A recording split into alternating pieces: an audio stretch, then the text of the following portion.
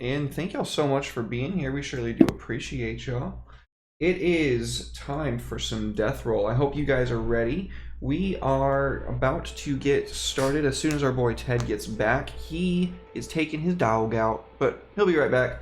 I expected he would be back before that, but it happens. So, Jihan, that means that you're the first one. You get first dibs on the recap. The recap reroll. Oh, yeah. So, last session, on the last episode, we had our intro to the campaign, and Kalan, which I'm playing, and Alma, which Ted is playing. They met for the first time, and we got the means and figured out our path into the universe on the spell boat. Spelljammer. Yeah, the Spelljammer. Do you remember the name of the Spelljammer? Welcome back, Ted. Howdy. Sorry about that. It's cool. I just wanted to start on time. I knew you'd be back in like a minute. No, I figured you guys were going to do the recap anyway. That's exactly what Yeah, go. He just got to your. I almost called it boat, but that would be disrespectful. How fucking dare you? Your ship. Yeah, we called it. What did we call the boat? The ship. Ooh, got him. Albuquerque. Is that what it was? Yeah, I think that was it. That's where we went. That's the planet we landed on. Oh, you guys suck. The name of the vessel is the Evan Rose. Oh, the Evan Rose. I knew that, but I was giving Ted a hard time. So yeah, we crossed into the. What is it like? Is it like a portal? Is it like a hyperspace drive? Yeah. So basically, you guys went into the astral sea, which is you can get there by sailing to the edge of a realm. In realm meaning you can think of a realm like a solar system, basically.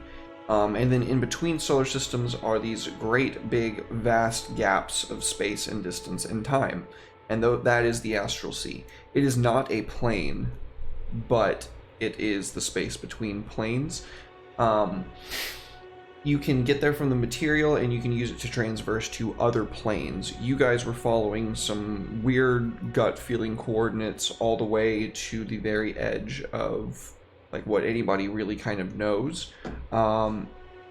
There, in like real space, there was a nebula that was so active it was basically distorting gravity in the astral sea.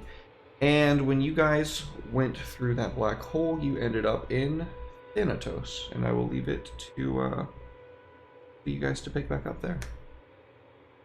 All right, we made our way there, and we charted a course with the help of our friendly goblin helmsman, Flintlock. You know, him and the young lady, Ariana, picked a place on the map with the, what is that thing called? The Orrery. Orrery. Yeah, there Orrery. we go. That's not a weird word, you know. Totally normal word. Totally not a made-up fantasy word. I can't say the opposite of urban. It's the one word that fucks me up. The R word. Rural area. Rural. Can't do it. My tongue freaks out. It's not made for human It's not. consumption. Yeah. You would get something. So yeah, after that, they charted the course, and we ended up meeting up with some crazy. What are those? Is it mind flayers? Yeah, well, Yeah, you didn't meet up with them, but they definitely wanted to meet up with you. But we say, yeah, we were gonna fight fast. them. We were gonna fight him. but then they brought their boys, you know, and And then that's we were still not- going to fight him, and Derek was like, "There's a lot of them." It's like, okay, I guess we'll go away. Yeah, we would have took them on if they didn't bring their friends. To be fair, you know. Fucking cheap. They learned in Session 0 just how horrifying mind flayers can be. They fought a single ship. I figured 6 We ships was enough to kind of drive. We were fine. We would have won. Okay. I may have been mentally handicapped for the rest of the 30 days that feeble mind last. Yeah. But we would have got him. I still knew how to stab. So we escaped with our lives, barely, and this is the part where Ted usually takes over the story. Good job, you have earned inspiration for Kalon. Thank you. Yeah, so we got the fuck out of there. Ended up landing on nice little Thiva? Thiva? How you say it? Thiva. Ended up landing on Thiva. Like, oh, what a quaint little mountain town village this Westria place is. And then we shot it with a fucking cannon. It vaporized like half the city in an instant. Landed there amidst Doomslayer-esque music. Started to slaughter everyone. And we're like, oh, these people, they kind of suck. And then Chad Chaddington rode in on his white stallion and was like, not in my fucking town. And threw a Gwyn radiant lightning bolt directly into all of us. And that really fucking hurt. Yeah, radiant. I didn't believe that he charged and whacked Alma a couple times and she went down. She was not prepared for Mr. My Mom and Dad put me in a trust fund and I got all the cool armor. So then it was up to Kalon and his Lichy boy and Ariana to not get clapped.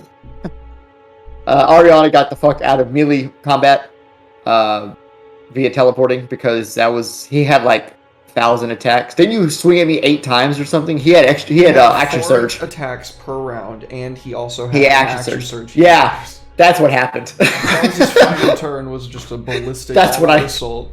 That's when I got clapped. Yeah. But then we ended up getting the upper hand thanks to Kalon and the Lichy boy who came down and lightning bolted him inside of his nice metal armor and cooked him alive. And then he died.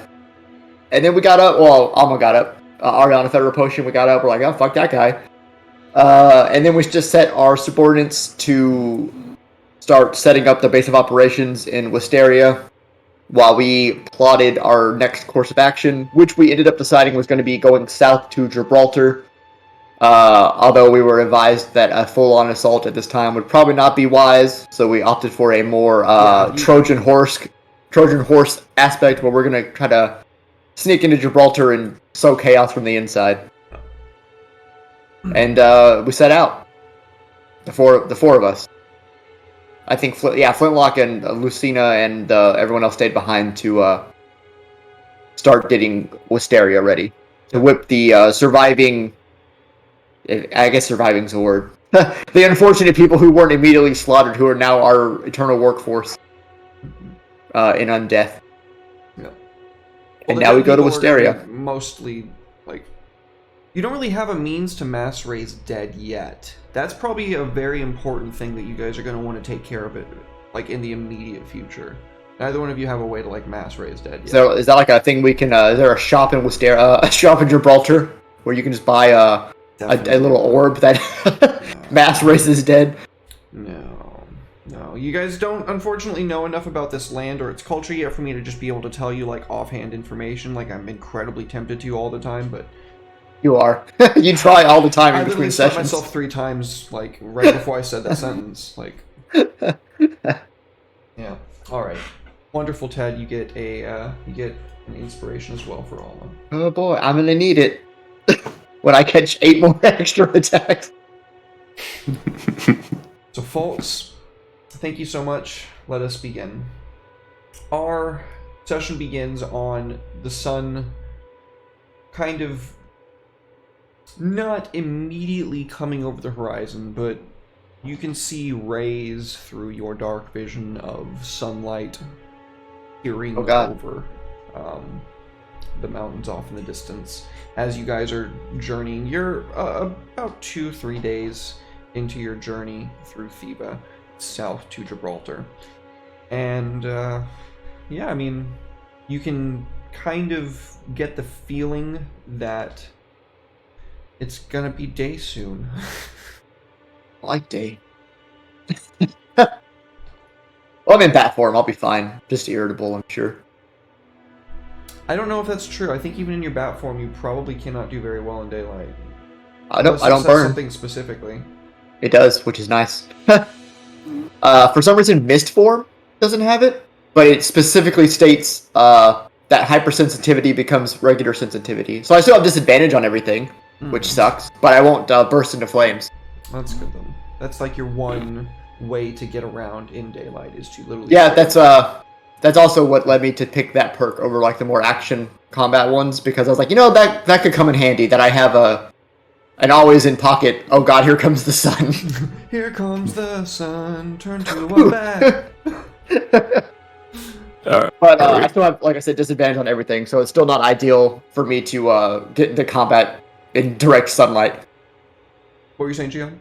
Are we on the world map right now? It's kind of like I'll point out to where you are. Okay. So Wistria, for the most part, is under your control. You guys have traveled for 3 days down.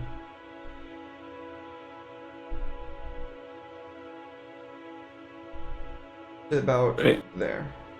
So this portion of the world, about here. this portion of the world is in darkness, right? This portion of the world is in darkness. I did that for dramatic effect for the first section, but it's about to be day. Oh crap. Okay. Oh, sorry, Dad. What if I shoot the cannon at the sun? Nothing happens. Damn it. Flintlock, we need a bigger cannon. Also, Flintlock's not here with the ship. Damn you! Well, he can hear me. Like, he's over there reading his little erotic goblin novels, and he just peeks up because he can hear me screaming his name in the distance. Flintlock! He's reading the lusty. What would he be reading? The lusty Goblo Maid. It's a work of fiction, basically, because there are no other gobos as far as he knows. Oh yeah. I wonder what's gonna happen. Well, yeah, that'll be something. I forgot I kidnapped all the other goblins in the other campaign. Poor guy. So, as you guys are kind of like coming to a quite literal crossroads, you can see that the path that you've been going on continues straight ahead. There is another path that veers off to the north into the mountains. It is a long fucking path, and it's a long way before it even really becomes the mountains themselves. But as it begins to like crest up your field of vision towards the highest point that you can see, it's absolutely shrouded in mist. The very mountains themselves seem to be coated in this permanent obscuration of sight.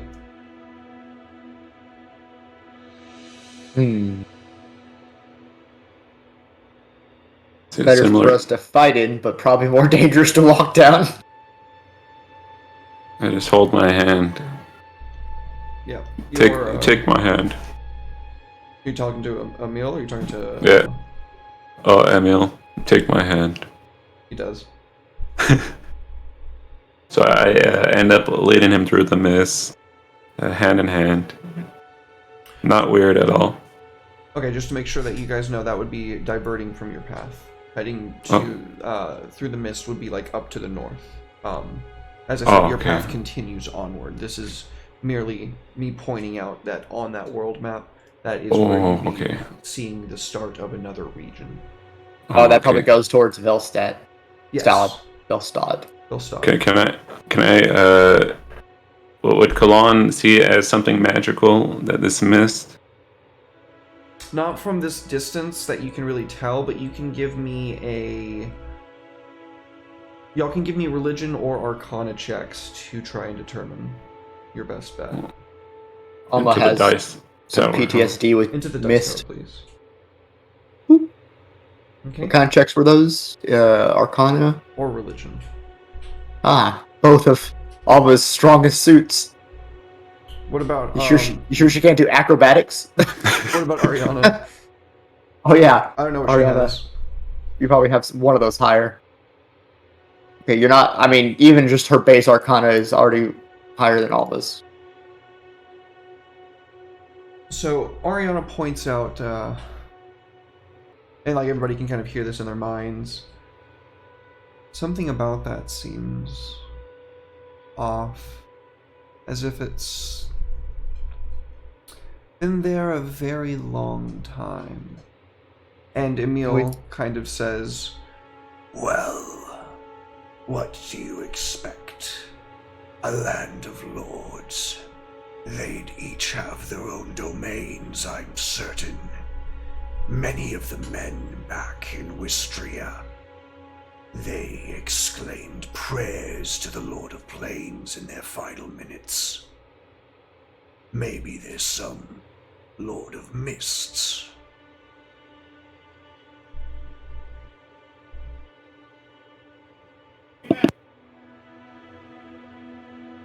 Lord of Mist. I got a bad reputation with Mist. Last time I was a rapping Mist, it tried to murder me. Although I guess now I've kind of got dominion over at least that Mist.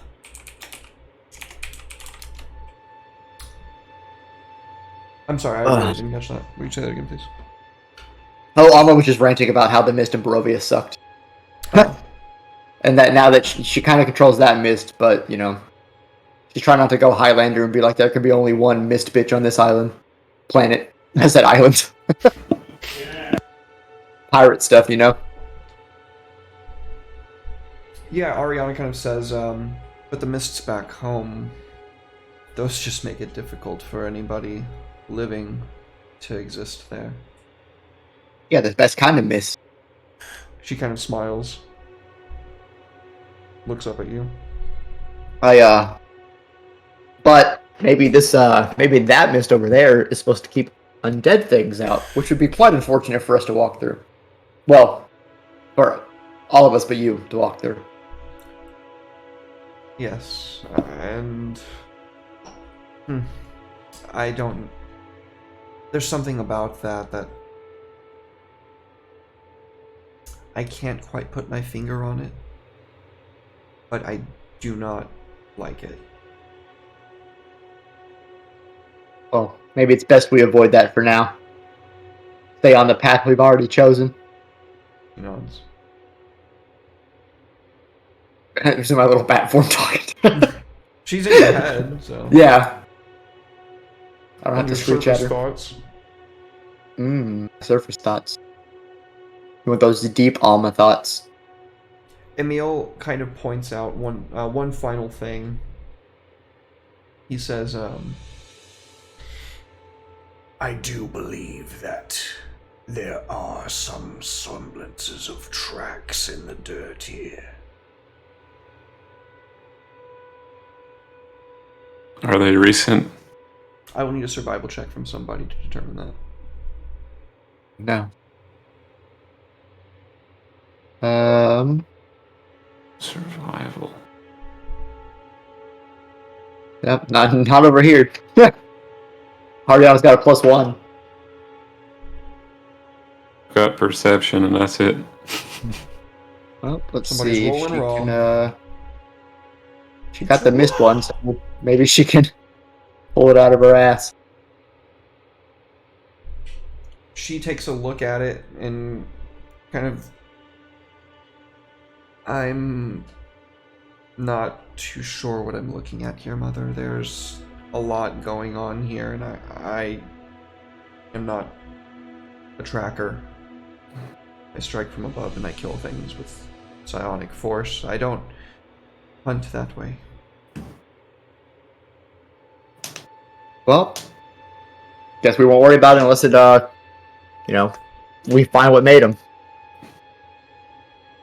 As you kind of make yourselves ready to continue on down the path, you can see... make a perception checks, actually, and I'll tell you exactly what you can see. Okay, well, at least I got a little bit of a better perception.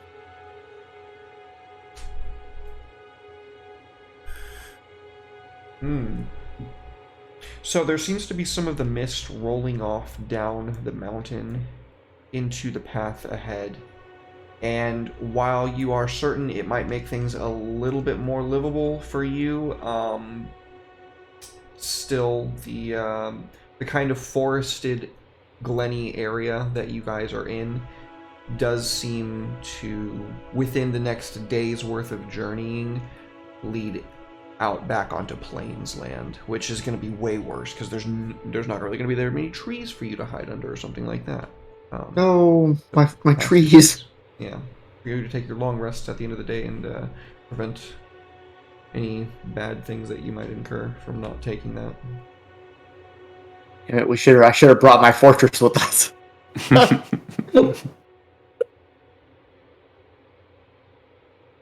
me see. Hmm. Yeah, fighting undercover would be best. But that way we get jumped during the day. But I mean, if we can camp out somewhere until the night, maybe we can get across the plains then.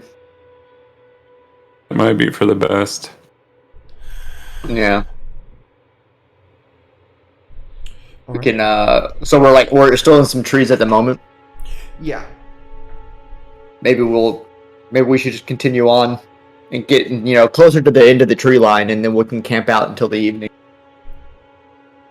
Yeah, I'll roll my survival Go ahead. to make a camp. Oh, I get what you're saying. That's funny. Okay, so as you guys kind of elect to continue onwards, about mid-morning, you arrive to the outskirts of what can only be described as a very small and quaint little village.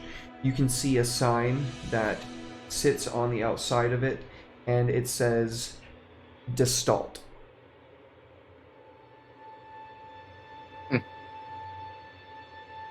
What an unfortunate place to pick to live. Do we see any moving people within? Any lights? Oh yeah, absolutely. There's people going about their days. People plying their trade, harvesting, or rather going out to pull, harvest crops, and then get ready to send them off. That's what you can see from where you guys are at the outskirts. I imagine you're in your hidden appearances, correct? I'm a bat. Yep. You're literally a bat, Yeah. like, all just snuggled up in like a little pocket on Ariana's dress. Yeah, that's what I was imagining. And then Ariana's got her disguised self up, so she should look like a demon bloodstone child. She pretty much always looks like a baby, like a weird, Little Bobby. baby. Little Bobby. Not little baby. She's like 8 looking, but she's 15. Like she's a dragon. Still, He's a dragon. he could kill This entire village. This entire village. Yeah, 100%. Don't fuck with Ariana. Yeah. Yeah, I'm guessing Kalan would be his normal sea elf look without all the bones and stuff. but I'm not sure Amulet can change or shapeshift, so he'll just be my elderly grandfather that I take by the hand and lead. If I may, I think Emil wraps himself in bandages like a mummy. Oh, okay. If that's cool with you, I think that would be a really cool way for him to disguise himself. That'll be good. Radical. So he's gonna walk around as a mummy? I mean, he's not literally looking like I'm a big scary mummy. He's literally just like wrapped up in bandages to where none of his flesh is exposed. Oh, okay. So he's covered up for religious reasons. Yeah. He's certainly a priest. That much is easily discernible. Good girl. I talk to Emil. I tell him this village is in need of some cleansing. Shall we kill them all? I look at the bat in the girl's pocket. Just little fat head. Kill them all! Okay. So, Kalan just wants to he wants to visit and see if they're really heathens. So he'll make his way in and make first contact with the world and see what the denizens are like. You know, the normal people. Okay, totally fair. So you make your way into the meager town square. You can see that there is there's clearly some pole structure that's in the very center of the town that has some like kind of ancient carvings into it, and there's this like rune marking that is repeatedly carved again and again and again into it. One of the things that you can tell about this statue, though, is that it is like very obviously being desecrated in a way that could potentially be like covered up again. Like they could like undesecrate it, so like they've got like like markings over it that they could like quickly just take some walnut to and like scrub away. Oh, thanks for the follow, RPG in, much appreciated. As you kind of take that in, there's a laughter, and then like when you look down, there's a little kid with like a flower in his hand looking up at you like, "Are you a knight?" Not quite. Well, I don't really know about the knights much, but I think they could have done much better for us, if you don't mind my saying so. And very quickly, a mother like rushes up, scoops the child up, and pulls him away. I'm so sorry. Please do not take anything he says seriously. He's a little kid. He doesn't know what he's saying. We're gonna get on out of here. And very quickly moves to take the kid away. As you and your compatriot are kind of like here in the open, there's a bunch of people moving here and there. There's an inn, very modest tavern, like right here off the square of the town. You can see a couple of people like shuffling in and out. So I'm guessing from the desecration and all the little kids hating the establishment, this is like one of those border towns where they don't like our kind around here. God damn it, Jihan, you're so good.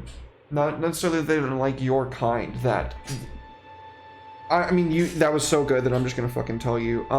You are pretty sure that little kid mistook you for one of the knights that you guys killed a few days ago, implying number one that there's more than just that one guy that y'all killed, and two that there's reason for even a kid here to not think too highly of those knights, but they mistook you for one of them. That's just because the little kid doesn't know.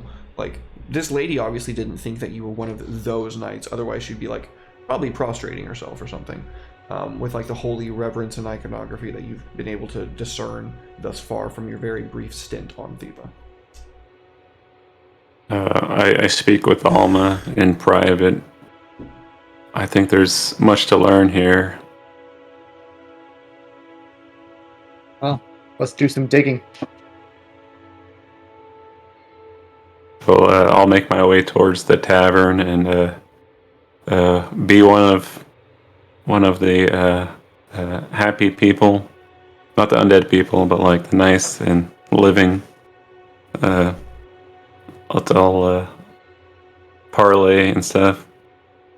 Yeah, absolutely. So, give me a charisma check. Just a base charisma check. If you have proficiency with persuasion or anything, it doesn't matter. I just want the skill roll, or the ability check roll. There you go. Okay, so very quickly, people are off-put by your appearance. However, you get the vibe that it's not so much as because you are different as much as it's institutionalized, that like there's nobody here but humans, and here you are with pointed ears and stuff, and they're like, why do you look different? Like, a couple of racists. They're not racist, they are just confused. They are like, they've never seen an elf before. Nobody living that they know has ever seen an elf before. They are just like, why do you look different? Like, that's incredibly peculiar, I guess, for lack of a better term. I see. They're ignorant, for sure. They're not trying to be racist, but they are certainly ignorant. Oh, Should we kill them all, look at the Oscar? pupper. Should we kill them all? Yeah. Oscar says we should just murder this entire town. Kill them all! Oh. I plant a seed of deception, in my words. I tell them, I passed through Wisteria and I wasn't like there either. They say, how far back? A few days ago. You must be one of the only surviving people. The other people that we saw were changed too, actually, but they just looked kind of monstrous in a way. You just look kind of pretty, you know?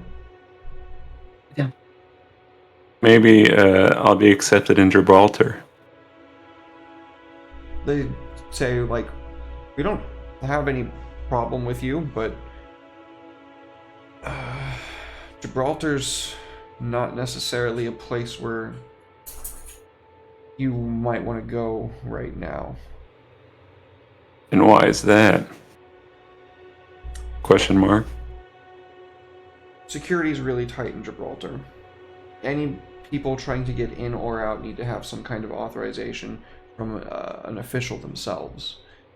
If you're trying to get into Gibraltar, you're going to have some way to have that made, or, find some other way into the city, I guess. But if you're caught without it, well, that's your arm, if not your head, depending on how the headsman's feeling that day. Interesting. Thanks for the information. Yeah, if you need anything else, just ask around for Hammond. He's our elder. If you notice, the spirits aren't particularly high right now, but, I just work here. Hands you a tankard of ale. It's on the house. Kalon gives him a reassuring smile and says, it's going to get better. Count on it. It's not reassuring at all.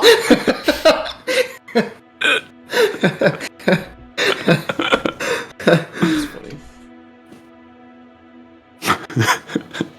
Well, I guess in Kalon's point of view, if you're a heretic and he slaughters you, then he's doing you a favor. So I guess it is going to get better.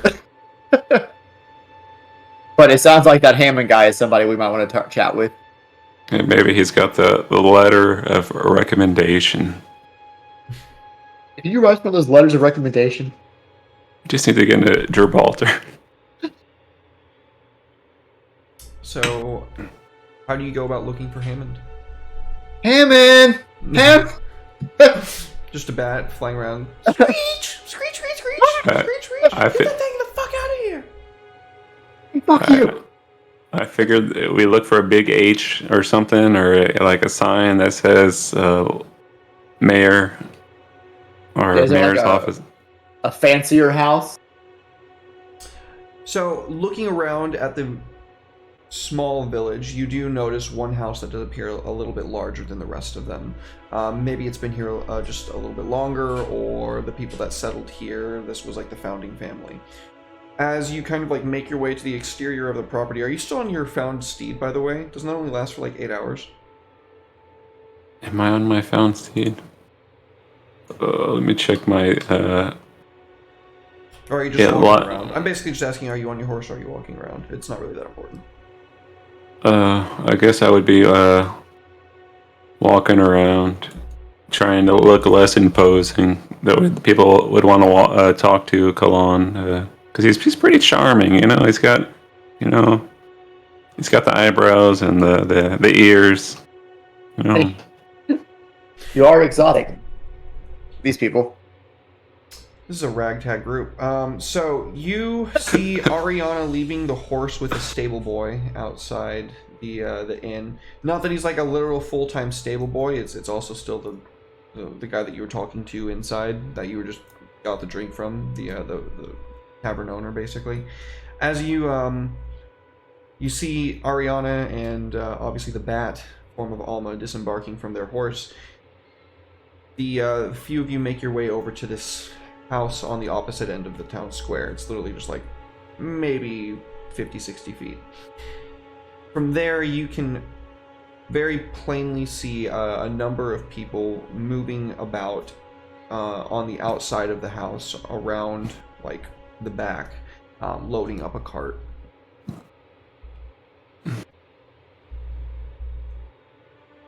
I'll approach and say, "Is Hammond here?"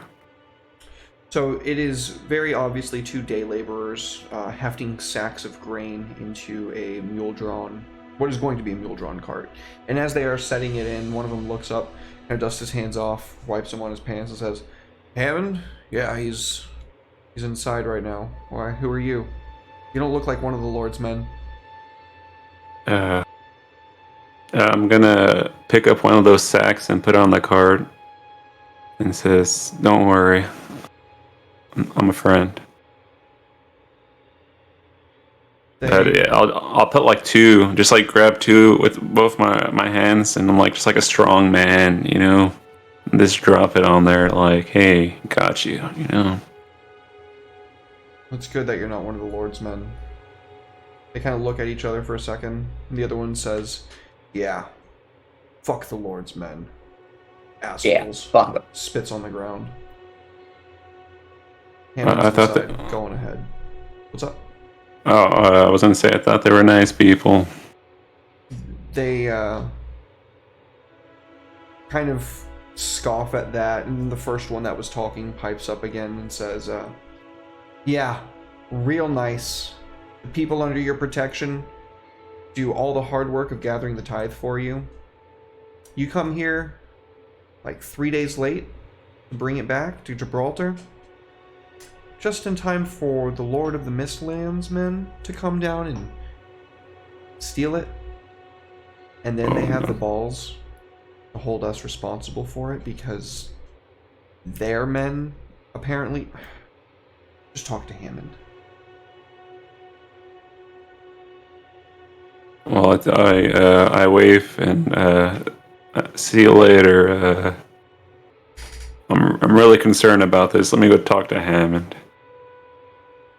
As you make your way inside, there's this quite attractive young woman who's very obviously the matriarch of the house. She like opens the door for you. Oh my goodness. Oh, welcome in. Like as you guys all just kind of like walk in one at a time. Close the door. Hammond, I think there's visitors for you.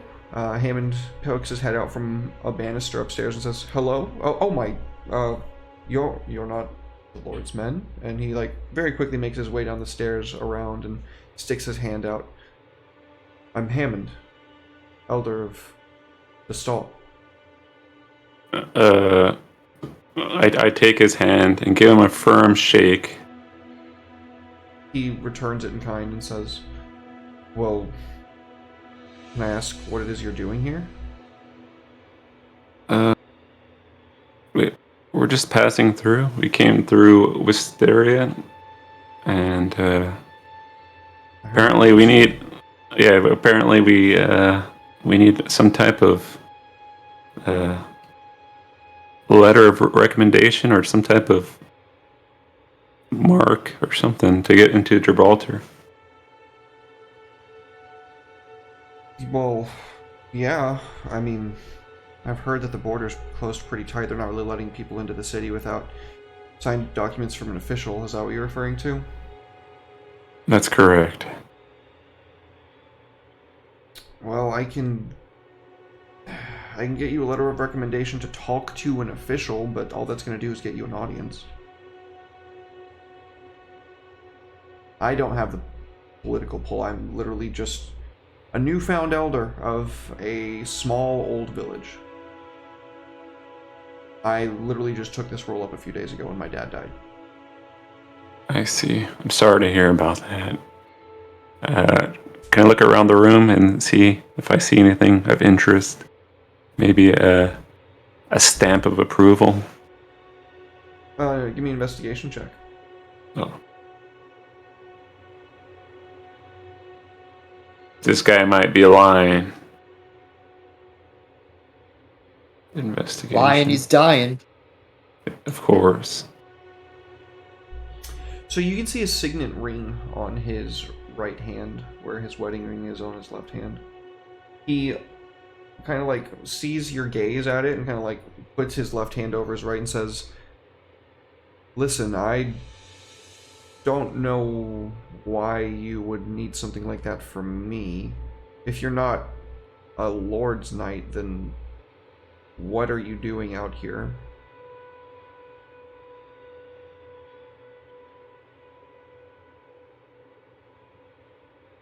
Let me see. So at this point, Kalan is gonna do some bad stuff.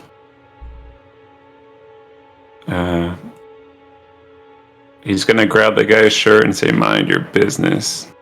Our business is our own." He kind of like puts his hands out downwards, like in a non-threatening gesture, and says, Listen, I'll be happy to get you that if you can get the Lord's men off our back. I'll write you as many letters as you need. Well, as you want, is what he would say. I'll start eyeing the bat as you live. I mean, I guess now's a good time to come out of bat form. A swirly little mist. Everybody immediately and collectively gasps, from the wife standing at the doorway, to the man being held by the shirt, to the servant over off on the corner setting the table for breakfast. All of them very quickly like stop what they're doing, like, what the fuck is going on? You fools, I was in a bat this entire time! Actually, I guess technically I was a bat. I don't know. Why should we... Well, I guess the question would be, good sir, why should we do you a favor when we could just take it now? He kind of thinks about that for a moment and says,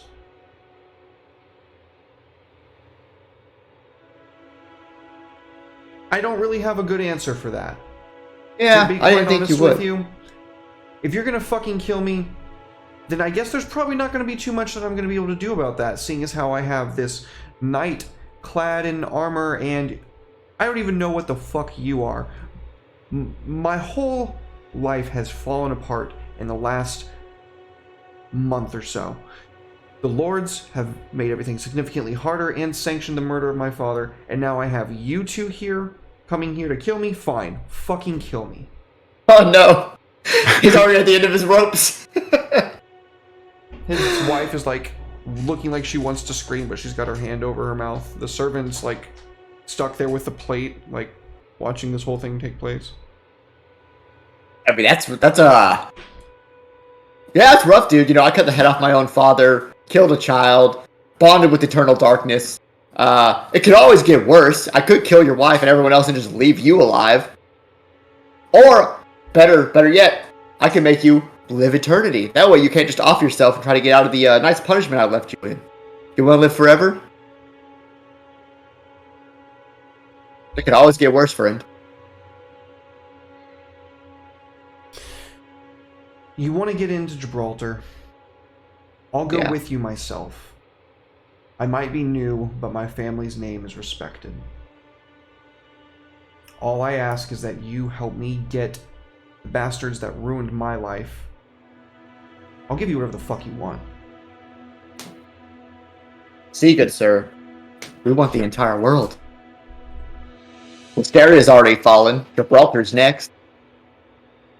A nice undead horde marching its way across all of Diva. He like looks down for a second, looks across the room to his wife, like to her stomach, and then like up at her eyes. Fine. Fuck the world. Whatever you want. Her, she lives. Me? Thank you. No, he's pointing at his wife. Oh, damn it. Sorry, I was in the way. Kalan will ask, when's the next time these lords show up? Or the lord's men? They're gonna be back within probably a week or two. Doesn't take too long to get to the where their fort is located at. About halfway between here and Gibraltar itself. But the people that really started this would be the Mistlands men. Okay. So we lay a trap for them, and you'll help us.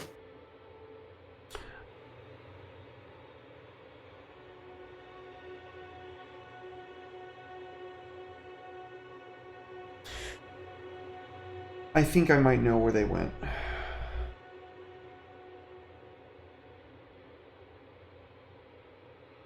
Where might that be? To the north of here. Not too far up the path to the mountains. It's maybe a day's journey. We call it the Soulwright's grave. And what of the mist?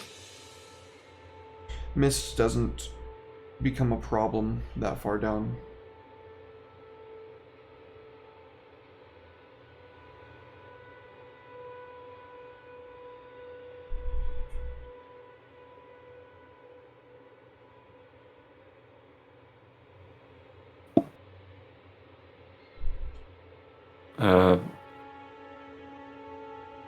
Is there anything special we should know when interacting with these lords men? They're bastards. They've been raiding and pillaging down here for ever. We never could get the support that we needed as a village, so... My father was a long-suffering man. I am not. I have lived under this plight for long enough.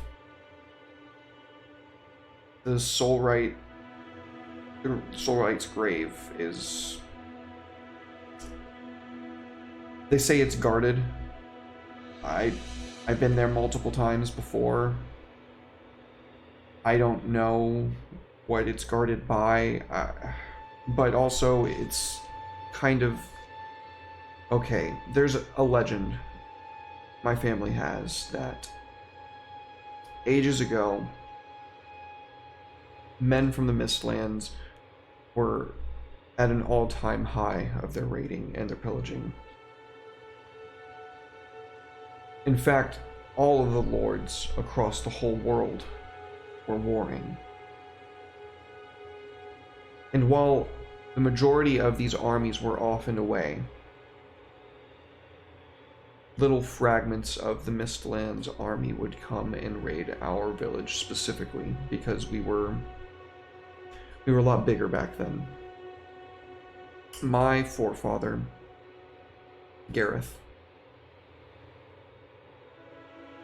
he made a pact with someone they named the Soulwright in our records. And it's an oral tradition, so I say records, but basically it kind of cursed our land. We've never been able to really recover since then. He made a deal with the Soulwright to protect his people. And this pact unleashed horrible monsters upon the world. I don't really know what this Soulwright is or what they're capable of, but it's said that they wielded monstrous power and they saved our village for peace, whatever that means.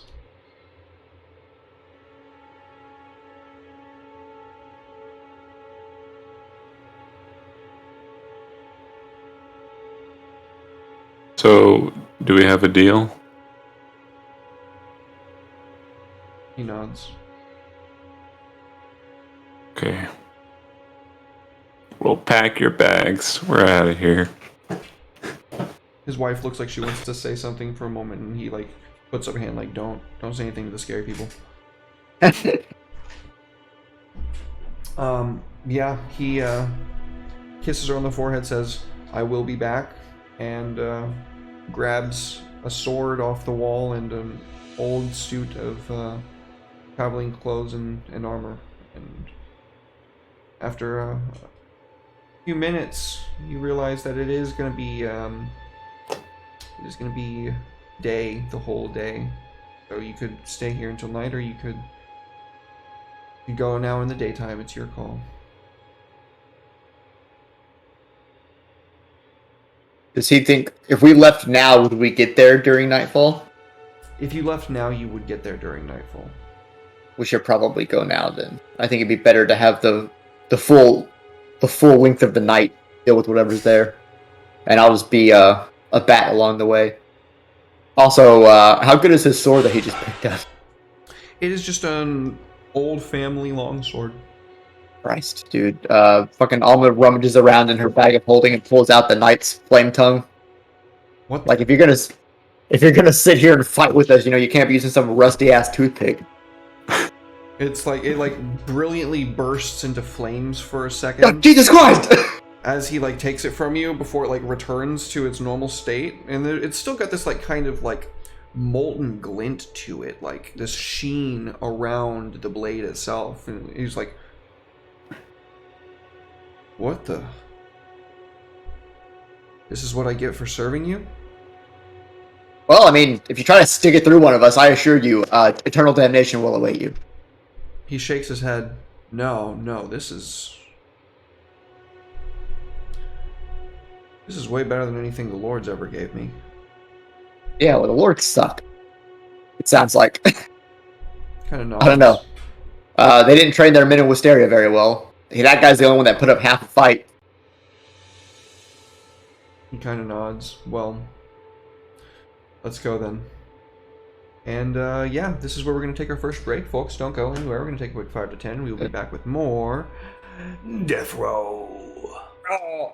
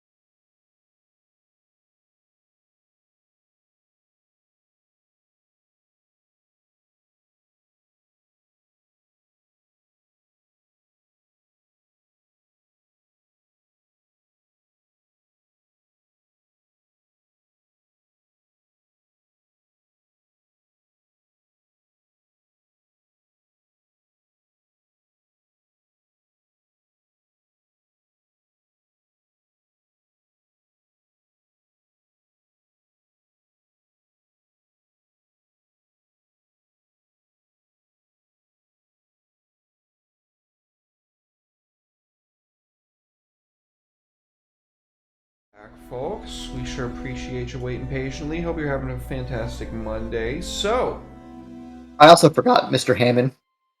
One, as a nice show of loyalty. Two, because of necessity. And three, because I can just do it anyway. I will require one of your villagers to feast upon, as it's been several days. And if I don't have my meal every 3 days, I will become very irritable. make a persuasion check.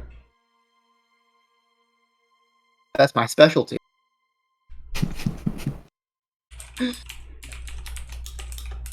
Bum, bum, bum, bum, bum. Persuasion. Nothing like a minimum of a 25. Roll that in there.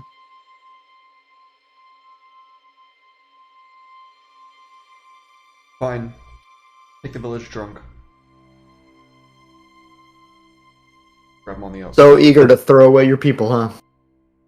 And where might I find him? He'll probably be stumbling his way around on the outskirts of town. I'll be right back. And then Alma goes and makes sure she's nice and fed for the journey. Because I almost forgot to eat, and that would have been bad. Because I kind of go... Well, I think at that point, Derek gets control of me. I go feral goblin mode. Go, go, go. Gremlin. So yeah, she'll go and eat up on him nice and good, and then come back and meet them wherever we decide to set out from. I guess the outskirts of town. Alright. As you continue your journey, you set out a different destination. You kind of head back the way that you came and go back up the mountain this time. About a day's worth of journeying until it becomes nighttime. You can catch something on the wind. Get perception checks from each of you. Alma, you can make this with advantage. My bat senses are tingling. Advantage, persuasion. I mean, not persuasion, perception. I'll persuade the scent to tell me what it is. Mm-hmm. So, Alma, you are very quickly overwhelmed with the scent of blood. Uh-oh. Good thing I ate! Yeah, if you hadn't eaten, you would just go into a frenzy. But the good news is, with you having eaten, you are able to kind of control yourself. Kalan, you are... You can... It's strong enough to where you can faintly smell it on the horizon, or like on the breeze. But, you are very certain that, like, some kind of battle took place, probably not too terribly far from here. You can kind of hear a couple of people, like,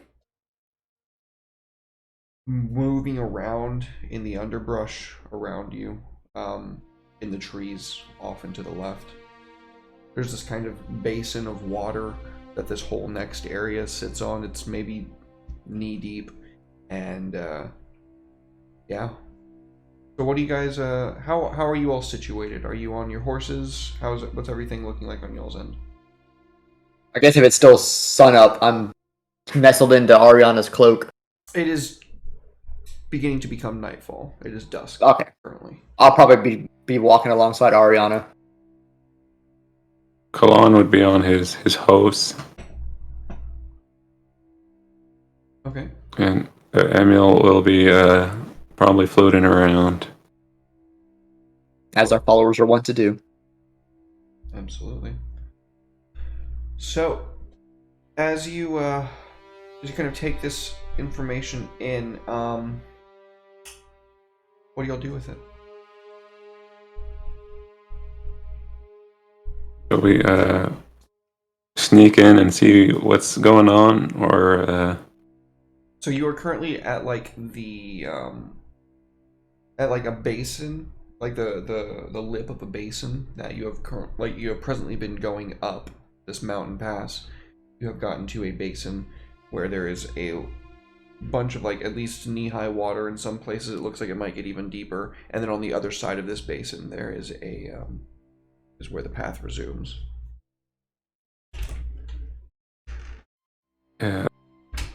Sounds like we're already being checked out, though. Thank you. Yeah, I'll grab Hammond and say, point me in the right direction. He points off, like, not in the direction of the road. It goes off the road, and as you can see, the basin stretches. It looks like it kind of wraps around the mountain a little bit and goes off a bit further. He says that's where the grave is. My family has kept it for all this time. One of us travels there at least once a year. Okay. Well, Kalon will make his way over and see what's really going on. Over to where? Okay. Over to where? To the direction of the people in the trees. Okay. The breathing gets a bit more ragged as you approach.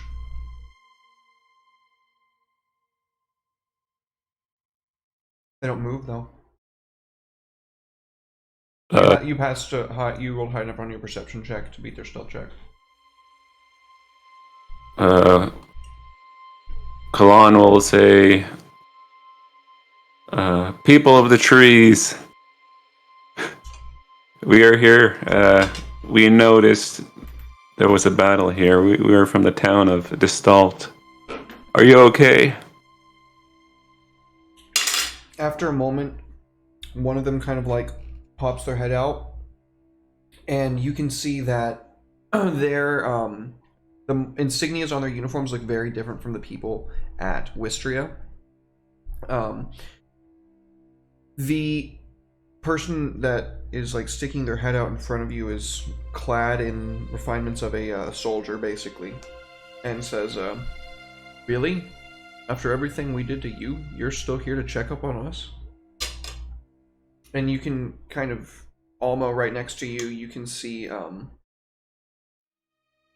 Hammond very upset by this person existing, and looks like he wants to charge over there himself and kill him. By all means. Are you going to Common. Oh. Well. Alma won't stop him. She's getting a kick out of this. It's not often you meet a man that wants his own world to burn. Okay. Yeah, I agree. Okay, Hammond's gonna make an attack roll against this guy. Oh, he goes straight in. He doesn't say anything. Nope. Right tongue, baby. Kalon approves. Yeah, I like the cut of his jib. Yeah, he doesn't kill this guy. He is literally one hit point away. That's amazing. He runs through, chops this guy's arm off, and then like twists the blade around. He's got 2 attacks left he could make, but he doesn't actually want to really kill this guy yet. As this guy's literally disarmed, he's crying out in pain. His wound is cauterized from the flame tongue weapon, and as he's like kind of fallen to his knees, he's crying out like, "Please, please, God, Lord, please, I'm sorry. And we see Hammond stepping over him. Sorry's not gonna fucking cut it. And like kicks him over and like just stabs the sword straight into his head. The guy stops moving. He twists the blade. The guy kind of spasms with that. And then when he wrenches it out, he like the fire fades from it. And he's just like standing there looking up at you two like, that was one of the bastards that took our tithe. Oh, well. To you, Hammond. What's that? I was toasting him with the wine glass. I was over there being all bougie. Is there more of them? You can hear... do you ask that out loud, or is that an out-of-character question? Oh, that's out of character. You can hear more ragged breathing. When the one guy started getting like absolutely like murder-lated, they started like like hyperventilating with fear. I would say Kalon's thrill of the battle like comes up, and he wants to engage. He wants to roll the initiative. Go ahead and roll initiative, you guys. bum, bum, ba-na-na-na-na-na. He's like, hell yeah, brother. Ah, shit. Sorry, guys. That was not what I was supposed to play there. That was insane. I was like, oh god, it's one of them again. Some knight comes out of a bush. Oh, we got you baited. Sorry about it. Emil, watch out for the spear. No. It's fucking hilarious. His PTSD is like he's like ducking, dodging.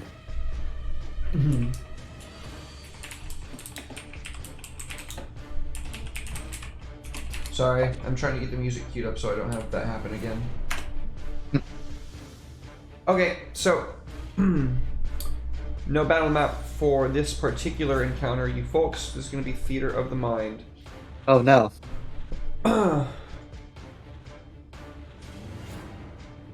Your perception check was high enough to tell that there are 3 more people there. You guys go first, definitely. Hammond just went. It is now Alma's turn. Goodbye, little person in the trees. They're hiding behind the trees. They're on the ground. Bye, little people on the ground. If I figure out where my attack is, there it is. Oh wait, how do I gotta remember to add sneak attack to myself. Oop. This is gonna hurt, sir. Food. Ba-ba-ba-ba-ba-ba. Thank God it's soldier number 4, not guard number 4. What? Wink. Splat. You dead. Oh, maybe I can get a... Why not go for the little bonus action bite?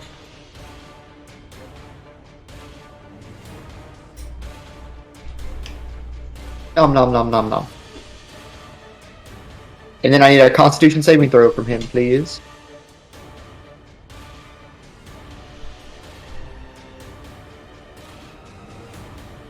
Do you not have that effect to be able to drag onto him?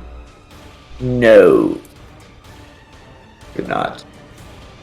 You got a 1. Oh, he fell. So he takes another 2d6. And, well, that killed him. I'd heal for that, but I'm at full health, so that worked out. Does That's that raise all him as turn. a vampire spawn? It doesn't say it does. Okay, I'm not sure.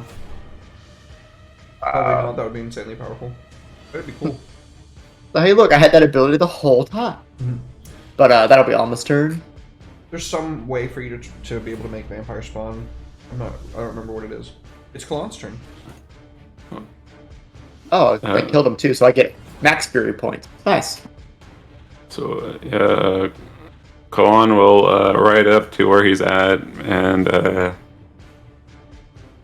he's gonna. He's like literally on the tree in front, like behind the tree in front of you, on the ground. Oh, okay. So yeah, I'm guessing they're frightened, so I'll just finish him off with my spear. Give it to him. I'm sorry. Or not. Oh no! Soldier number 4 is rising! I don't know what tried. it is about the minions with the 4s in their names, but they're Chad. Shin. I know. Oh god! It's happening again! Before you make your third attack, he says, "Please, please, please, I'll tell you where the other's camp is. I'll tell you, I swear." Oh, okay. Okay.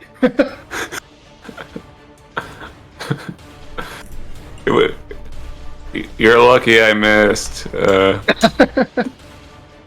Tell me then. It's right on the outside of the grave. That's why everything went to shit. I see. There's some kind of guardian.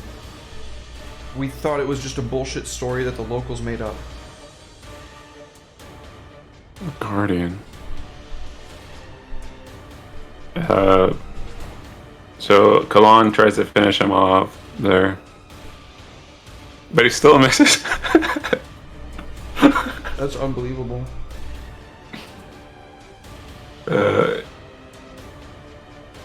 Yeah. Kalon says he brought his wrong spear, I guess. So as you kind of whiff, unfortunately, this guy kind of throws himself down at your footsteps and says, I promise, I won't talk. I'll just run away. I promise. I promise. Just in time, the blood that you are standing underneath to sizzle for a second and then explode. It is going to be hitting you, Kalon, and this fucking this soldier right in front of you. Watch him fucking live. Oh man, that would be fucking hilarious. We had to name guard number 4. I can't remember it, but like he's in my army now His name because is Sven, isn't it? yeah, because of the bullshit he pulled in Curse of Strahd. Yeah, I think his name is Sven. He's invincible. Yeah. The second Derek puts a 4 next to anything's name, it just it becomes some sort of boss monster. Oh god. Oh, He yeah. survived. Fuck. So we can seem like I'll just go away. I swear to God, I'll leave my lord's army. And he just like flies backwards. Kalon. And then he's still like, no, really, guys, I'll leave. Stop. Yeah, no, we're gonna say he's out of combat. He's unconscious for this. He Okay. has 2 hit points left. I'm gonna actually, just to be completely fair, I'm gonna give him a Constitution saving throw. He's gonna nat 20 it. He got an 18. What the fuck? He is conscious, so he is still conscious on his turn. He is like off in the undergrowth of this tree, and you can see the origin point comes from the road, which is now like behind you guys. A individual wearing blue robes has a very like wizened looking air about them, not old, but like very intelligent. In fact, they look quite young. They have a large book from their hand and a staff with like these knotted spines of wrought iron, like wrapped around it in crucial parts, and then this crystal that's like clutched up at the very top.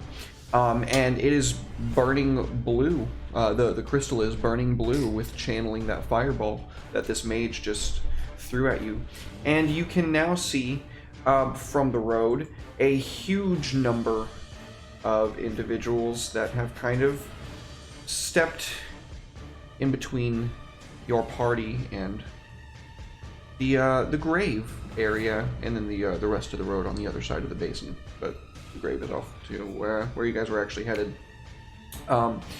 They kind of look at you and say, well, if it isn't the village elder, you should have just stayed at home. Now we're gonna have to kill all of you. Can I use my movement to make my way towards him? It's not your turn anymore. Oh, okay.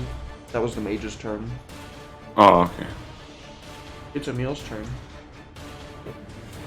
So Emil sees this and he's like, "How dare you fireball my master, young master!" I'm like 3,000 years old. Young master. Young master. So the person that did that to Kalon, the mage, he's gonna exact the damage. So he'll float over and use a destructive wave on them. So there is a bunch of like soldiers in between them and the mage, and he wouldn't be able to make it all the way to the mage this round. He could make it to the front line of the soldiers, but she's in like the back lines. Oh, okay. Alright. I guess I'll use, Because that's like a literal, like, centered on self, right? yeah. That's what I thought. Alright. So... Does she have, like, mage armor on and stuff? Oh, definitely, yeah. Alright, he's Typical gonna... mage. He's gonna dispel magic on her. Yeah. It goes off, yeah. It's a first level spell, yeah. Yeah, he breaks her mage armor. And kind of laughs when he does it. And he'll end his turn there. He's taunting her. Soldier 10 is going to charge in. Oh, I don't see him on the combat tracker. Are they on there? God. Oh crap! That's a lot. That one.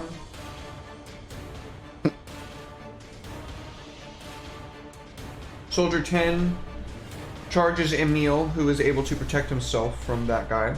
Soldier 11 is also going to charge Emil. It's one miss. And two misses. Soldier 12 is going to charge Kalan.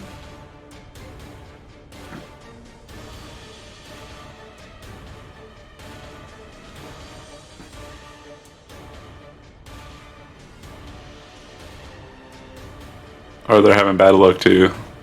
Yep. So is the next soldier.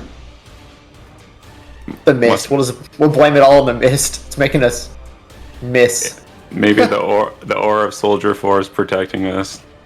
Yeah, we're within 30 feet of him. Alright, then some coming at Alma.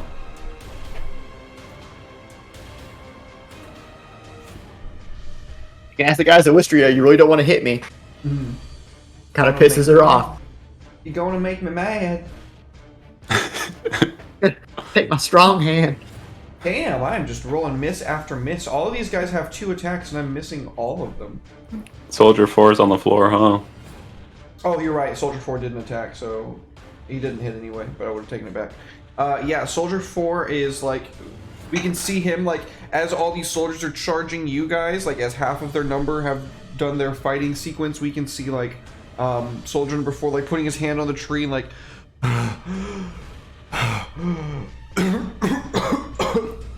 Holy shit. And then, like, looks to you guys, looks to his sword. And he's gonna... No, you fool! He's gonna charge at... Colon. Watch him hit him. He nat 20'd and he got a natural 19. Oh my god, the Chad. That's unbelievable. Oh god. Yeah, he gets a solid hit on you with that first one. Jesus Christ. Second one. Okay, well this second one doesn't hit, but that's fine. The first one absolutely hits. So as he like charges in with his sword, he just stabs it straight through your back, and then like he tries to wrench it out and like hit you with it again, but you just like very quickly turn around and just like backhand the shit out of him, and he falls to the ground. Not looking so good. Soldier number 5, coming at Ariana. Look at that. Miss. Miss.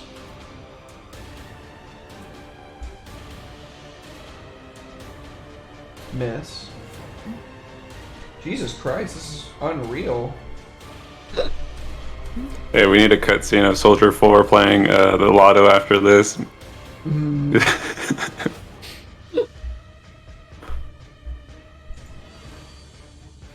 It's always funny when that shit happens. And then the final 2 are actually going to charge Hammond. Oh no. Oh, good thing he's got a powerful weapon. Very true. Holy moly. Prove yourself, Hammond. Yeah, so all the ones that charged Ariana failed completely and outright. She just literally was like using her psionic force to like block the blades from even getting close to her. And then as the other guys charge Hammond, he takes this sword and just like he's wielding it expertly, and he deflects all of their blows as well. This is unbelievable. Okay. Nice. The lieutenants stand back. They are going to use maneuver allies. All of the soldiers rush closer to you guys. So now you are all completely surrounded by the soldiers. Goals. You're surrounded by us. The other one is going to use directed strike. Oh wait, he could have given advantage. That's not how that works. Okay, then he is going to use. He's going to maneuver the other soldiers. So that was 4. He's going to maneuver 4 more. So you guys are now like totally just cut off. The captain.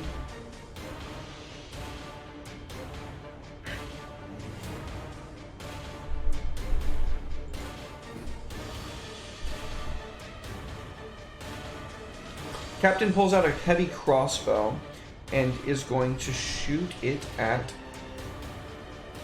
Kalan. Dare you? And it peeks off of his armor. It is Ariana's turn. Ariana. Well, they shouldn't have grouped up. That's for sure.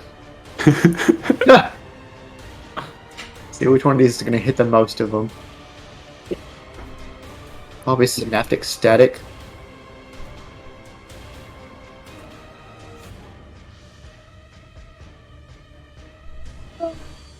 Yeah.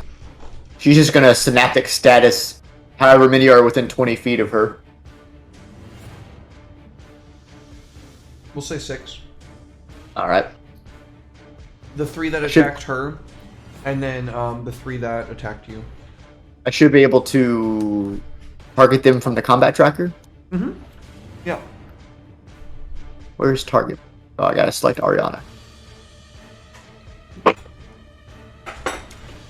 Where is my target mode? You hold control.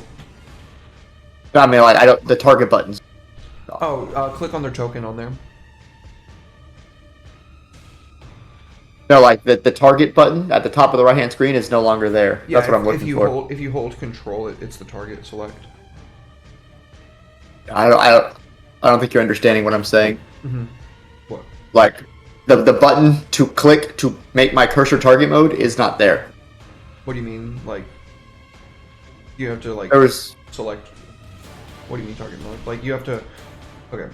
So if I hold control, I can have her select multiple targets in the combat tracker by holding control and then clicking on their token in the tracker. No. That does not do anything. Normally I have to click a button that's a little bullseye at the top, and then I can do that. Yeah. I've been telling you for like months now that you can just hold control and do that. No, but I just... It's not working. That's what I'm saying. It is working. If you look at Ariana, it's showing targets down at the bottom. I'm seeing nothing. She's targeted Soldier 13, Soldier 7. Why am I not seeing that? I don't know. I'm seeing it. If I untarget those soldiers, which ones are they? I was just picking a random 6. I really didn't care which one it was. Okay. That's completely fair. It's not entirely relevant, is it? No. Go ahead, roll the saving throw. Thank you. And damage. Make their heads pop. Oh yeah. Nice. All of them except for one, which gets the worst headache that he's ever had in his life. Oh no, Soldier 4. Oh, he had his little It arc. wouldn't have been that guy. It wouldn't have been him. So Soldier 15 is now going to be Soldier 4. Imagine. You're some dude, and then some omnipotent god's like, oh wait, no, that one wasn't supposed to die. And then he goes over to you, just like squeezes your head, and you pop. Like, no, I made the same. Even worse, you become the guy that was not supposed to die. You just... Oh, no, And that'll be Ariana's turn. Wonderful. Yeah. Turns out Soldier 4 is just Horn Guard. He found his way to the thief off. That's hilarious. Hammond is going to fight the two guys that are fighting him. Oh, that's one miss, unfortunately. Come on, Hammond. Don't be like them. Be better. Nope. Hammond. Not doing great. Y'all are wild, dude. There you go. Hey. Action Church. He does not have that. Well, I guess he just has 3 attacks. Yep. Oh, this guy has 1 hit point. That's crazy. Yeah, Jesus. he is fighting off the 2 people that attacked him last turn, and he gets an almost killing wound on one of them. Almost turn. It's a me.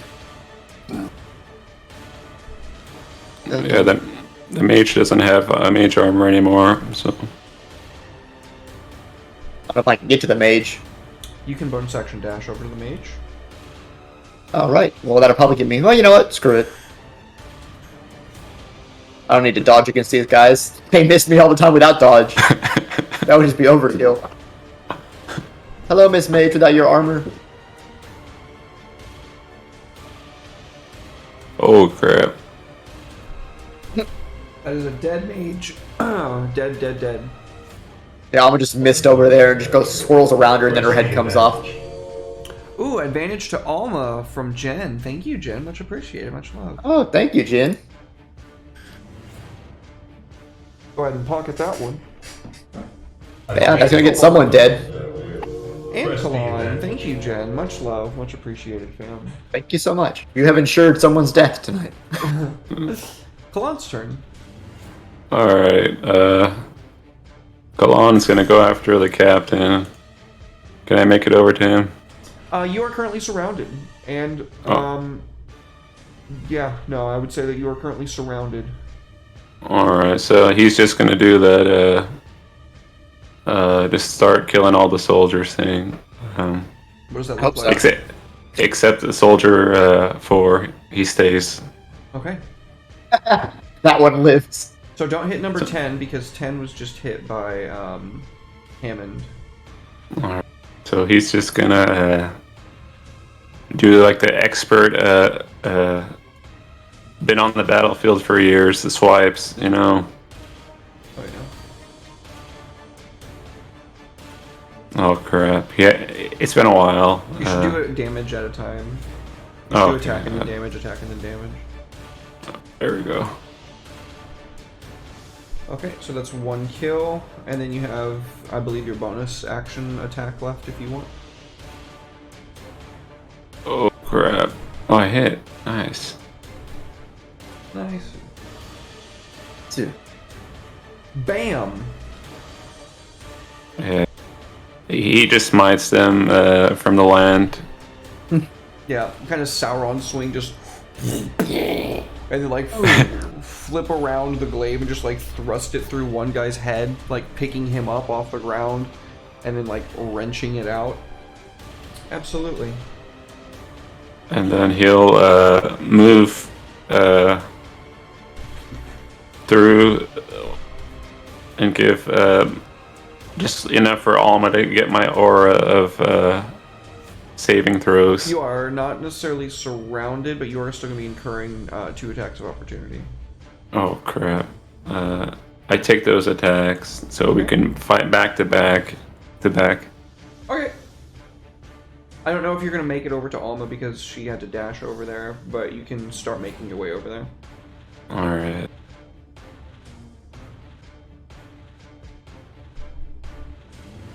No hits on the first guy, and the second one is going to try as well. No. That was going to be a nat 20, but no hits. I'm just picturing like Neo from the Matrix just walking through the blades and just not getting hit. Just like incredibly calmly, like just striding through it. Yeah, absolutely. That's my turn. Okay, Emil. So Emil, he's not as patient as everybody else. Seeing his young master leave the 30-foot radius of the battleground, he uses a destructive force and he just targets everybody. All the other soldiers, including Soldier 4? No, Soldier 4 lives. Soldier 4 lives. He's not dying today. Today's not his day. Oh, damn. Yeah, clearly not. He might be on the journey with us to witness everything, write a journal. He'll be the journal taker. He'll be our Jasker. Was that the bard from The Witcher? I don't know how to sing. Well, you better learn. So I just roll that save. Throw. Yeah, you can probably just double click the saving throw and it'll do it. Okay, there it goes. And then you can do the same thing with the damage roll. Alright, so it's 2 damage rolls. Do them both.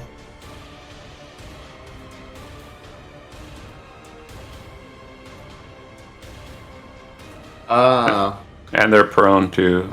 No, they're ash. Oh, okay. So, what's up? Nothing. I don't know why I remember you talking about the vampire spawn earlier, but they have to be killed with the bite and then buried. Oh, okay. So you. And then they ride. They ride. So I could have taken that guy and buried him, and then the following night, You still can. rose him. Yeah, I might. You're still there. But yeah, now I can see why that would take forever to raise an army to topple Gibraltar, because that's a lot of people that I had to bury in a night. Yeah. But good to know. Indeed. So we see Emil just like raise this rod. It like shines black for a second, and all of the soldiers like look to him before like they get like sucked inwards and then just jibbed by the force that just, and they are just completely like turned to their lowest atomic form. They are reduced to carbon and blown away. Hey, that's good for the environment. Soldier number 4 Or Eco sees Green all here at this Death Roll. happen and is like, This guy's... starts just gonna start throwing up. Yeah, he's gonna start throwing up. Lieutenant Constitution. Constitution. You want to have a Constitution check? I'll give him a Constitution check. He just swallows his vomit like a man. No, he got a 3. Okay, yeah, he's finally starting to lose it. Yeah. Lieutenant number 1 is gonna charge inwards to protect his captain. He's coming at he's gonna come at Alma. Emil gives me such Airman vibes. I get that. That's a miss and a miss. The other one is going to come over in at Kalon. That was going to be a nat 20. That Cloak of Displacement makes me feel bad. It's a maximum feels bad. I understand why GMs don't give it out. Because it turns all your crits into nothing. What is it, it's like constant dodge? Is that what the cloak does? Yes. Pretty dope. The captain is going to then start charging towards Alma, I believe, seeing that this one has been killing their mage. Probably not too happy about that. That is a dead mage. Yeah. She was a cute girl too. How dare you? She told me to. Ow. One hit. She had a bright future. She did. It got dark real fast. Sir, I need you to go away. Yeah, so he just charges through past his lieutenants, and like he shoulder checks you backwards for a second, and then like this huge uppercut that absolutely would have cleaved a regular person in half. We just see like a thin line along, like you clean up, pulling itself back together, and it is Ariana's turn. Ariana, don't let that stand. Which little fucker was that? It's one of the lieutenants, right? That was the captain. Oh, that was the captain.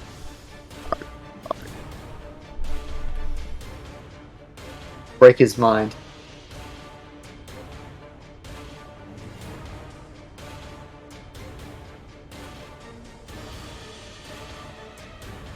Oh, you... you poor son of a bitch. He fails. But the bad one to fail, too. Oof. He's restrained, and he is utterly convinced that the area around him will cause his immediate death. Whoa, what spell is that? That is mental prison. And the fun part about that is if he crosses the threshold at all, even if he's pushed, he's going to take another 10d10. So he, from his perspective, we see him slashing you, and then, like, all of a sudden everything just, like, swirls around him in this pool of mist, and when he, like, swings around, looking from side to side, from his perspective, he's standing on, like, a shoulder-width cliff, thousands of feet up. That looks just like it's in Barovia on a dark and stormy night. favorite. Yeah, is that Ariana's turn? Yep, that's Ariana's turn. Hammond is going to see the captain, the person utterly responsible for all of his suffering recently, and he is going to charge him. Get him. That's a hit. That's a crit is what that is. This is really gonna fucking hurt.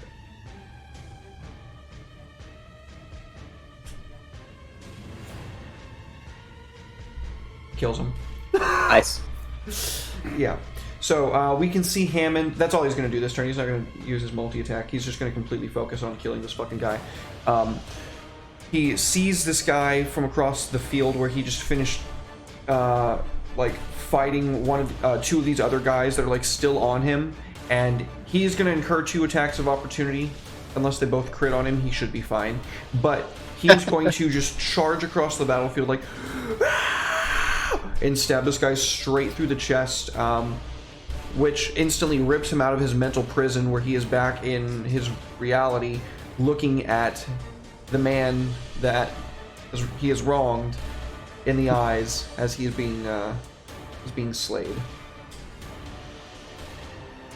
Alma's turn. I'll do this attack of opportunity. Oh wait, no, there is no attack of opportunity remaining. What am I talking about? Those guys got absolutely annihilated. Oh, right. Well, that leaves 2 lieutenants then.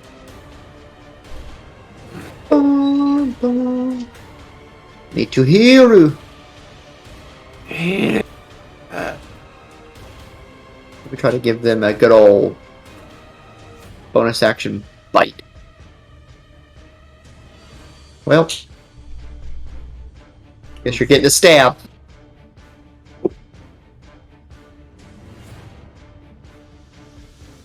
Swing.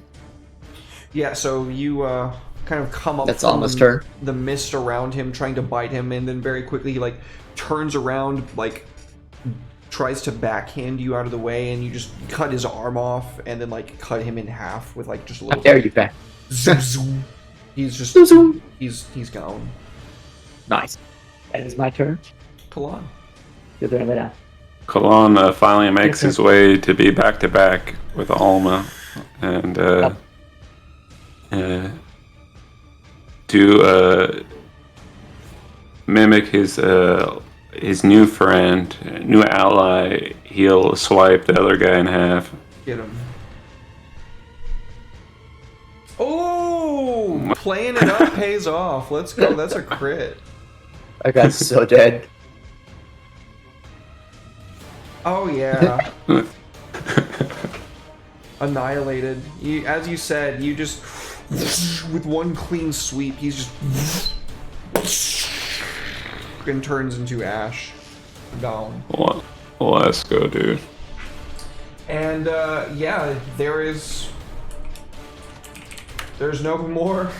There's no more combatants around you. Merely soldier number 4 whimpering and kind of like... You guys had a day. What do y'all do?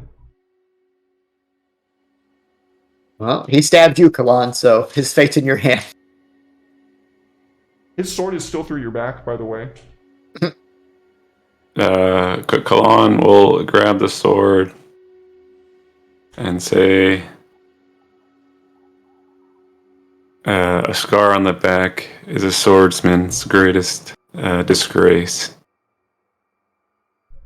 And I will keep you around to remember this. His eyes go wide with fear suddenly, like, oh, because of your aura, for one. Like, your aura would absolutely be proccing on him right now. And then for two, the implication of what that means. Like, I saw how easily he just dispatched this entire, like, my army regiment, like, and he's deciding to keep me around. That's more unnerving. Keep a diary of everything you see. You will not die today. I don't have a book. Emil, He's like floating around. He like grabs the spell book from the mage's grips where like her head is tumbled off to the side, picks it up. I found one. Floats over, just drops it in this guy's lap. Use it. The guy and is very unnerved. I walk up to Hammond and say, "We've kept our bargain." He nods. Aye, that you did. I'm incredibly grateful and appreciative. I think that what you did, it might not have been the right thing, but I feel in my heart that it was what had to be done. The grave is nearby. Should you wish to go there, I can take you still. I think this guardian would be interesting to meet. Yeah, we'll go. I'm curious myself. I've been there many times in my life, and I've never seen a guardian. Oh, all the more reason. So, your party continues onward. Are you going to take a short rest or anything? Yeah. Alma needs to heal up a little bit. She got smacked there at the end. Yeah, I'll roll some hit dice too. Is Soldier 4 going to be a combatant? No, he's just going to be a what are those people that sit on the outskirts and take notes? A chronicler? He'll be the guy with the glasses from that one movie. Walker. The Last Samurai, the guy that just like, I'm taking notes. We'll say that the only thing that saved his life was like you shattering his shield with your bonus action because you weren't using the bladed end. Because that is the one that hit him, I believe. Does this work? Oh, okay.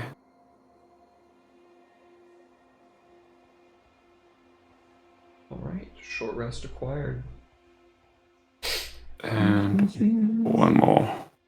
There we go. So, as you continue on in the night, you can see Hammond is obviously unable to like really tell where it is that you're going at this point, but he does say, when you get close, there should be a waterfall that trickles outwards. It's built into the side of one of the mountains here.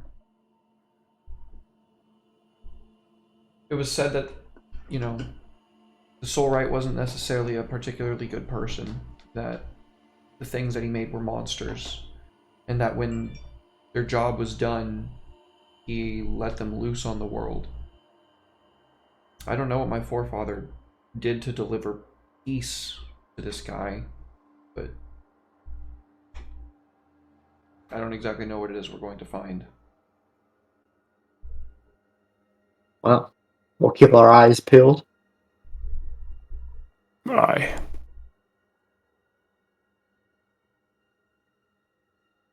You come to a little bit lower part of this basin. It kind of rolls down for a good few hundred feet until it comes to the side of this mountain.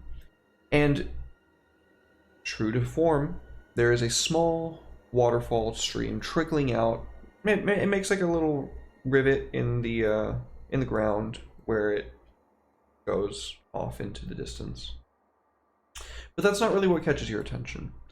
What catches your attention is a positively massive mound bodies scattered here and there.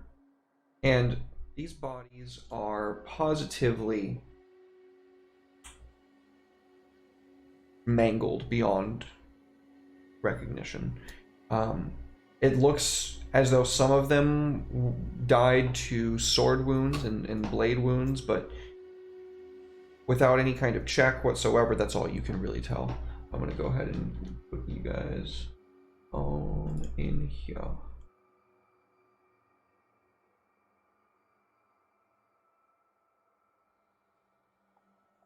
Oh yeah, I'll try to check it out.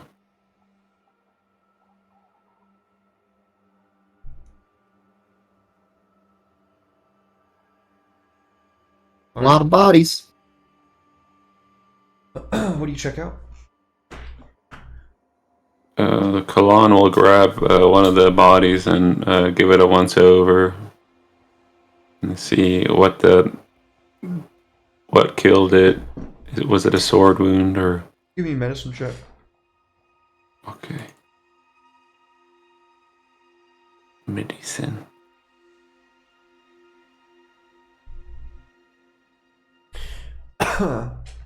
Definitely not a sword wound. What it is exactly, though, you're not sure. It looks brutal, whatever it is. Positively brutal.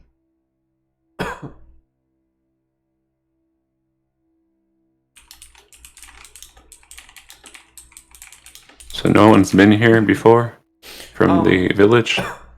Not recently, no. You're asking, I imagine you're asking, Hammond. Hammond. Yeah, he says not recently.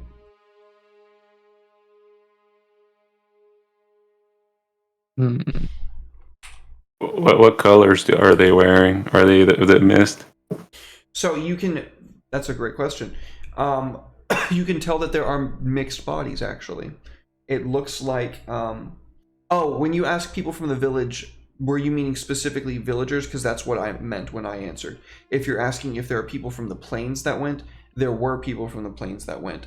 Hammond would explain to you that when he reported that their tithe was stolen, the local army sent a garrison to go try and get it back, and this is where their two armies met. Hammond says he was worried that their fighting might spill over to the Soulwright's grave, but they weren't going to let the tithe go to waste.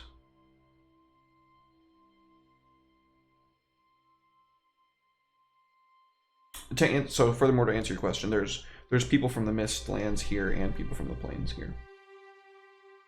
Let's see. Are there colors other than those two? No, So just them then. just them. So they're mounded up by something, right? Like unnatural. Give me a perception or investigation check. Both of you. This is some spooky movie stuff going on here.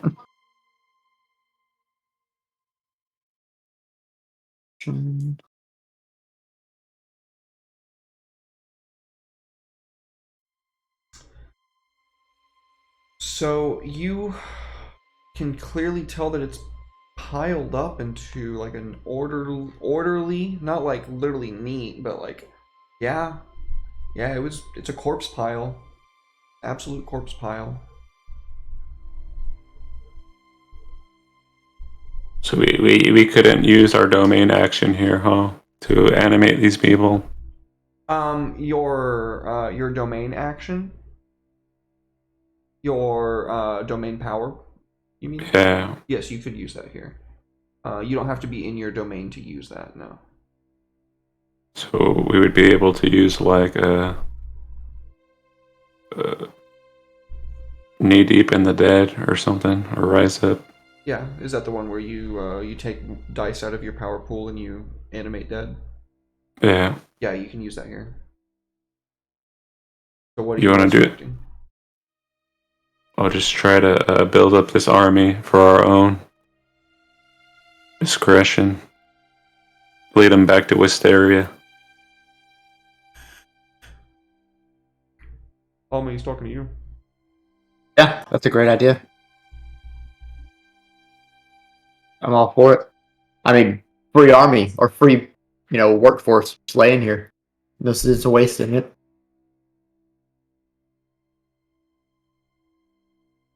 Okay, so are you just going to animate the closest dead, or are you going to look for something that looks a little bit more solid? We'll find the good ones. Yeah, the beefy boys. The ones that can still walk home. Cool, okay. Good call. Give me an investigation check or a perception check, both of y'all. Your choice.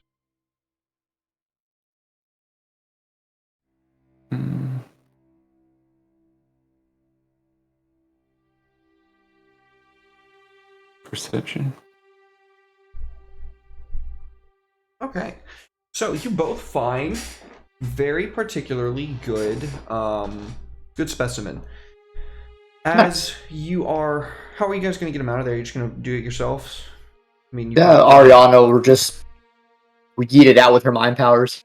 Okay, cool. So you have her just pull a few. Yeah, pull a few just of the throwing bodies. bodies. Yeah, absolutely. And like a macabre claw machine. Give me the good one. so as they're landing next to you guys, what does it look like individually? I would like to hear from both of you. When you animate dead, what does it look like? I imagine it would look different for both of you. Imagine Alma's like mist comes out of her arms and stuff and swirls into like the body's eye sockets and mouth and stuff, and then it swirls up and then there, it's animated. Sick. So that's a Zambi. Fill you up with your nice Barovia mist. I assume it's a balloon. Zambi. I'm not sure what does it let you guys get. Gion? It says, depending on the domain size, it'll be skeletons and zombies for 1. Okay, so 2 is shadows, 3 is ghouls, and it keeps getting stronger, I guess. Cool. So right now you can get Zambis. Zambies. So I am going to be a little bit nicer, I think. I am going to give you almost Strahd zombies, and let's find something a little bit Strahd zombies. comparable for Jihan to have as well. That sounds fun to me. Strahd zombies. Lay down.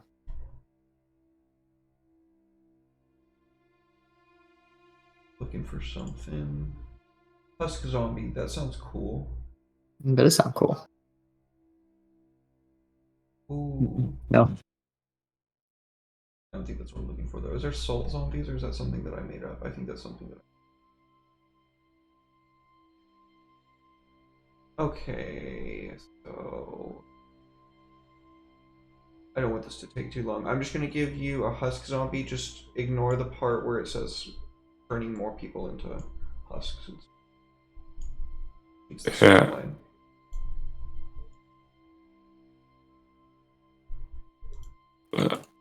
I think Kalan would raise him with his standard and tell him to get up, rise up. Get on up. What does it give y'all? How many? Mm-hmm. Need to put that thing on my loading tabs. As a bonus action, an undead demeaning officer can take any number of power dice from the domain's pool and create a number of undead minions equal to the total of the dice divided by 2. Okay, so as it stands, if you take 1 dice, you can make 1. If you take 2 dice, you can have 1. If you take 4 dice, you can have 2. that how that works? I'm guessing on what we roll from the dice, right? It would Oh, be yeah, I think you're right. Yeah, the total number that you roll divided by 2. yeah. Okay, go ahead. So how many dice? How many dice would we have? You have a total in your domain pool of 2, I believe. Well, double check on that. I believe it's equal to the number of officers.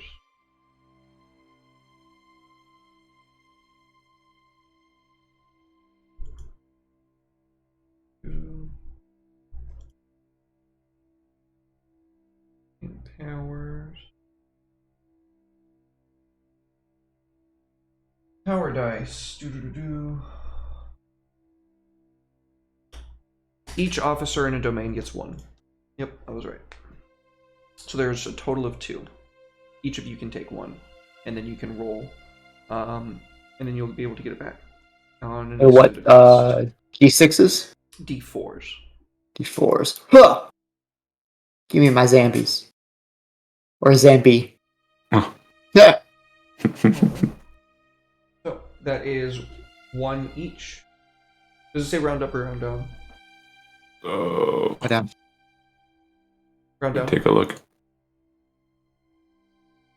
It doesn't say. I think. Rise up.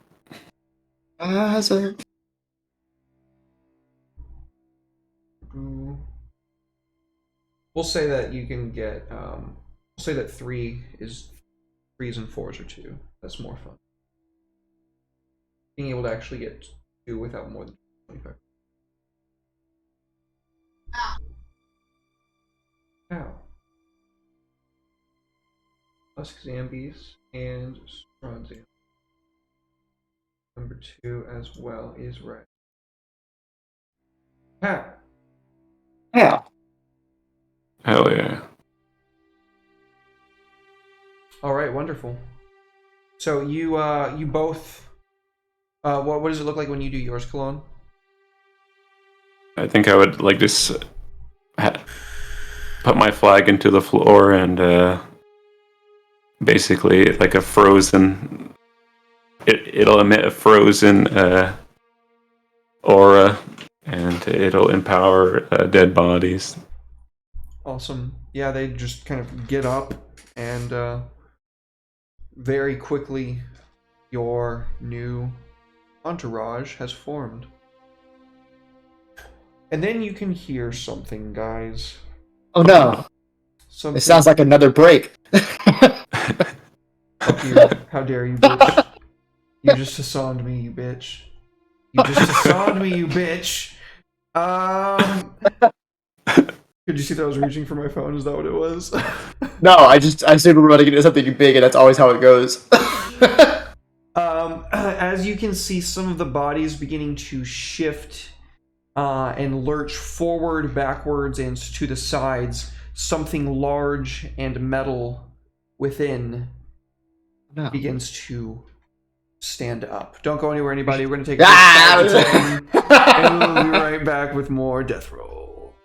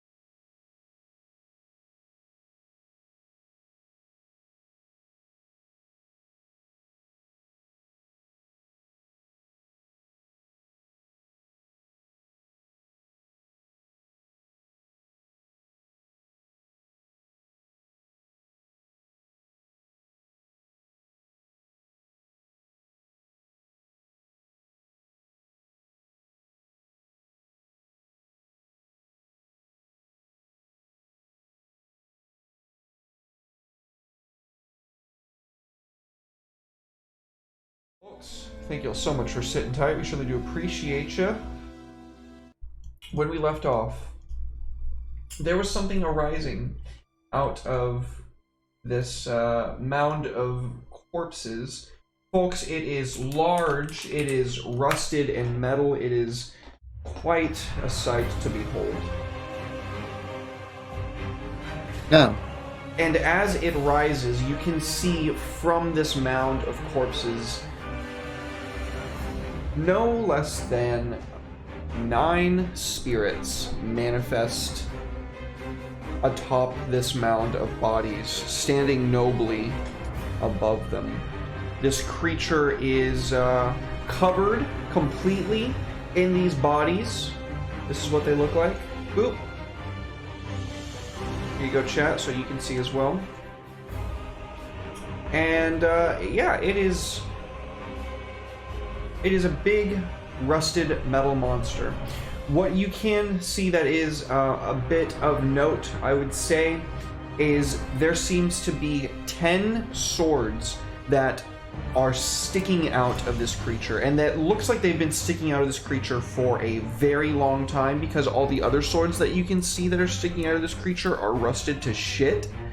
But of this untold number of swords sticking out of it, 10 of them look totally fine. In fact, they look quite remarkably beautiful. One of them looks like it's completely made of crystal. One of them looks wicked and curved. One of them looks utterly, like, unreal to even behold. Let's go ahead and roll initiative, folks. Oh god.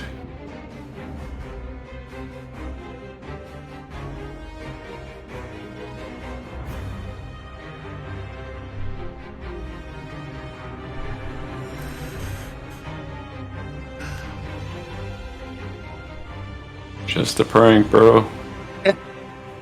We'll put the bodies back, we swear. Very nice. Alright, so it looks like Alma goes first. Well, And we can live to regret this decision, but we'll do it. A flash of fury and black sun blade, you slip between your zombies and come swinging at this first specter. Where's Spectre? Once I find the button I'm looking for, there it is.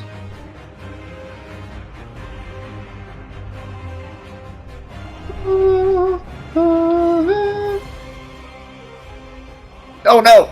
Oh, okay, I'll take it. Swing!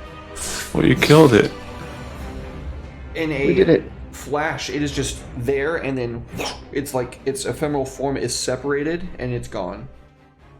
And then I'm gonna dodge because I don't trust the giant sword monster in front of me. That is fair.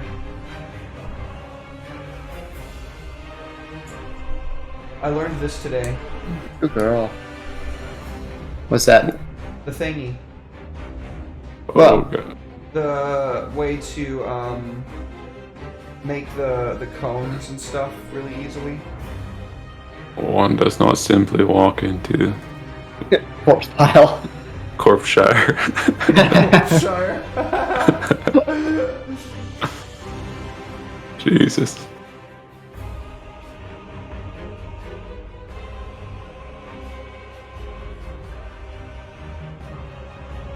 Uh-oh. All of you It- failed that except Well, for I'll be taking that advantage now, please. Wait. You guys get a bonus to saving throws +3. your if you're next to me. aura should be taken into consideration, I believe. Does it? Maybe not. Let's see here. So I know it does for you. You definitely failed that outright though. You got a 5. Kalon also has advantage from Fire Nymph earlier, so I will be burning mine now to try to not be paralyzed. Yeah, Can I everybody rolled burn- pitifully there. Yeah, go ahead. Can I roll again? Constitution Well, saving throw, folks. The con saving throw. You Okay. need to beat an 18. Thank you, Oof. Thank you, Nan. You're the best. Thanks, Yes. Jen. Did she? Oh no! Oh god. Oh no! It looks like, despite Chet's best efforts at intervention, you are Sorry, Nymph, we failed you. paralyzed. As this creature steps forward, it lumbers on these old, rusted iron plate legs.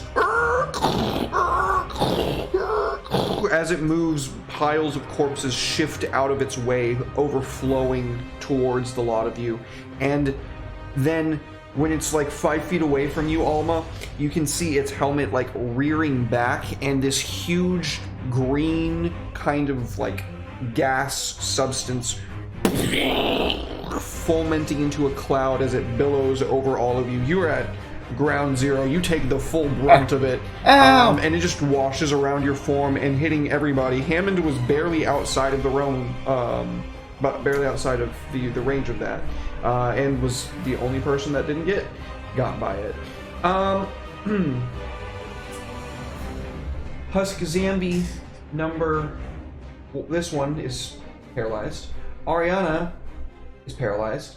When do they get to make their saving throws? At the end of their turn? Is it at the end of their turn?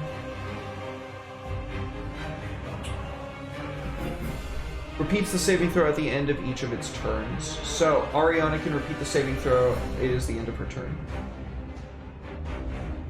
Hey.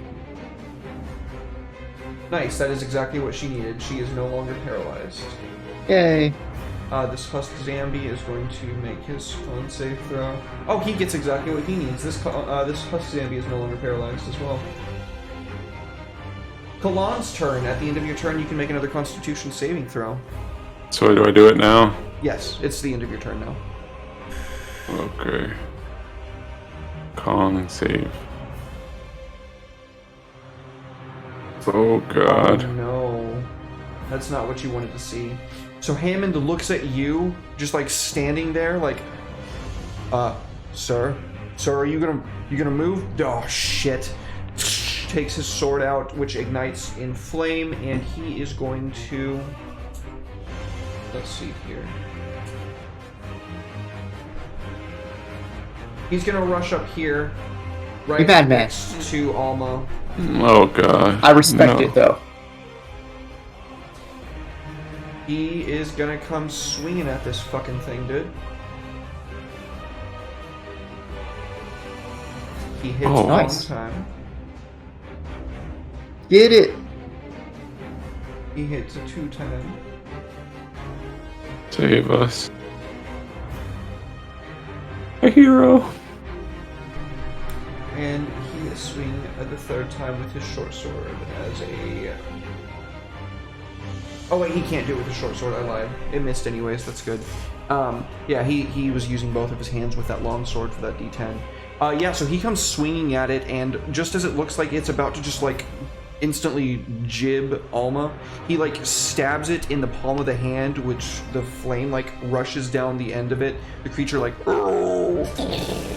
looks like it's gonna like swing its arm at him, and he like ducks out of the way at the same moment that he like cuts into its forearm, and we can see a number of the old rusted swords like get chopped in half by the strength of his blow. And it is Spectre's time. Spectre number 1 is gonna rush forward. Wait, take Alma's. Let me take Alma's dodge off. I don't think that counts if I'm paralyzed. Unbelievable. It still Yes, misses. it's because I'm dodging. I just said let me take her dodge off. Oh, it should have been no. It rolled with advantage like I thought it did. Oh, did it? Yeah, Okay, it rolled with okay. So the because paralyzed must automatically. Yeah. Okay. Okay, number 2. I'll That's take it. unbelievable bad rolls though. Number 2 is gonna be right here. Incorporeal movement, so it can be there, no problem. Are you fucking kidding me? A 1 and a 2? That's Dark Lady unbelievable. watches over me. Spectre number 3 is gonna rush forward and try to give it to Hammond. It looks like it gets him. Oh no, not Hammond. Ooh, and he fails the con save, so we can see it like striking over his face, and where it hits, there's like these black claw marks that necrotize very quickly. It looks completely fucked up and blackened, and it's not going to heal until he finishes the rest. Oh no. Oh yeah, I remember you fuckers from Barovia. Yep. It sucked. Yep, you have fought specters before, so you do know how these function. Yep. This Pretty sure it was in the accountant's room when he pulled the rope after we were beating the shit out of him. Yep, there was a wraith too. Oh no, he's getting hit again. Hey man! Oh. Let's Oh, see if gosh. he gets another con save, pass or fail. That's a passed con save. So this time he like doesn't take the worst of it, but it does still deal the full amount of damage to him. Spectre number 6 is going to fly forward. Ooh, it cannot reach over there to make attack rolls. That's bad news for Hammond. Sorry guys, I was trying to spread the love. These guys also want to win.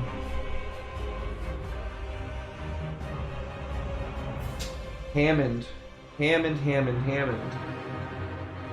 Hammond!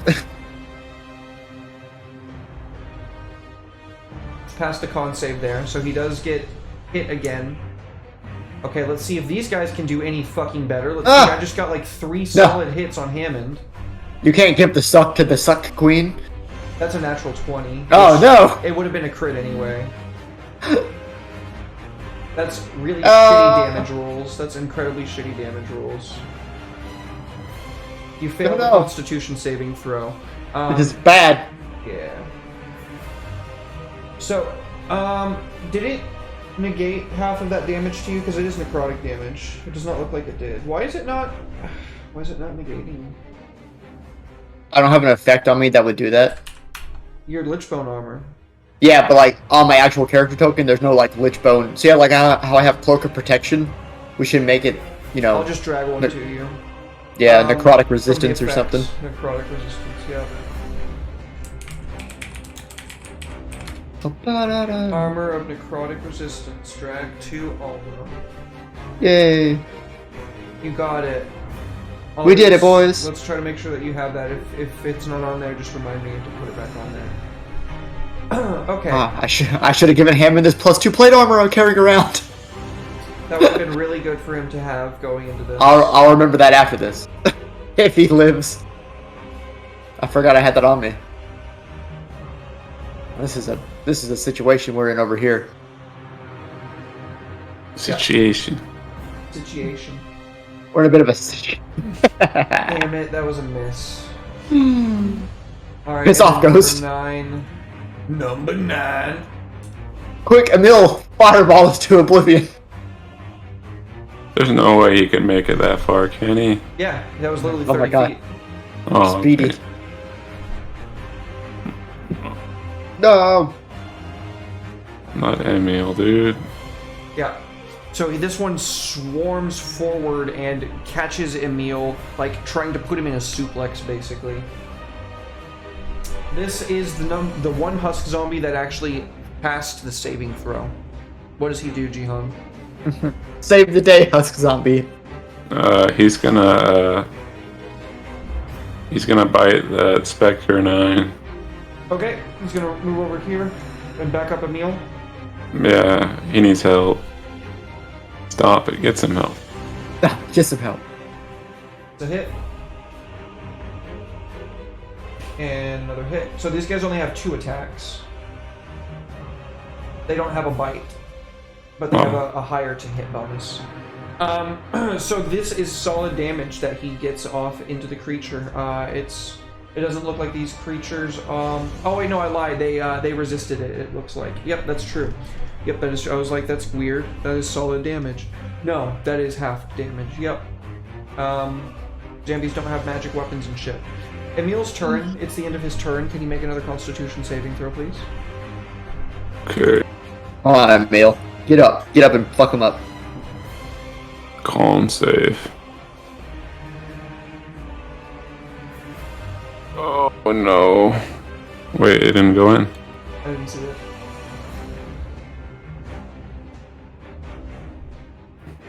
Oh boy! There you go. So that is a no longer paralyzed Hierophant Lich at the end of the Lich's turn. Strad Zombie is not paralyzed. What is it? This one is paralyzed. It needs to make a con save. It does not pass. Damn you, Strad Zombie. This one did not fail earlier, however, so it can move. What does it do, Ted? Go beat the shit out of one of the specters. Okay, so it's gonna go off the one in the middle, or do you want the one in the middle, or do you want the one right on the left end? The middle's fine. Okay.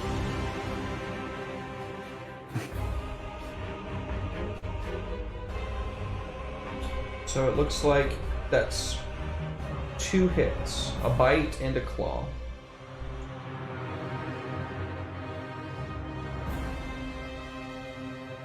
Yep, so it does not do too terribly much, but it does engage Okay, that one. I don't know, we gotta get out of here. We're in a bit of a pickle. Yeah.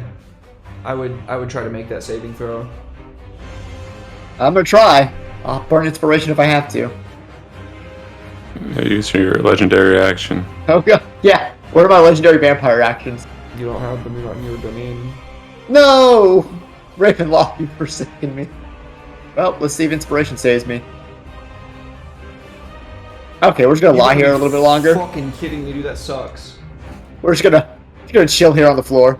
That really sucks, dude. I'm not gonna lie. Ariana, help! Oh, that is incredibly lucky. I don't know. I'm so dexterous.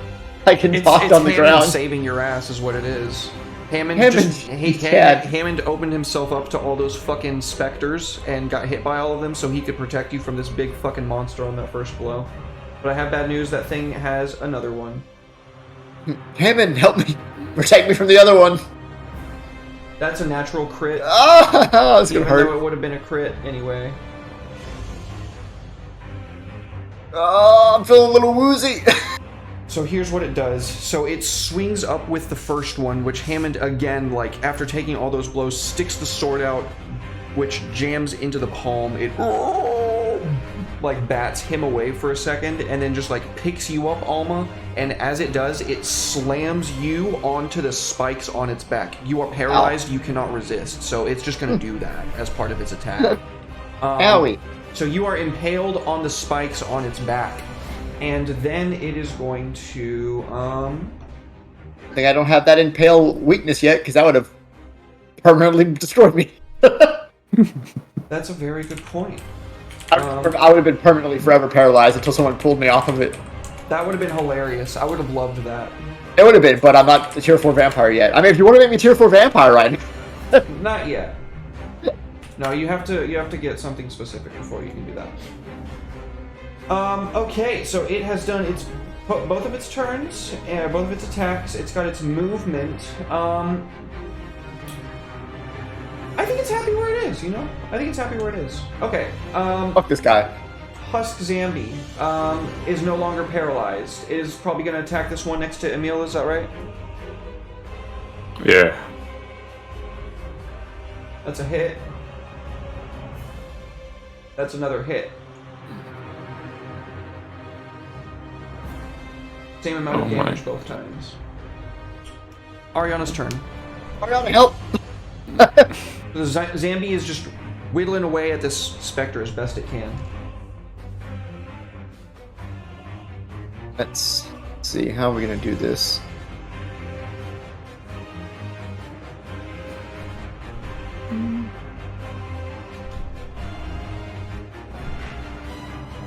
I...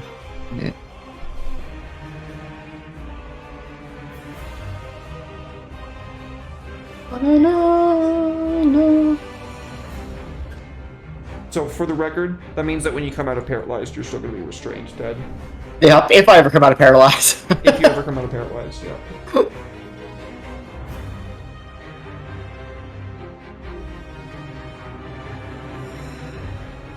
That could be interesting. No, I don't think we need to do something big.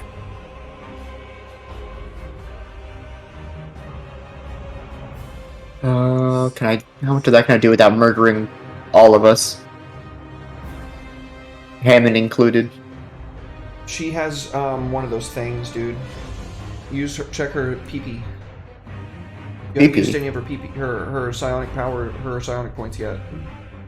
But those are just for meta magic, right? Yeah, which she has a couple of to choose from that might be. Yeah, heighten and quicken. Oh, she doesn't have careful? Mm-mm. Oh, I thought I gave her careful. Rip. That would be useful. That would have been useful.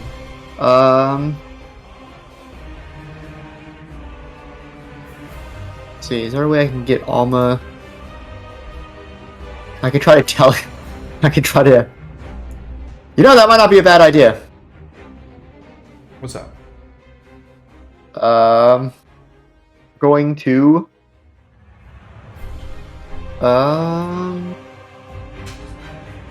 So we cast that. Creature's strength check. You're asking about Which I guess would you be. could use telekinesis to lift Alma off? Yeah. Yeah, I'm gonna have to be making a against its strength. Against its strength score. Yeah. Yeah, let's do it. See if we can Okay. get Alma over here. let's do it. Roll strength check now. Oh, that's a hard one to beat. What is her? Wait, I'm making. Okay, so I need to go Spellcasting. with, It'll be her spellcasting ability. which I believe is intelligence. Yeah. Oh, my girl. And that is just one shy. No, Ariana. It got a 23 on its check. I'm sorry. You know what? Fuck you. I'll heighten the spell. Roll again. I don't know if it does that. Heightened spell means damage, right? No, heightened spells disadvantage on the saving throws against the abilities. So I don't know if that would normally be how it works, but I think what you're doing is really cool and clever, and so I'm gonna do it anyway. I think I don't know if that Yeah, you works win. on it. Pull them off. Yeah, so we can see Ariana like a little bit unnerved seeing you like literally impaled, like mother, holding her It hand, happens. and then like this kind of like soft blood red kind of force is like wrapped around your body, and you just feel yourself very painfully getting ripped off like off of the fucking swords that you're jammed onto. Oh, Let's see, cure wounds to Alma. Oh, thank you, Fire Nymph. Jen, that's so sweet. Oh, Farnif, you're so amazing. I can move her up to 30 feet, so I'm gonna start. Actually, I'm just gonna put her 30 feet straight up. See if I can avoid her getting smacked by something. Okay, so you're just 30 feet in the air right now. Yep. Well, technically, you're on top of this thing, which is already 15 feet up. So you are 45 feet up. Now, as long as nobody breaks Ariana's concentration and makes me fall. That would be good, yeah. Okay. Good turn. Kalan. You can't beat us. We have Fire Nymph on our side. Even though Alright. we really botched her advantage rolls earlier. So I roll for Constitution again. At the end of your turn, yeah. Oh, You don't seem to be paralyzed. Oh no, there it is. You just have so many effects on you, the paralyzed one doesn't show. Paladin has so many effects on them at any given moment. There you go. No longer paralyzed. Oh yeah. At the end of your turn, you are freed from the paralysis. Alright, so that's it. Yep.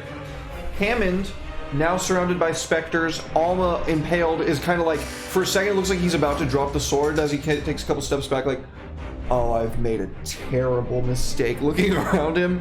And You're fine, Hammond. he's going to try and maybe, well, Alma's like freed herself now. I accidentally rolled an attack roll on himself. I think what he's going to do is he's going to take the disengage action, and he's going to book it back to safety. That's a smart idea. Seeing that Alma's safe, he looks around for a second and goes, not today, and like defends himself from these fucking spirits, and just like leaps literally through their incorporeal forms and rushes behind this Zambi. The specters, however, These specters, Alma, are going to fly up after you. Oh, you fuckers, go away. Yeah, they can't reach you and attack this turn, so they're going to have to dash to get to you. Oh, I lied. They have a fly speed of 50, so they literally can't get to you. I lied. They have a fly speed of 50, so they can get to you, yeah. You're still restrained, yeah? I'm paralyzed, yeah. Damn it. It still missed. Okay, the next one. There we go. No. Oh, that was a nasty roll.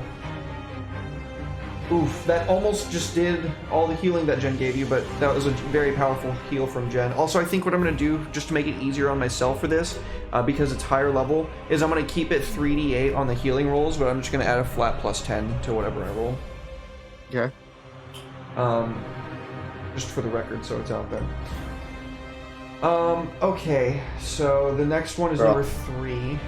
Number 3 is going to surge forward to this Zambo.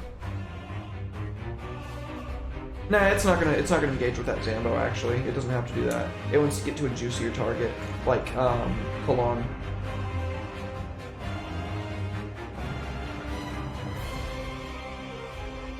Damn it! If they had been there last turn, it would have been way better. Okay, this one's gonna go for Ariana.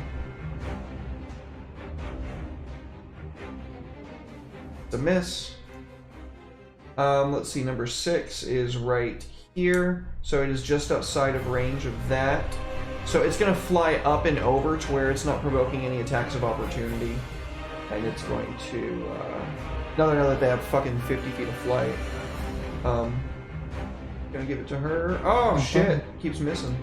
And that's not what they're supposed to do. 7 and 8. Let's see here.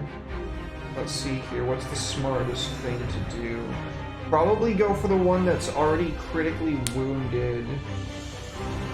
They don't care too much about the reaction attack from the Strahd zombies because they have resistance. However, making them drop you straight back down on top of the corpse scour would be absolutely hilarious, and that's what I want to happen, so that's what we're going to try for. Oh. That would be a lot more damage than just like the regular 45 feet's worth of damage.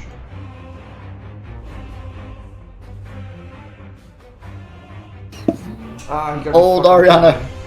Hold! You can do it. Ah, fuck me. Yeah. You've heard it here first, guys. Derek is a monster. Number 9 is over there. Well, if he tries to leave, film. the Hierophant Lich is absolutely just going to crump him, so he's just going to go for him again. That's a miss. Alright, the Husk Zambi is right next to this guy, so he's going to attack the same Spectre that he was already fighting. The hit. Oh, there's my hit.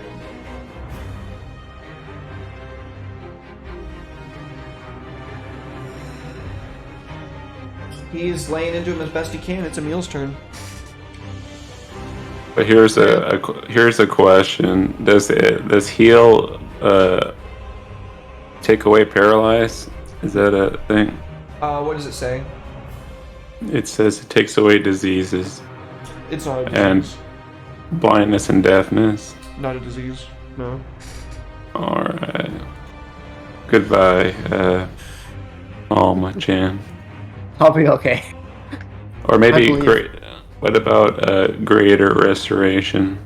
Greater Restoration ends in effect on a creature, yeah, but Alma is still restrained technically because she's being held up by telekinesis right now.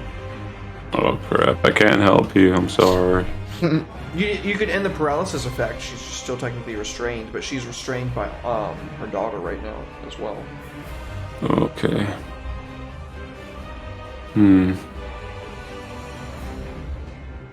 This is a doozy. We're in a We've bit of a gone. pickle.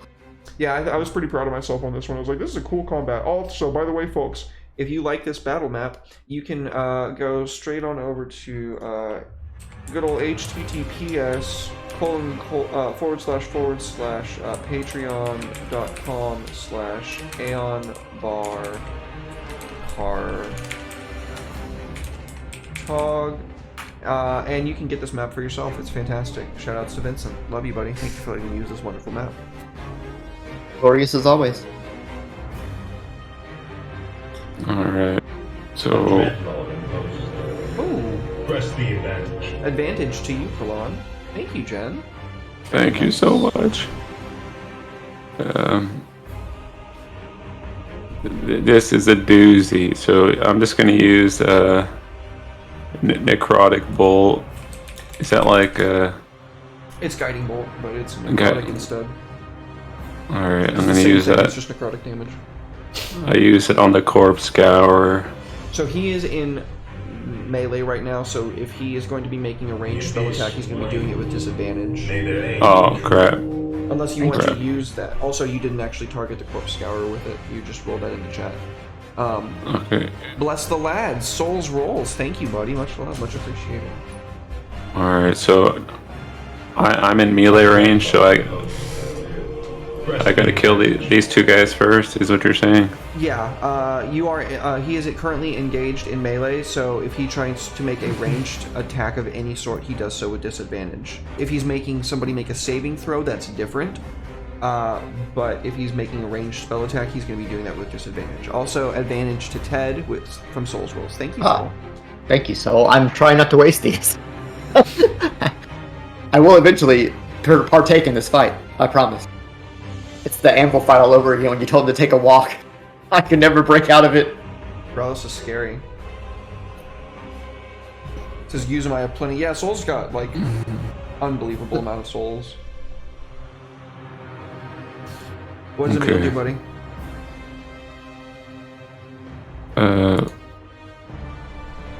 Oh my gosh.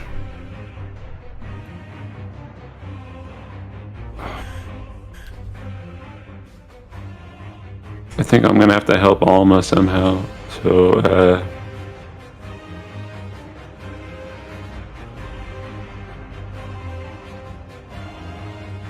how can I help Alma?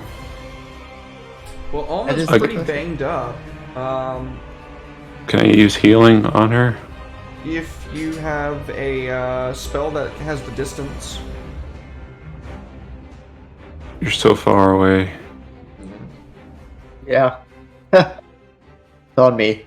Yeah, 60 feet is my range.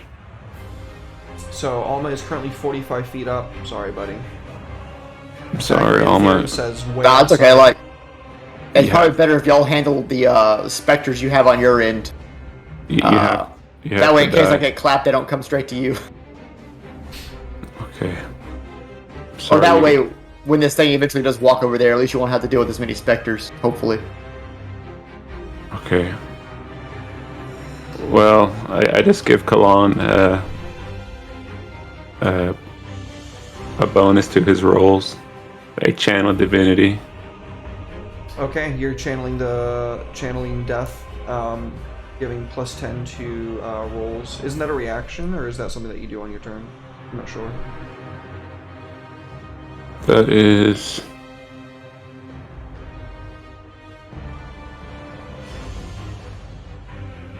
How does it work?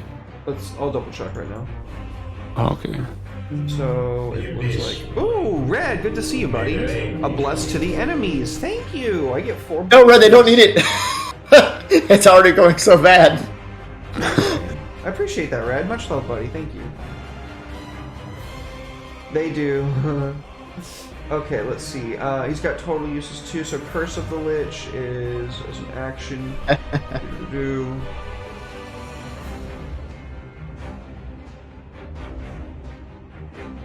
At 6th level, when a creature within 30 feet of you makes an attack roll, you can use your reaction. So that's a okay. reaction. He Oh, can it's a do his reaction. other one to use Curse of the Lich, which is as an action you choose one creature within 30 feet of you, cursing it until the end of your next turn. The next time that they're hit with it, they have vulnerability. Oh, never mind. I won't use that then. They're fighting well, I'll just say what they're fighting. I named it something special for the session, but it is a cadaver collector, and then the spirits that it summoned.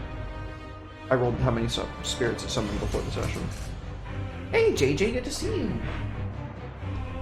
Yeah, I love them too. I've been waiting to run one for a long time, but they're strong, so. Hold on, let me make this worse on him, he says. Alright, I'll just give a warding bond to Kalan. Okay, drag the effect onto him, Cologne. Alright, there you go, buddy. Press the advantage. Next attack from the collector, advantage. Thank you, Red. Much Oh, love, no. buddy. Much appreciated. I intern there. Okay, Strahd Zombie right here. Ted, what does it do? Attack. Oops. That one's still paralyzed. Strahd zombies. You You're right. bastards. You're right, it is still paralyzed. Constitution saving throw. It passes. It is no longer paralyzed. At the end of its turn, it is That's free. good. Strahd Zombie over here. You know what, Strahd zombie? Go get the giant thing. Okay, it's just gonna Go. rush forward. Yeah, there you go. Go try your best. It does not hit the first time.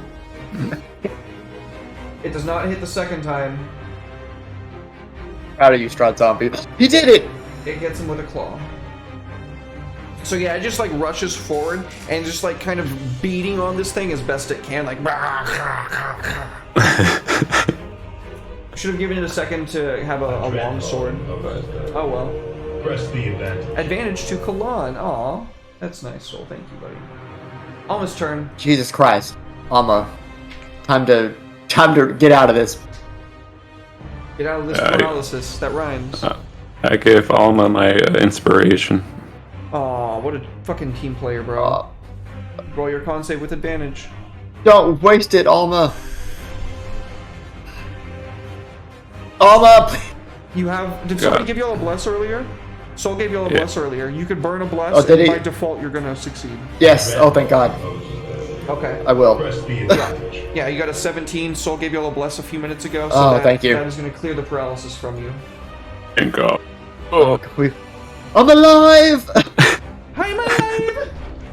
That is the end of your turn. It is the corpse scourer's turn, and man, I would love. It would be hilarious for him to just like grab this zombie and put him on his back. But Red specified the next attack, and I'm not gonna waste that. Damn it, that's why I put the zombie over there. I thought you wouldn't realize. Nah, he would just move past him. He doesn't care about this zombie. Get him, zombie! Teach him to walk past you. He's coming straight for Kalan. Uh-oh. I want him to come towards me. So he's gonna charge straight. Oh, fuck. Listen to me. Everything within my fucking DM bones is telling me, Derek, stop. That's not what a cadaver collector would do. Eric, stop. That's not what a cadaver collector would do. So I'm gonna have to use this advantage on this attack unless Red tells me otherwise.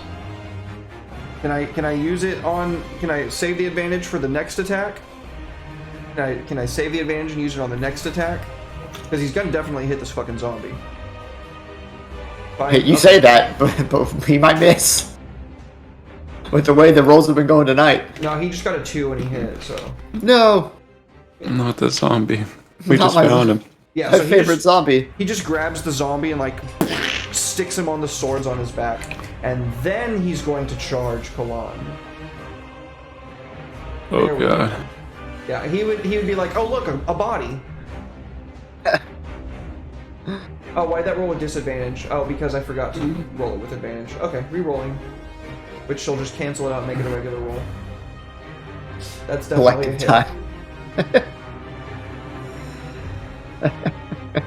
Ooh, that was a hearty fucking blow, my dude. So yeah, as it like sticks, it literally just like in stride picks up this zombie, puts it on its back, and then rushes forward and like jumps and with both fists brings them down. Kalan, you're barely able to get out of the way before it completely pancakes you, but the force of the blow is still 41 points of damage to you.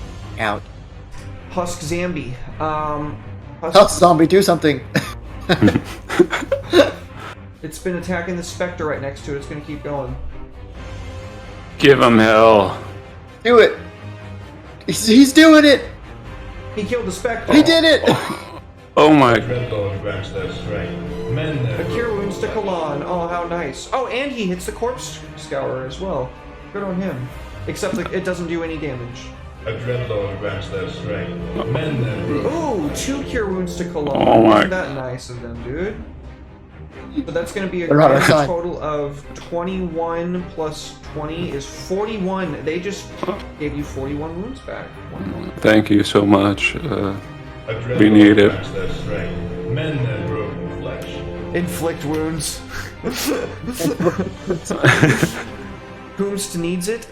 It looks like Alma might need it a little bit more in this instant soul, so we're going to give that to Alma. Yeah, I feel a little woozy up here. So 22 hit points back to Alma. Almanac hasn't had a turn yet. Ariana's turn. You can drop concentration now. She drops concentration as a free action, and you immediately plummet 45 feet down. You take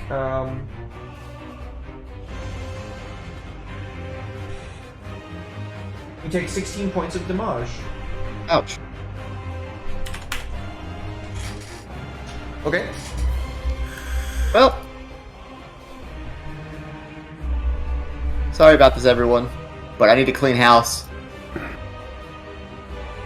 Yeah, those souls are fucking flowing today. This is crazy. Oh shit, Soul, thank you so much. Oh my goodness, 5 gift subs, Soul. Thank you, dude. Holy shit. Thank you so much, Soul. Oh my goodness. You're too kind. Thank you, dude. Thank you so much. Remis? Soul just gifted 5 subs, dude. Oh, wow. Thank you so much, Soul. Thank you.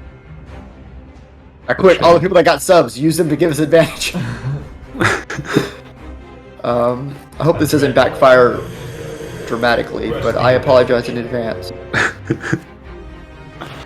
Like to make a collect call, so this guy's getting advantage on the saving throw, I'm guessing. So all the specters just got ripped for sure. Yeah, we needed a little bit of a cleanup of this mess. Does that subject anybody else to that as well? They all took it. Oh, all your homies too? Yeah, Oh, I rolled for Hammond. everyone. Oh no, Hammond. Did he get the Whoops. +3 for my Let's look. my charisma? Let's look. Hammond's saving throw was... Oh, it wouldn't have mattered. He got a 6. God. Yeah, Hammond got... Okay, we can fix him. Hammond is having seizures on the ground, dying presently. I'll be nice and give him death saves, but he is currently fucking not in a good way right now. Really not in a good way. Synaptic static immediately just caused all of these fucking specters just and disappear. One of the Zambos over here. Oh, both of your Zambos got shreked by that actually, Ted. It's fine. They weren't particularly useful. That's fair. And then, just because she's feeling extra spicy, Froby. he will bonus action quicken a shatter onto this stupid metal thing. Ooh, nice. 4th level, which makes it do Is this thing immune to psychic or something? 5d8. Yeah, this thing It's is not. immune to psychic, so he took nothing from synaptic static. Oh, nice. Well, that was mostly to clear the fucking specters off of us. Oh, thank you for the biddies, JJ. Much appreciated. So disadvantage, because he's made of metal. He gets a. Yeah, he natural- still succeeded. Yeah, he got a natural 19. on Jesus, that. does he take? Okay, so he still takes half. It would be 5d8 at 4th level. Ooh, not a great damn it. roll. Yeah, we can see her like. We can see her like holding out her hand with that same telekinetic force that she was using to suspend you, and just trying to drive a rend into this guy's plate mail, like upper body, and it like spirals inwards just a little bit. Kalan? Alright, I'm gonna use my my advantage to attack So, oh, it hits. Definitely hits. Okay, It looks like you didn't roll with advantage. It looks like you rolled 2d8s there. Make sure that you're just clicking little advantage down in the bottom. Don't roll 2d8s. Oh. That's gonna add the d8s Oh. together. oh, okay. Or the d20s. Why was I saying d8s? I'm sorry. Bad word. I Alright. meant d20s. Alright, so now I'm gonna add a smite to it. If I can find the smites. They're in there somewhere. There's a lot of buttons. There's a lot of fucking buttons in there, bro. Okay. So, thank you for the biddies, homie. Oh my goodness. It is. And then I attack again with my other advantage. Oh, y'all are too nice. Trying to rabble rouse and make a hype train. Y'all are way too sweet. Rabble, rabble, rabble, rabble. God. Oh, there it goes. Labor Day, join us, comrades. Oh yeah, it is You're not- Labor Day. There you go. Blam. Oh, And yeah. then I do another attack. Give it to him. And then it hits. Yeah. Very big nice, dude. Absolutely fantastic. And then I end turn there. All right.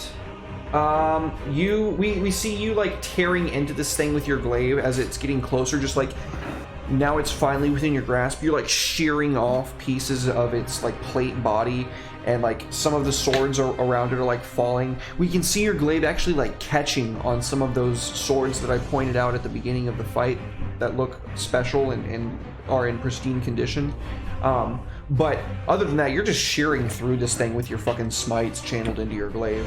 Yeah, this last Hammond's turn needs to make a death save. Hammond, make a death save. It just needs to be a flat d20. Oh, Jen, with the biddies. Oh my goodness, thank you in the hype train. Thank you guys. Thank you so much Oi, for the boo. hype train. Y'all are way too kind. Y'all are way too nice. Thank you so much. So much love, you guys. Thank you. So that's one pass for Hammond. Come on, Hammond. The hype train's on your side now. Hype train is on his side. So you are currently prone, Alma. So I'm going to drag prone onto you. And these specters are going to fly back on down and make 2 attacks at you. How dare you? You're taking a beating today. It's been a day for Alma. Somehow these specters keep rolling absolute doo-doo, though. There we go. Okay, it's necrotic damage, so I only take half.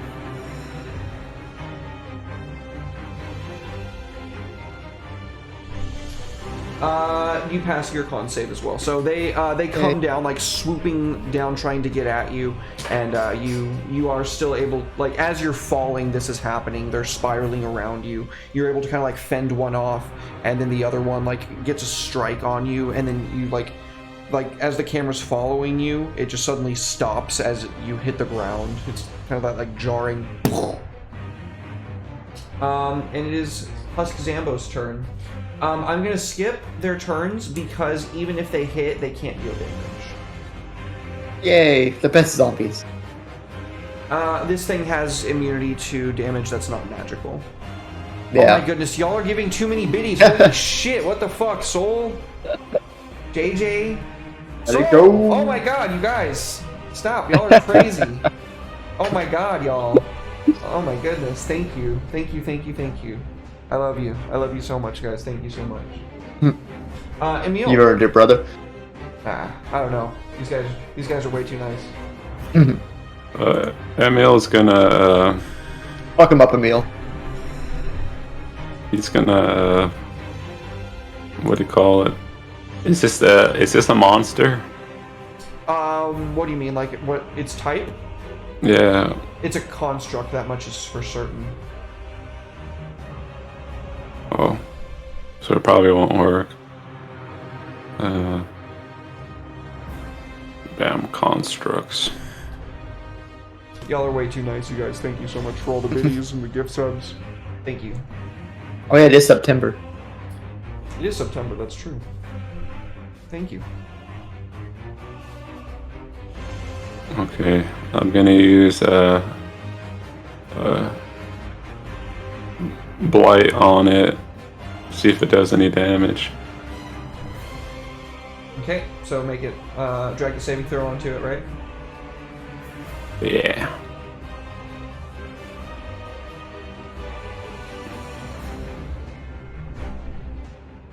It does no damage. It passed its saving throw, so I believe. Oh, it takes half. Oh, Yeah. Let me double check on what Blight says. oh okay. Oh, it takes 0. Yeah, so he has immunity to necrotic damage, which you learned now as well through the use of the Blight spell.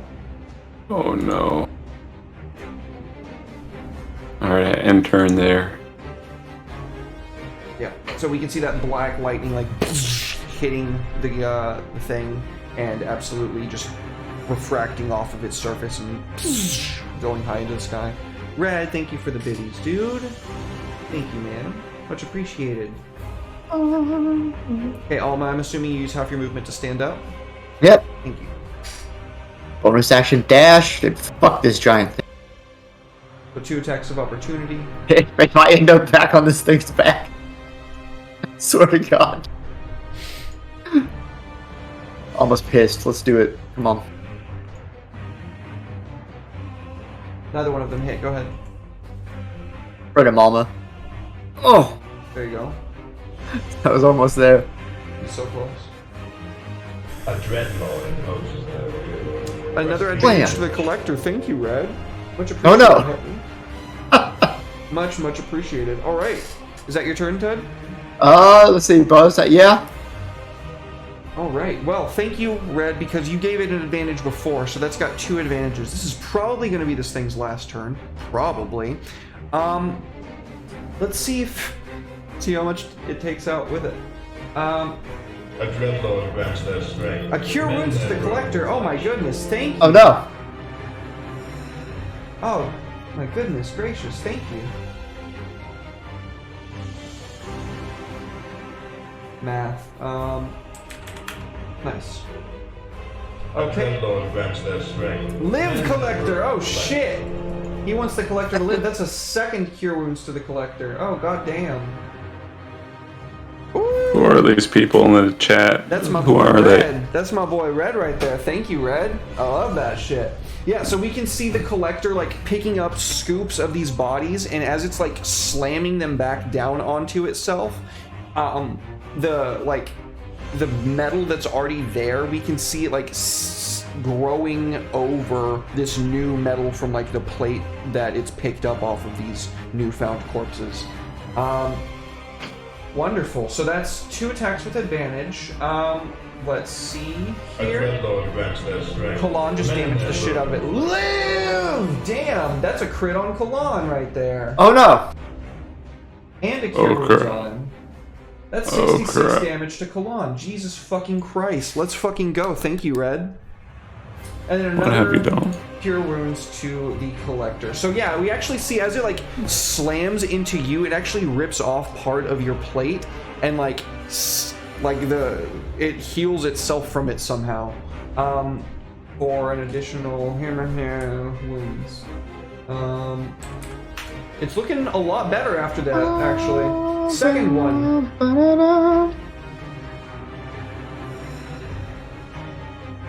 Hits. Eat my riposte before you knock me down, you bitch.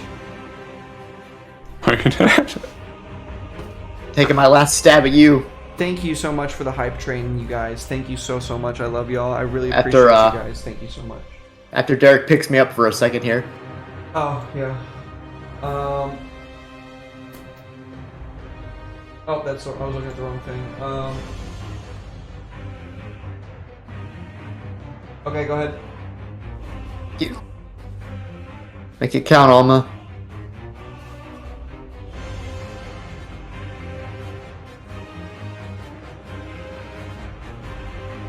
Nice. Blech. Good hit. It is, where is it? Prone and unconscious. Boop. Yeah. And it's gonna put you back on its body again. No! Yeah. So with one hand, it slams down. It slams up. Excuse me, into Kalon, ripping off part of his chest plate, and then with the other, like at the same time, it's this huge overhanded slam down onto Alma, who is able to almost cut off that same arm as the same time that it's slamming down. Wonderful. Thank you, folks. You have Do it, made this Husk fight Zombie. super interesting. I believe. Useless. Ariana's turn. Ariana, She's like, Mom! mark this thing. Except for we're running low on spell slots. The abyss. A bless for Alma. Okay, so everybody gets another bless again. Thank you, JJ. Much love. Thank you. It's because I put it on cooldown. No way. That's crazy. I'm going to... I'll probably use Shatter again. I don't know for sure, but I have a good feeling this thing probably doesn't take psychic damage very well. Yo, Red maxed out the cure wounds for chat right now. That's hilarious. Oh, he failed, yes.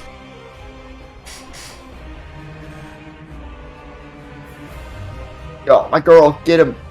I can't do... I have Can't doomed do it. you all. Oh wait, no, I can burn 2 more slots, and then I can use my action to... You know what? I will do that, just to use this cantrip to see if he is indeed immune to psychic damage. I have a feeling he is. Where's my cantrip? I think you said There it is. it was already immune. Yeah, I did say he was immune to psychic already when you used it. I had a feeling. Alright, I forgot I already blasted him with it. You're right. Yep. Okay, that's Ariana's turn. Alright. Do it, Kalan. Kalon is gonna, out of anger, use his righteous might, because he's immune to some of my damage. Yeah. So, So you're gonna make Chat. him. You're gonna shear away the immunity and make it just regular. yeah. So that doesn't kick in until after this attack. It's the next attack that it'll deal regular damage. Okay. So I add this effect, and then I hit him. Damn it. Blam. And then I attack again. Get him. Go. Oh, so we What? can see with your first one, you like stab into his neck, and then as you go to like whip it around and stab again, he catches it. Can I use my reaction from Emil to Your make a hit? reaction To make a hit? Yeah, you can. What is it, Curse? Or is it Gaze of the Lich? Days of the Lich? Yeah, absolutely. So you're gonna add plus 10 to that, making that a 23. So he catches it. What do you do? And then deliver damage. I'm gonna add some power to the thrust to make it go through his hand, or Oh, fuck yeah, Yeah. dude. So he's like holding it and you're like, yeah, fuck you. And you just like push forward and like drive it into his head anyway. and then I'll smite. Give it to him. Oh, nice. How do you kill this thing, dude? Out of anger of paralyzing me and drawing out this battle, and for Hammond, for Alma, for everyone, dealing a righteous blow, just impaling it and retracting my blade. Awesome. Yeah. As you rip your blade into, like, as I said, you just pushed forward anyways and stabbed this thing into the neck. You thrust forward even more. We can see your smite channeled through your blade into this creature. And as it kind of like crumbles to the, like, its knees and it like collapses almost onto its back, we can see Alma kind of still stuck on the swords. Ariana, pull me off. So the specters go away. immediately. Let me put some music on for us. Yeah. I saw one of the primary colors and I took care of the problem, you know. Red said, if I had enough for a divine intervention, I'd res it. That's amazing. I appreciate you helping make that a special fight there, Red. That was nice. That was fun. That was wild. Dabber collectors are fucking cool as hell, man. I send For all the help and the unhelp that we got. That was a lot of fun. the husk zombies to take it apart. So let's get some death save from Hammond first. He's got 1 pass so far. He's got 2 passes. Okay. What do we do? It is the husk zombie's turn. It's not going to be able to do anything immediately. Emil. What does Emil do? Emil is gonna walk over to the young man, Hammond, and give him a cure wounds. Okay. Not today, young man. Where's the... Drag it on to him. Yep. Hammond's Nice. eyes open, and he's like...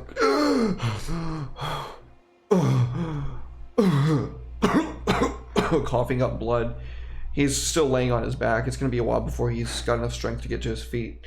But he is alive. That is going to take us to Alma, who's going to be making a death save. Gets a pass. What? And I assume that once we get back to Emil or Kalan, do you do anything about it, or do you wait for Emil? I go over and I use... Can I use lay on hands on him? You want to use lay on hands? Yeah, absolutely. How many points do you want to use? I give him 5 points. Okay. I'm alive. So that's Or I'm 25 hit points. dead again. It'll take you to 49 wounds. Keep kind. What does it look like when you bring Alma back?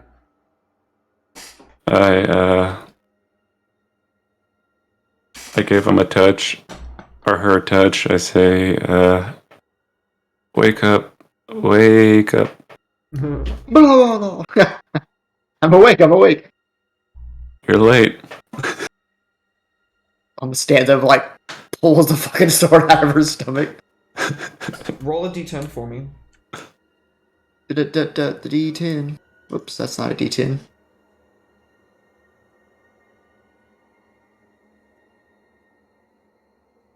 This is what you find that you... And impaled on a long sword of vengeance.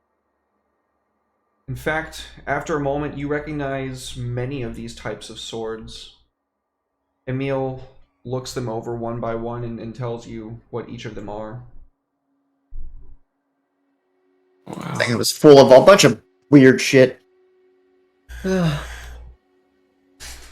they're cursed weapons. The Sword of Vengeances. Yep, it is cursed.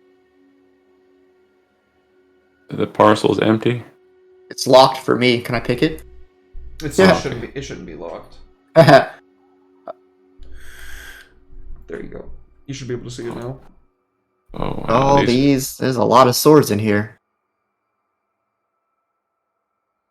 That one's fancy.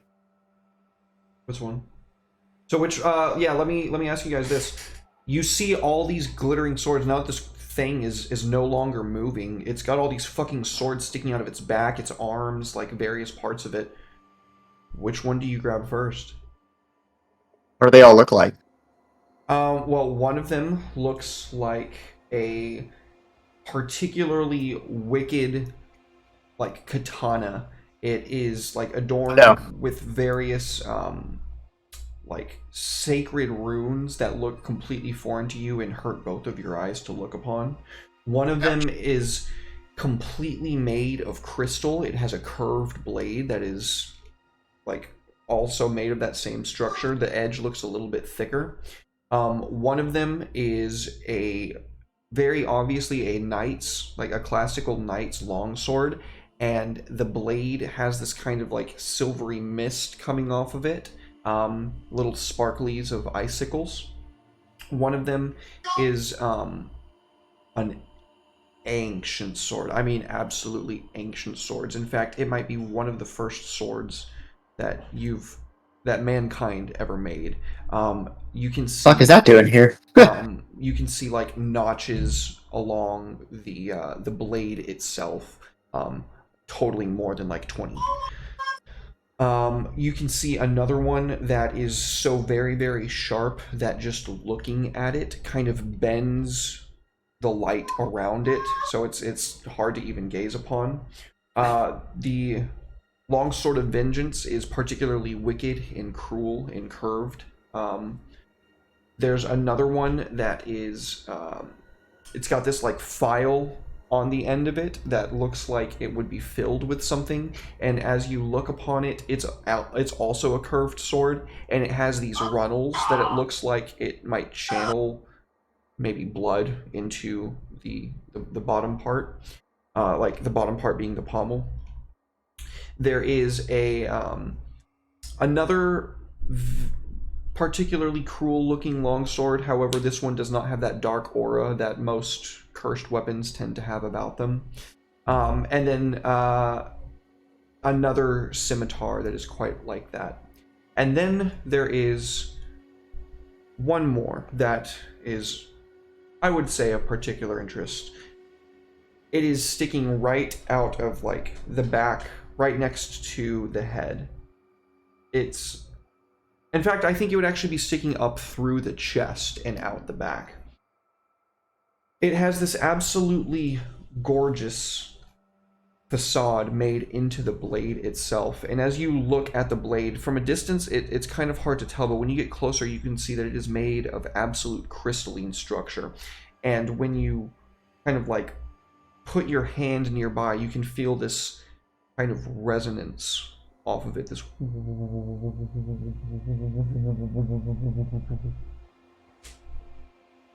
it makes both of you feel profoundly uncomfortable. Oh, I don't like that. This dubstep music kids are listening to nowadays. Well, Alma has eyes for only one blade, and that's her blade. So she's not exactly chomping at the bit to grab anyone first.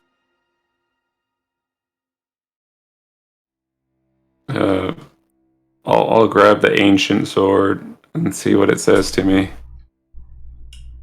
So the one with the notches, or the one that I was just describing, making the wubbing noises? Which one?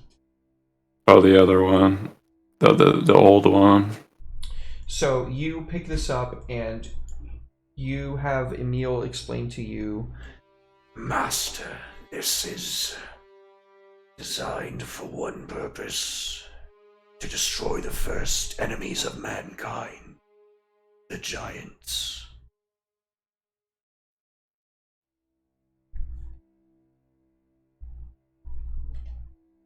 It'll be useful. it looks like it's carved from dragon bone itself. Ooh, fancy. Well, I mean, since I was the one that rushed in and got impaled, and I tend to be brash anyway, I guess I'll touch that resonating one and see if I explode.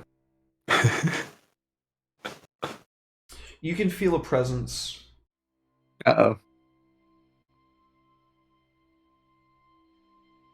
And you feel a name structuring in your mind.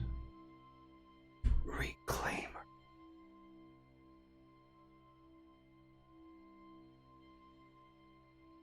In case my Don't mic like that. cut out, it said the word reclaimer. Hey, the sword's talking to me. I don't like it. Your daughter kind of looks at it like, what's it saying? Reclaimer? What does that mean?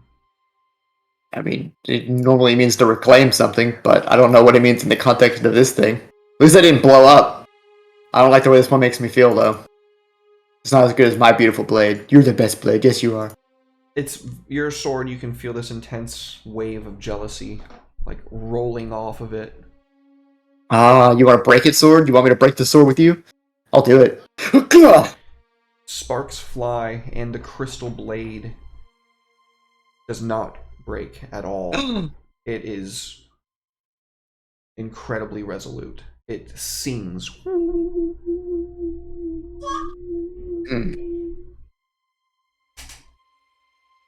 Well, that's interesting. Does it only say Reclaimer over and over again? Will it speak? When you pick it back up again, it says, "You are the ruin. You would bring destruction to all that is just and good and righteous. You are Yep. abomination. You should That be is me. destroyed. Oh, fuck this sword. Plunge me into your heart so I can destroy you myself. No, fuck you. Do it. Make a charisma check. Fuck you. Help the sword trying to make me commit seppuku. Wait, I'll give you charisma +3. That's a failure. Get away from me, you stupid sword. Is that what the +3? Oh yeah, absolutely. Yeah, Oh god. this thing is a pretty decent DC. Yeah, Alma, you take an additional. Holy shit! You are critically wounded from this as you feel beyond your compunction, just stabbing yourself in the chest with this blade, and it says again until you stop moving. What are you doing, Kalan? Alma just fucking stabbed herself in the chest. Your daughter's like, "Mom, stop!" And she's like, Other sword. tussling Other with you. sword, help me stop this. I'll grapple the sword. Okay, make a strength athletics check against Alma. Okay. Don't worry, You my lo- strength is shit. You lose.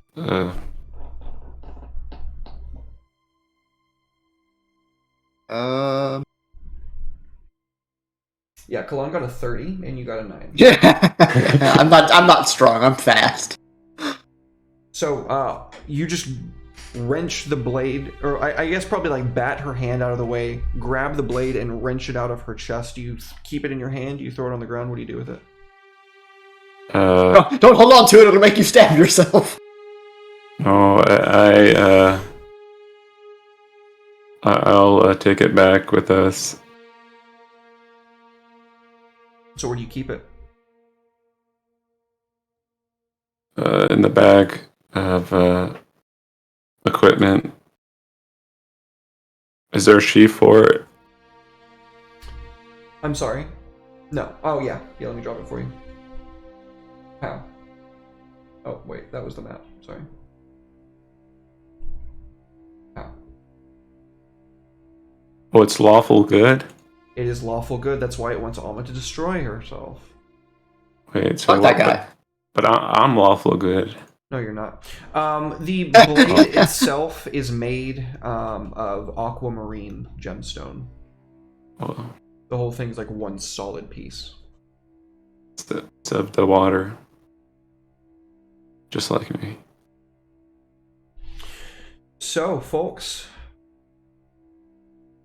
on the opposite side of the mound of bodies, I mean, you should have access to that parcel. I'll just add them all to the party inventory sheet. How? I assume you probably take them all. Yep. Yeah, we'll use them. Hand them out to your various Entourage. undead officers and what have you. Not that one, fuck that sword. Yeah, probably not that one. You can see on the opposite side of that mound of corpses More corpses. a gravestone. Oh, right. I forgot that's what we were here for in the first place. Where'd we go? Oh, we're on a different map.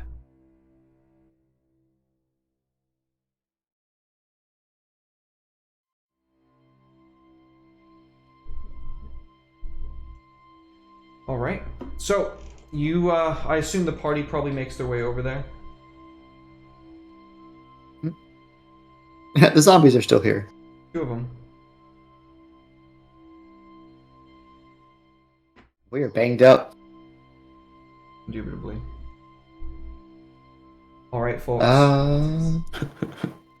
Should we take a short rest just in case? Yeah. Yeah. We're a little woozy. Totally fair. Almost good and destroy it. Yeah, I kind of got a ass blasted by that sword 5 seconds ago. So while you're taking your short rest, Hammond says, I guess that was the Guardian that the legend spoke of. Yeah, I can see why that thing was considered a monster. You know, it's said that that thing was my forefather. That he, as part of his deal, gave up his body.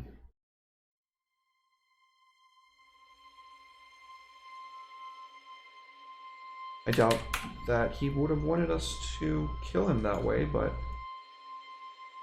Well, you get used to killing your father. It happens. Those things have to happen that way, don't they? What happens if you touch the sword, Hammond? Here, hold on to this.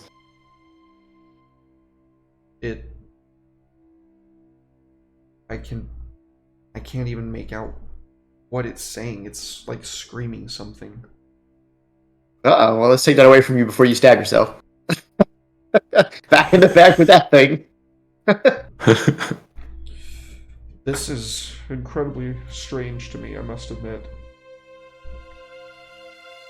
Is that dying? It happens. First time for everything, I suppose. It will not be the last time, I promise you. No. No, I suspect that it won't.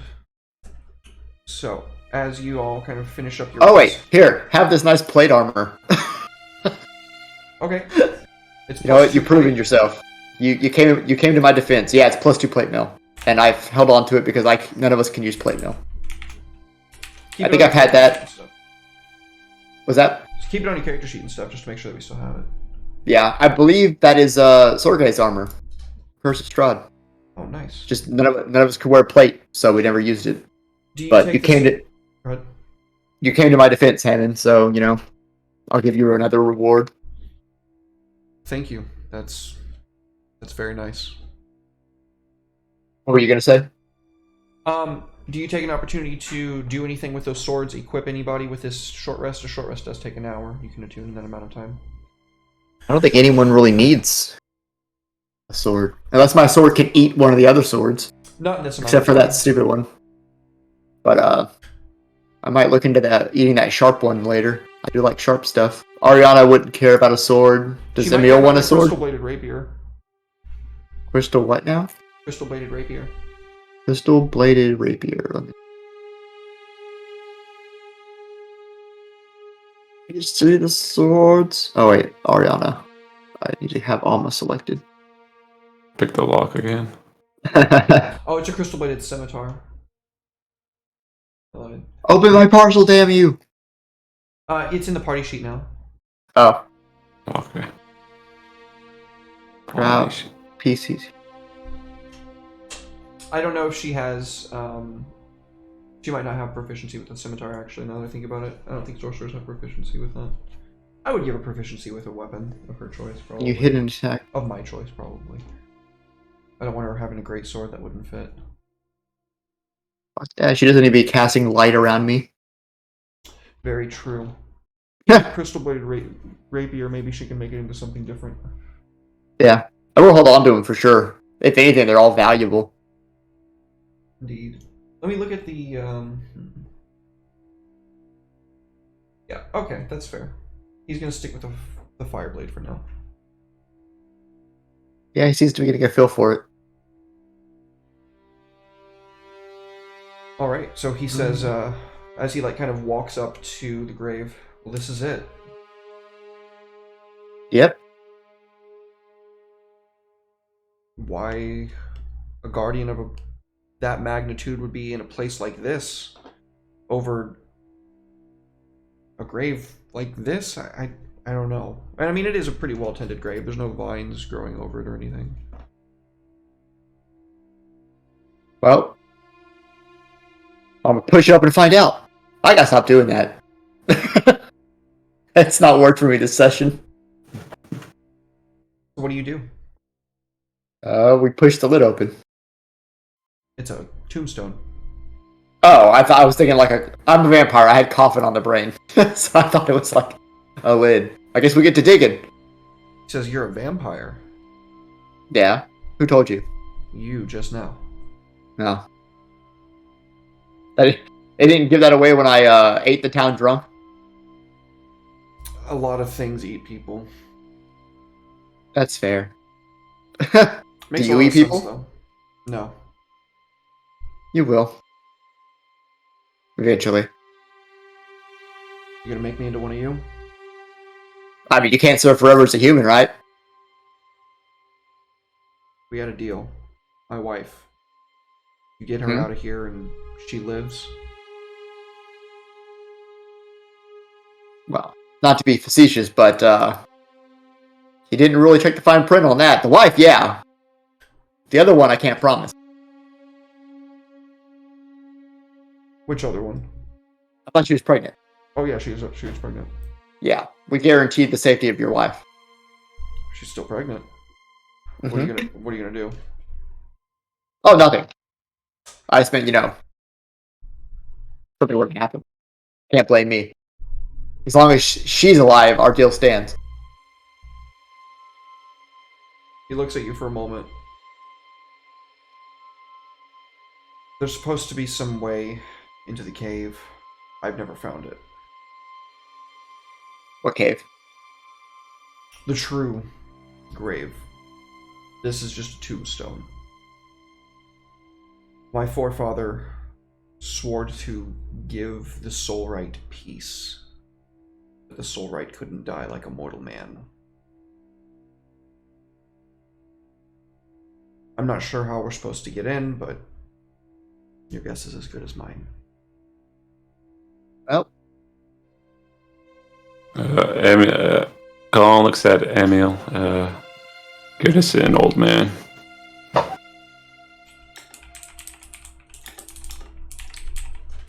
What do y'all do? Look around? I don't know. You have to tell me. yeah, let me investigate. Ariana. Let me have Ariana look at this tombstone. So she kind of looks the tombstone over. There's this like gemstone set into the top of it. There's an inscription that it's a language foreign to you guys, but it's their version of the word Soulwright, and the baseline of it says may your peace be everlasting.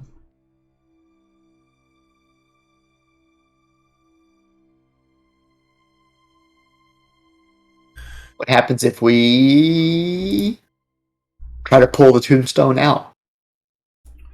It is set pretty firmly into the ground. It is rooted quite well.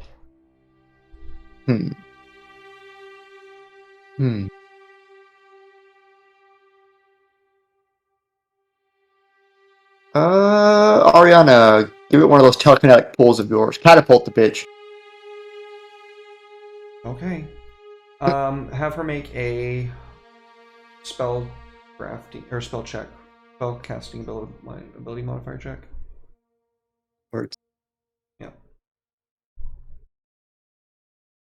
Yeah. So that is enough for her to pull it out of the ground, and you can see that like on the underside of the tombstone itself, there seems to be some kind of like runic sequence, as if the whole thing is this big slot coming out of the earth. There's this big Weird. array like on the inside of it. Well, that is foreign to my non-magical ass. Mom, what the fuck is this? You don't know that I have no way of knowing what that is. And the goblin's not here to tell me. Hold on, do you know what this is? I'll look into my memories and see what I can find. Give me an Arcana check. Arcana.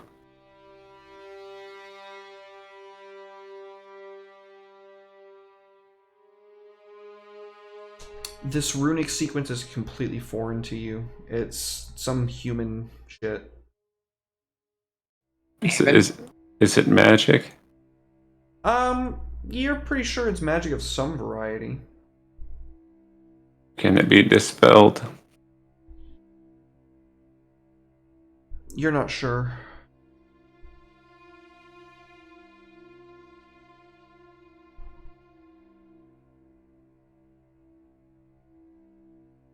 Okay. Emil will cast Dispel Magic on it.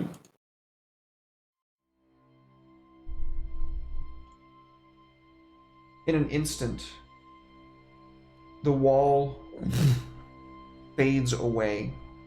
The warded glyph that was set into the underside of this tombstone, the illusionary magic of it being dispelled, it shuts off. Nice job. Nice. Very nice. Nice. With that being said, it reveals a cavern beyond.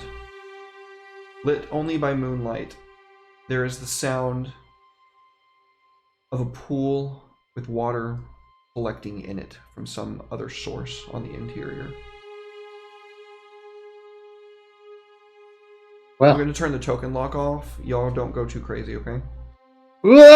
Every time. That happened on Saturday too. It's something in my primal lizard brain. It's like, read up. Break the chains that bind.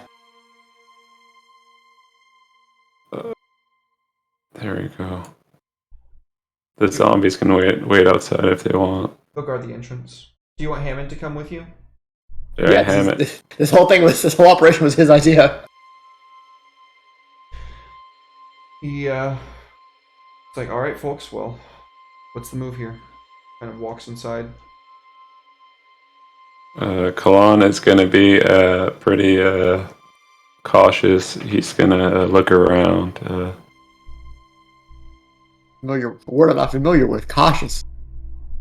Yeah, he's like, there must be more of those corpse people. Oh, yeah, there could be. Or there's one, there's more. Well, now's a good time to go bat. We're in a cave, so I'll just go bat mode. Fly around.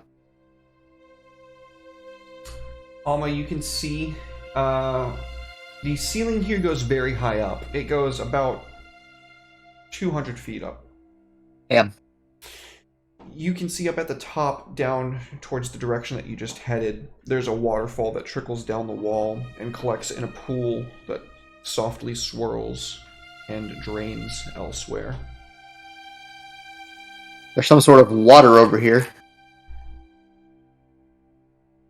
Not that I'm exactly enthusiastic about running water. Which, fun fact, also murders me. So, I'll try to get out, though. I won't be able to cross it. So what do? You fly down to it? Yeah, to get a closer look at it. This spring has this kind of soft presence about it. When you approach it, it has this kind of calming that you feel on the outskirts of your mind. I don't like that. Mermaids. Oh god, no, not the mermaids. I guess I'll call back for Hammond. Hammond makes his way over. Yeah, what's going on? I can't see shit. Imagine I'd be able to see in the dark. Use your flame tongue. You're right. Yeah.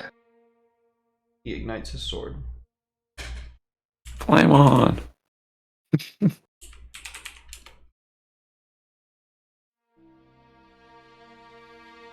It worked. There was literally a flame tongue effect. I Nice. dropped it on him and now it's working. That's fucking cool beans, dude.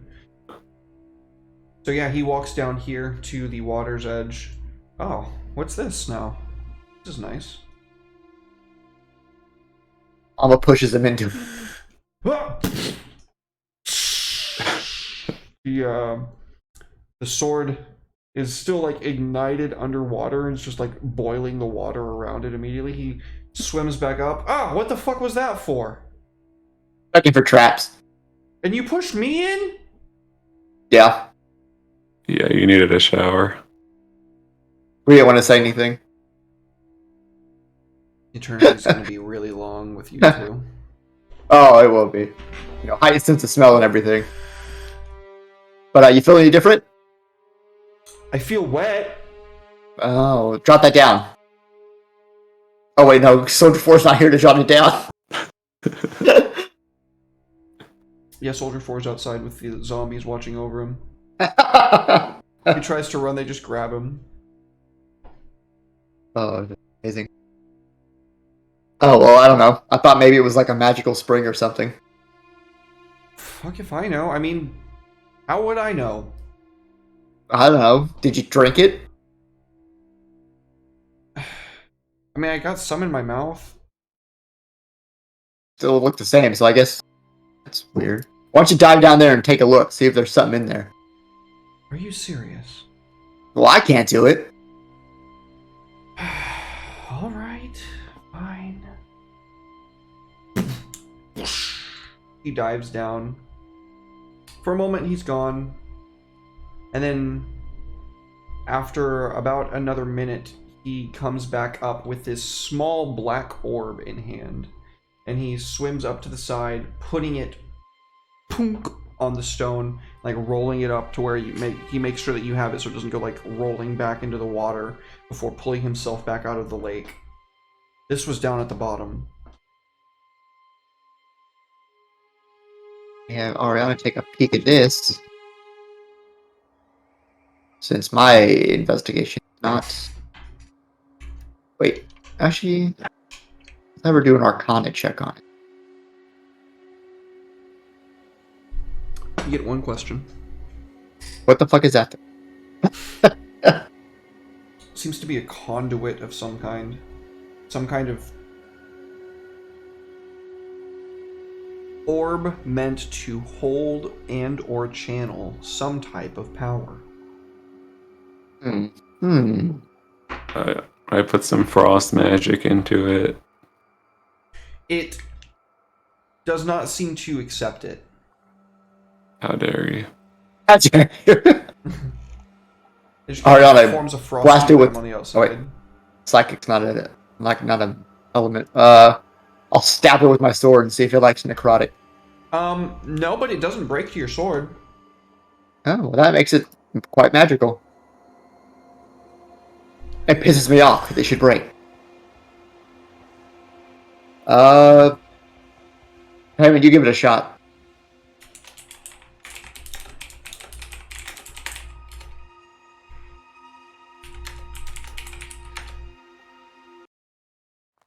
Who's giving it a shot?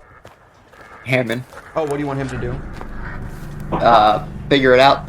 Stab it with your flame tongue. See if it fires what it wants. It bounces harmlessly off the crystal as well. Oh, Hammond. Yours did the same thing. I don't want to hear it. Excuses.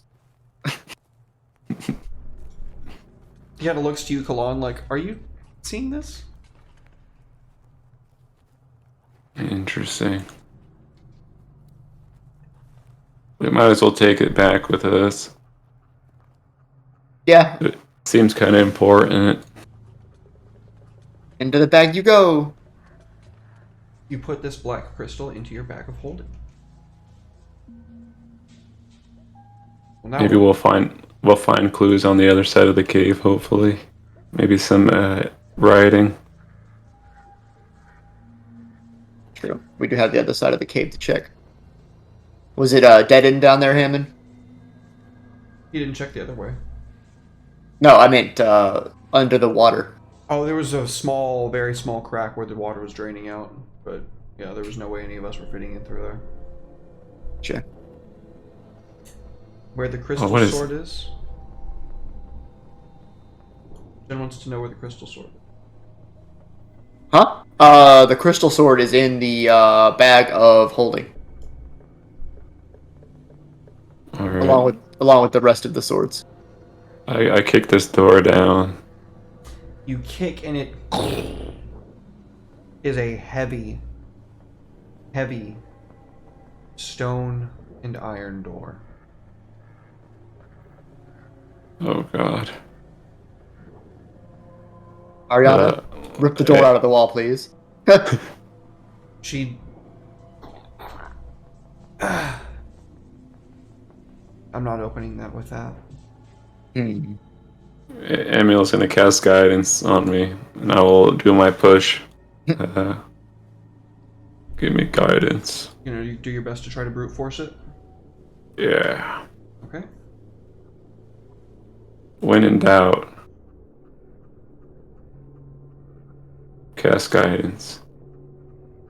Okay, go ahead and give us the roll. Strength athletics. Rip it from its seams. Strength athletics.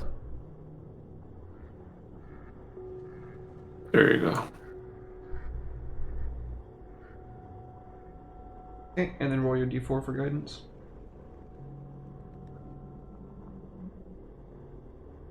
Would you like to bless that with one of the things that Jack gave you earlier? Alright. Is that D6? Yep. Do it. That is just about exactly what you needed. Okay. Hey. Strong boy. So, it takes digging deep, and you can feel a lot of what's the word I'm looking for? A lot of pushback. The door is very resolute, but you are stronger, and eventually you push it open, revealing an area beyond completely smothered in a black smog. Uh-oh.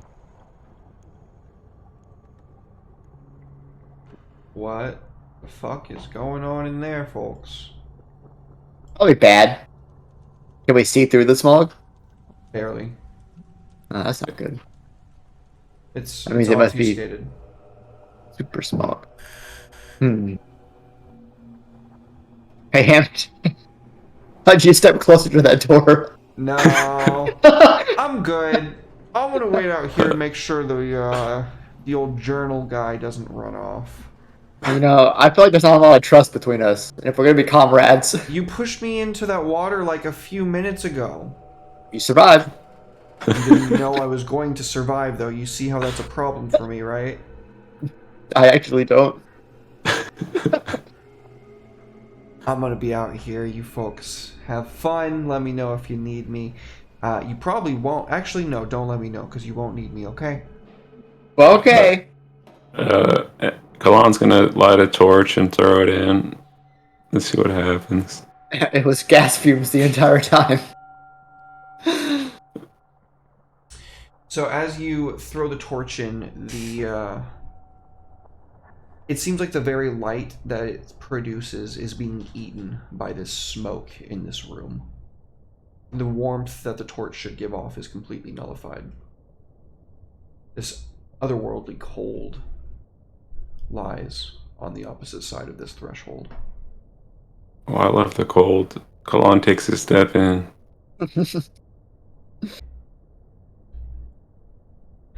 Kalan, you can feel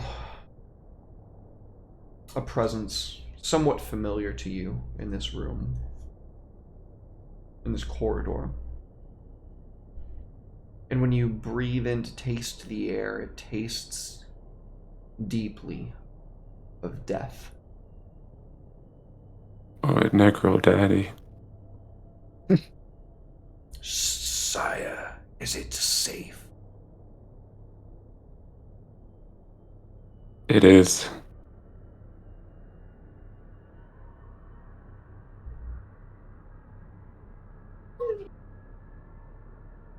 Wait, I'm not sure if it's safe for Ariana. Oh yeah, I forget that you're alive. How you feeling, Ariana? I don't like it, but it reminds me of when I was in the egg and you fed me. You have memories of being in the egg? Interesting. Not very solid ones, but I remember drinking deep. So much. The best way to drink. I felt like I was going to explode out my egg. I never did, though. Until I did. Nope. Yep, now you're here. Now I'm here. Well, as long as you're good, we should be fine. Stand behind me. I will gladly do that this time. Feel free to control your homies as well. I don't want to be having to do them the whole way. Homies. As you get about halfway down the hall, you can see this huge statue facade carved out of the stonework.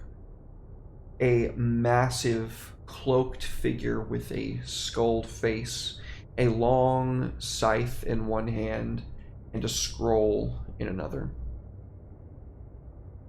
There's some inscriptions on it. What languages do you folks speak?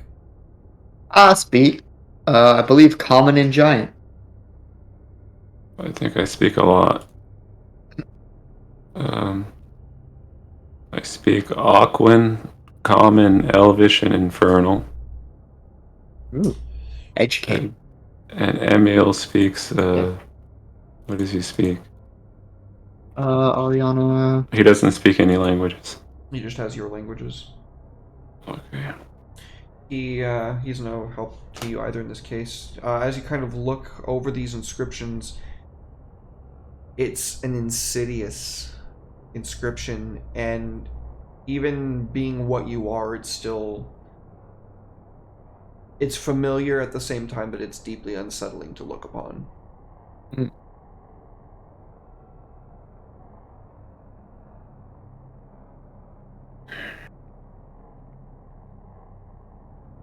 Well,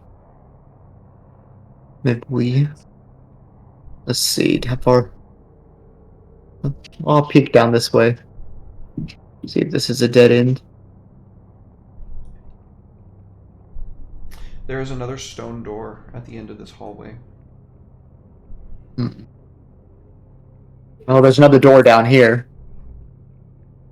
I'll have Emil take one of those paper things and make a copy of it with like some pencil shavings. Some charcoal. Yeah. Yep, so as he kind of takes that over, he rolls that up. Well, what do we do, sire? Yeah, Mom, I'm kind of confused. What is this place? Tomb? Kind of a weird No. tomb. It's a very weird tomb. All these doors.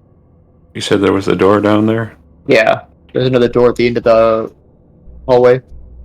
Alright, I go to open it then.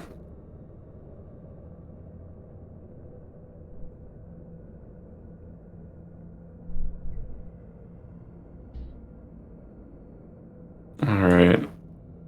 So I figured it out. That this copy we took must be the password to the doors. Oh. But we can't read it, unfortunately. Can I inspect this door? Let me look it over. Yeah. Is another stone and iron door. It is banded with decorations, many of which are macabre in nature and centralized theme around death. Maybe we could push it open again. It worked the first time. Emil's casting guidance again. Okay, go ahead. It may not work this time though. There's no bless. I'll have Ariana roll to see if she can help you by tugging on it. Take the assist action. Take the 8 action with your Shit. psionic strength. Yeah, which is just a flat d20, I think. No, she just gives you advantage on the roll. Oh, okay. Okay. Advantage. Into the dice tower.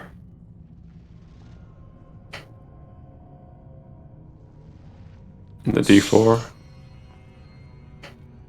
So, together, you were able to kind of brute force open this door, and you see a hallway that looks very much the same as this one on the opposite side, from where you're standing anyway.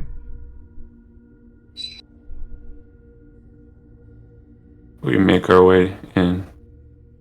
As you do, you find yourself in a hallway very much like this one. No.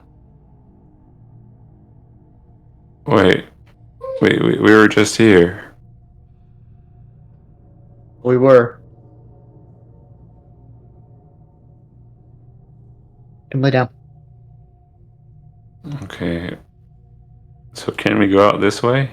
You are back in the hallway. You can hear water trickling down at the end again.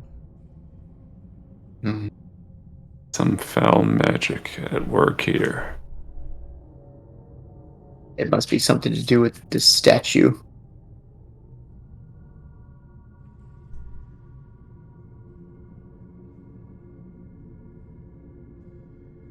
Let's see if we can give it a. Oriana, have her look it over. Yeah, Emil should know something about this. He's of the cloth. Man of the claw. So Ariana looks this over, floats up and down it, and she finds these kind of stone and iron hinges built into the head. He kind of, like, through a little bit of psionic force, is able to lift up the skull and reveal a socket behind it. Would that be where this little thingy we found goes? Just drop that into there. As you sink it in, you can feel as the mask begins to slowly lower back down onto it, you can feel all of the shadow being sucked into that point. And down the hallway, you can hear the door unlock.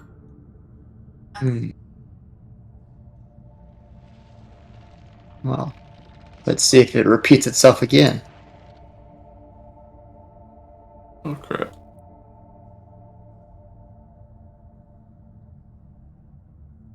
What you see on the opposite side is an absolute mound of skulls. So many that they actually serve as the floor itself, calcified to a rough hewn ground. Indeed, the structure of the walls and the ceiling too are made of skull after skull piled high and held in place. Well, someone knows how to decorate. I kinda like it. Where do you think all these skulls came from? Maybe past generations? There sure is a hell of a lot of them. You think that this Soulwright? I mean, Hammond said that it made monsters, right? You think that the Soulwright monsters killed this many? It's possible. If they're anything like the thing we fought to get in here. I could see an army of those slaughtering millions. Holy fuck. Sorry, Mom. Sorry. No. Now's an appropriate time for a fuck. Oh. As you approach, you can see a violet light at the end of a long corridor of skulls and bones. That is definitely spooky looking. And upon it, or excuse me, I should say, the source of this light is a sepulcher trapped and chained and absolutely covered around the sides in that same script. Myriads of different verses line the side of it. 6 obelisks gemmed with precious various gemstones adorned, all focusing and pointed towards this huge gem, which is the source of this light. On the opposite side of the sepulchre, suspended on the wall, a form, skeletal, withered, and ancient, suspended by each arm.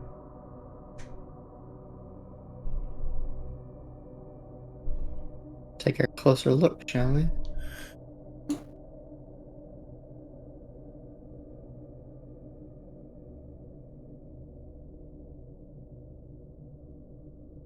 So beautiful. Thanks, dude. I made this one. Very pretty.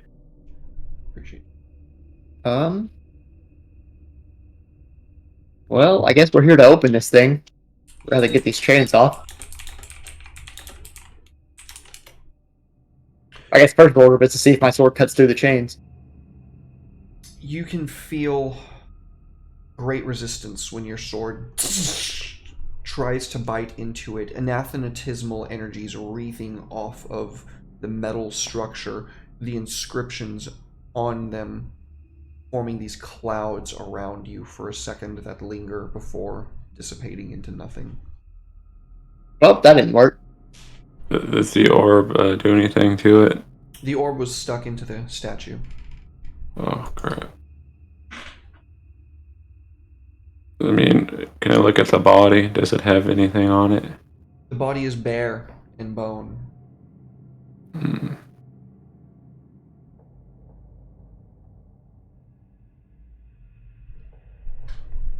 Is the gem available to touch? Yeah. Yeah, well, give that a poke. See if we can pull that off.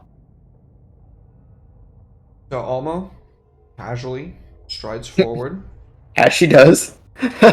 places her hand on the gem, and is gone. Ah! There's just a slight little sound, and she's gone. Oh, crap. Alright, Emil's gonna dispel magic this thing. You burn the spell slot and nothing happens. Oh no. Alma, no! Mom? I can't hear her, you guys. You guys, I'm gonna freak out. I'm Claude, gonna... where's my mom?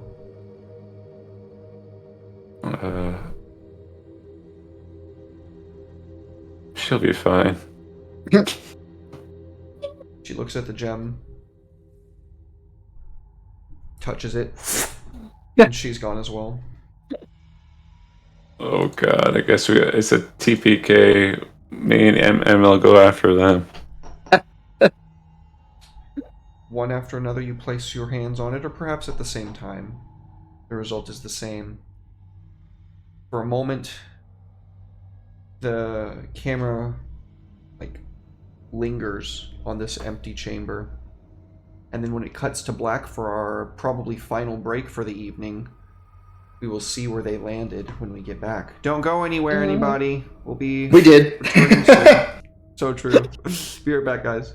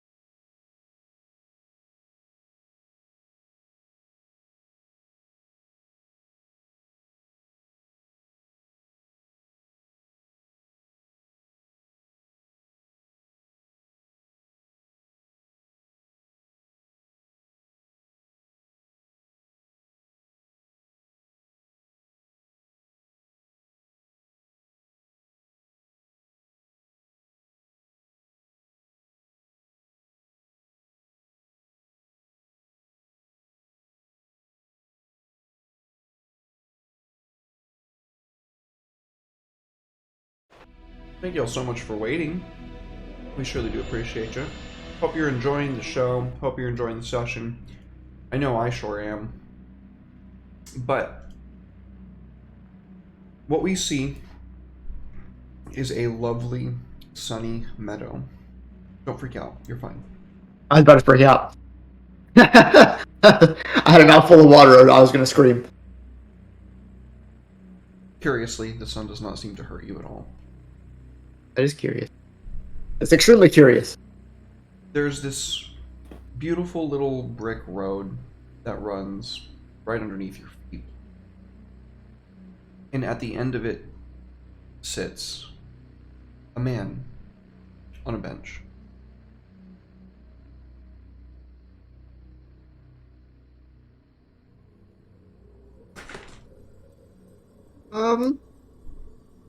Well, let's go say hi. Do we all come in at the same time, or? Yep. Okay.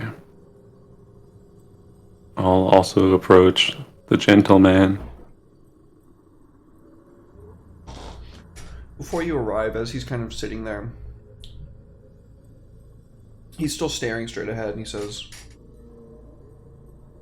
"You must have gone through an awful lot of work to get to where you're standing." More or less. Depends on how far back we're talking.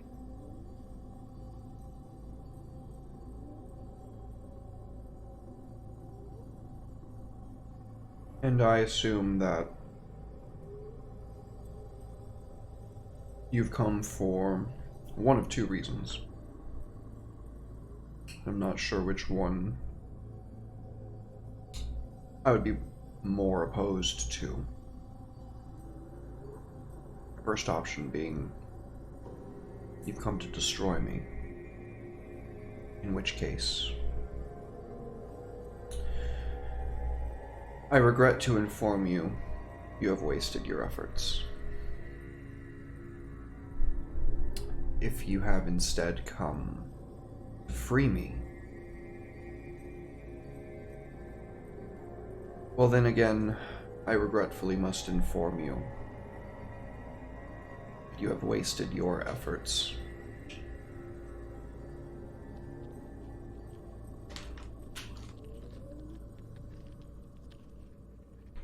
Now, why might that be?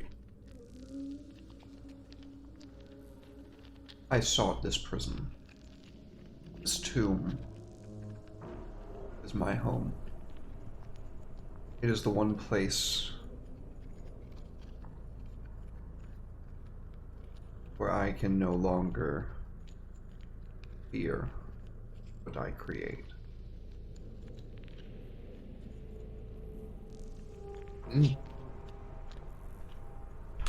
Well, unfortunately, we are in need of your services, I believe. So, willingly or otherwise, I will rip the screaming soul from this prison.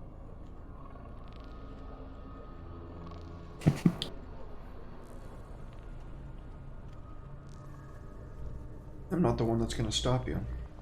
Oh no. It's the collector shows back up and just puts me back on his back. No! But we don't even know who this guy is. No, but if he made those things out there, we could certainly use them. Maybe he's that Soulwright guy that Hammond was going on about. The one who makes all the monsters. The one that can make us an army. He kind of stands up, slowly turns around. You want me to what? Make an army. What I create. Monsters is putting it lightly. So you are the guy then. What I create. I take the souls from people and I put them back into bodies. I graft them. Bodies don't take very well something like that. they tend to drive the soul mad.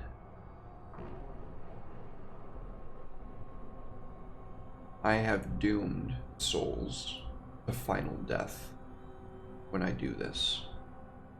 This is a blasphemy against nature. This is a crime against existence itself. There was a reason why I had the respect of Necronomulus himself. Can I get Constitution saving throws from No! both of you? You can't just say that word, buddy.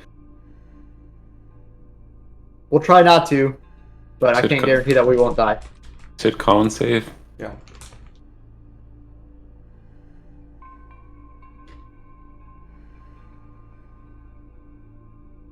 No.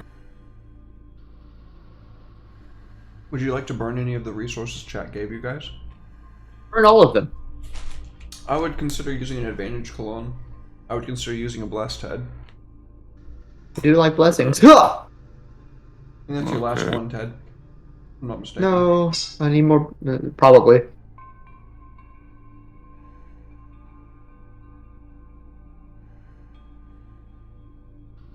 Klon, you fail. Oh god. Oh no.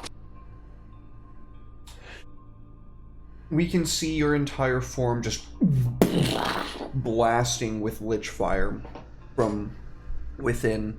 We see Kalan falling to one knee, like struggling to put his hand out as he kind of like collapses to the ground, turning to ash. Alma, you are barely able to hold it together. Ow. He looks to Kalan on the ground. This one is old. Looks like it's been a while since it's moved around. And he reaches his hand up, plucks something unseen out of the air until when he, like, with a little bit of force, Alma, you can see this kind of bluish green fiery orb in his hand, just appearing from thin air. He brings it down to Kalan's form and just, like, kind of forcefully, he puts one hand over it and then another, and then shoves it back down onto his form, which causes him to instantly reignite with that same lich fire. Literally killed him and brought him back just like that. Kalan, you feel incredibly disoriented from this experience, having been just completely annihilated and then brought back from that. How you feeling, buddy?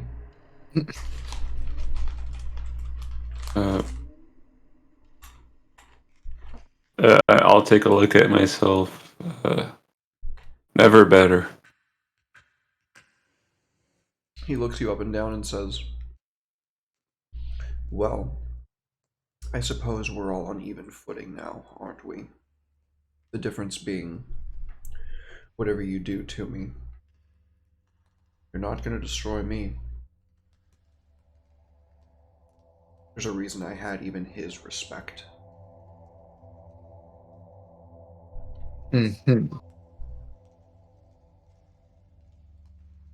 Well, you can sit here and mope about it, or you can help us destroy this planet. Why would I want to do that? Because our daddy said so. I don't answer to him. You kind of throw his name around. Sounds like you answered to him.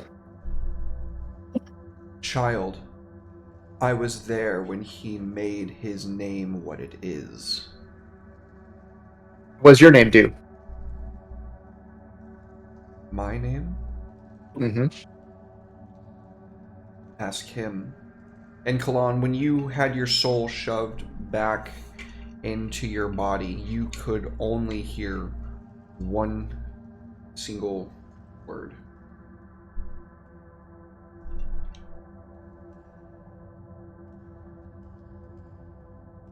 Was it Reclaimer? Nope. I literally had it and then I Go to the forgot. piano. I had it in my notes. Where did my notes go?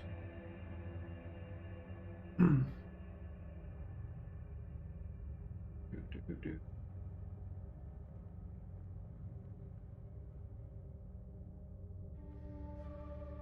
Oh, here it is.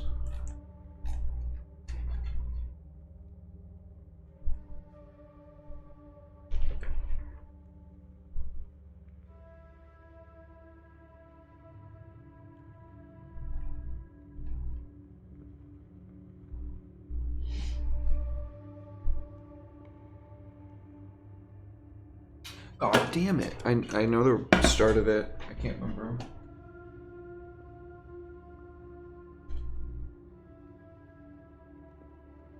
Okay, I remember where I got the name from, so I'm going to Google source.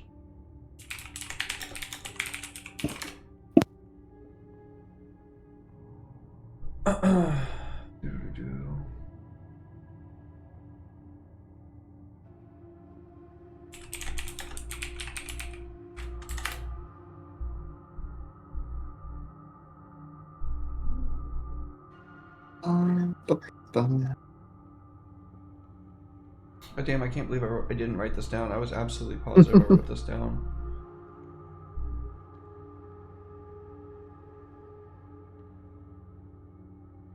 Lay down. Chrysippus. Chrysippus.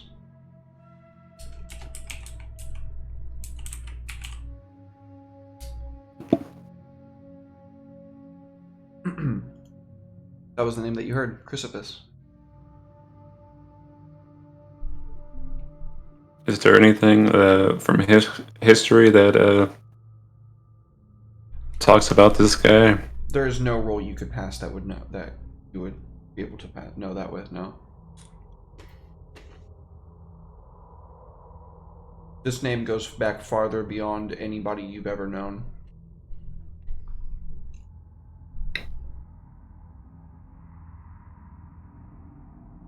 I guess we would have to ask Necro Daddy later about this guy. Maybe so. I'll tell you what you want to know.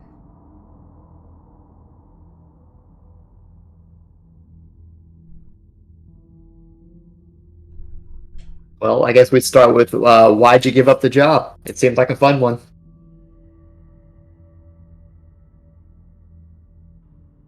This isn't my home. I wasn't born here, obviously. I didn't know that was obvious.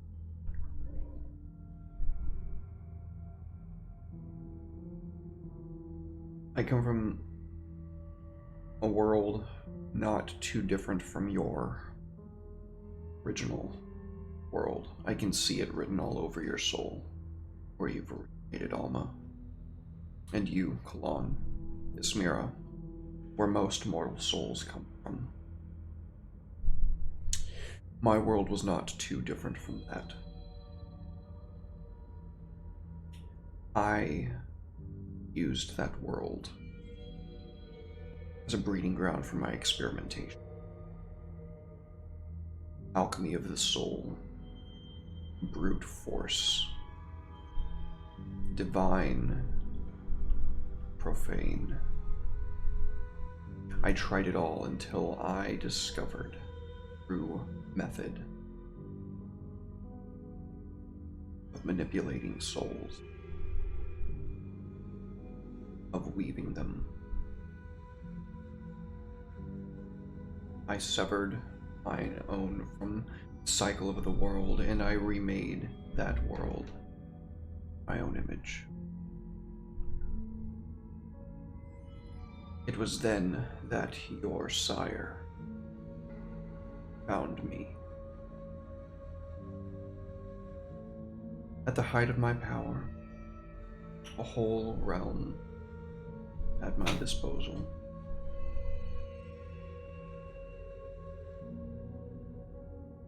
We waged war together, fought empires, claimed secrets that no one should ever know.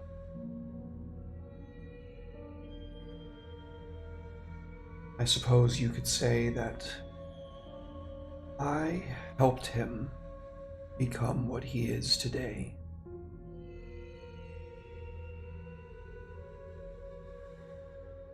And in exchange, all I wanted was peace. Peace from the ceaseless stirring that goes, souls eternally swirling over me, their voices, their lives. I wanted peace from existence itself.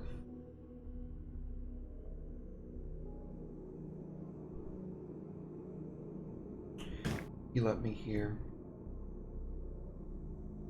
And over time, I constructed a way to render this peace unto myself. I had the help of a mortal. I saved his village. He slammed home the lock and became the key. I would assume if you've made it to here, you destroyed him. Probably so. Then that would be just, I think.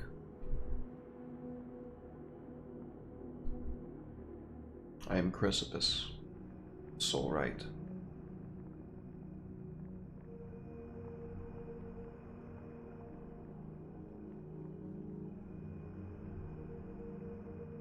What else do you? Well, I mean, if you're content to sit here, that's all fine and dandy. Maybe teach one of us how to do your thing. No. No, I don't think it's right that any should use this power.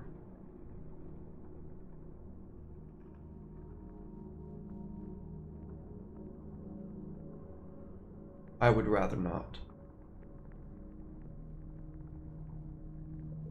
Definitely a chipper sword, aren't you, buddy? He just kind of glares at you. All that talent, you wasted away. Do what you will, then. We have a world to burn. Waste it. Yeah. I could waste this world. No, I think it better to leave it alone. You would what? Consume it? Is that what Necronomulus has come here to do? Yep. That's exactly what it's come here to do.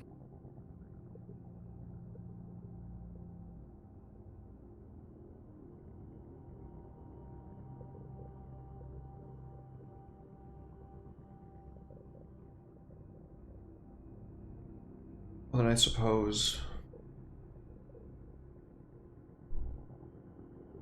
if it's what he wants, I will have words with him when the opportunity arises. That is clear. I do not work for you. I work with you.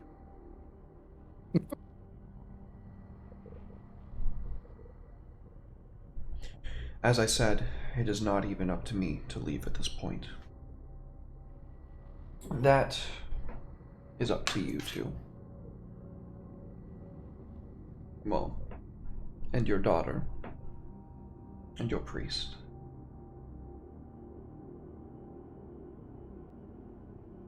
I'd Do we say, do? good. How do we leave? Well, I suppose I could just tell you to, but if you intend on bringing me with you, you're going to have to destroy the lock.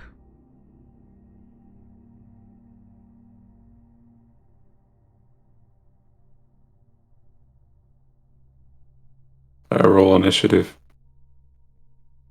Go ahead and roll initiative, buds. Bum, bum, bum, bum. I draw the glaive.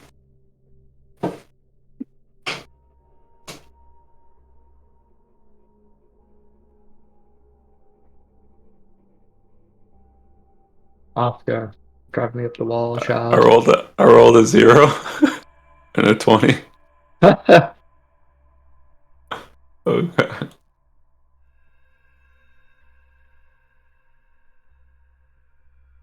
He kind of fades into these stars as the ground in front of you begins to fall apart and away. This ambient violet crack in the ground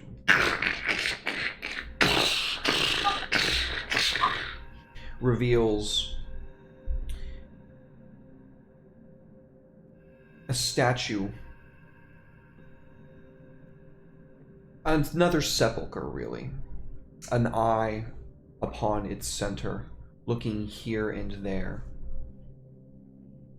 And as the ground beyond it continues to break and crack, we can see stars beneath the world as a deep void gives way beneath it.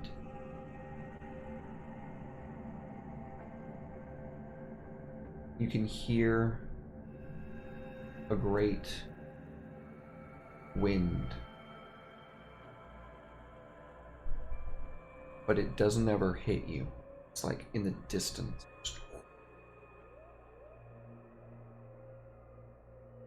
What do you do?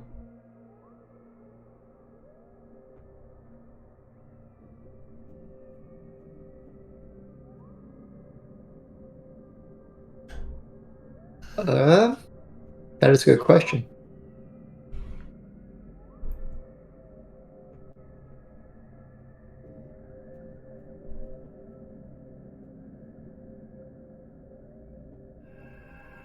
I'll have Emil cast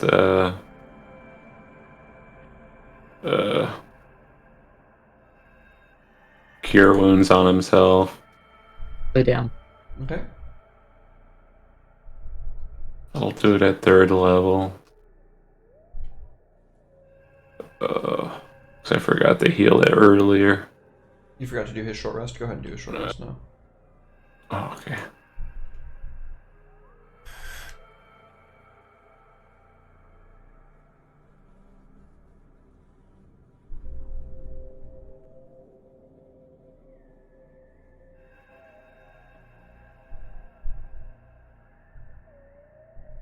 Oh, nice. A couple of max heals there. Alright. Alright, that's it. So what do you do?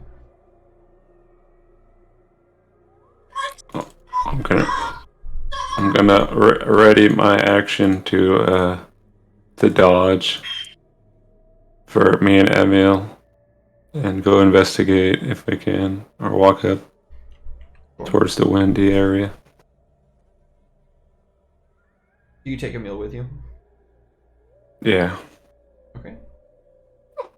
So you approach this sarcophagus with this eye upon it, and as you do, the eye focuses on you and is just burning this blue violet fire from a black slit like iris.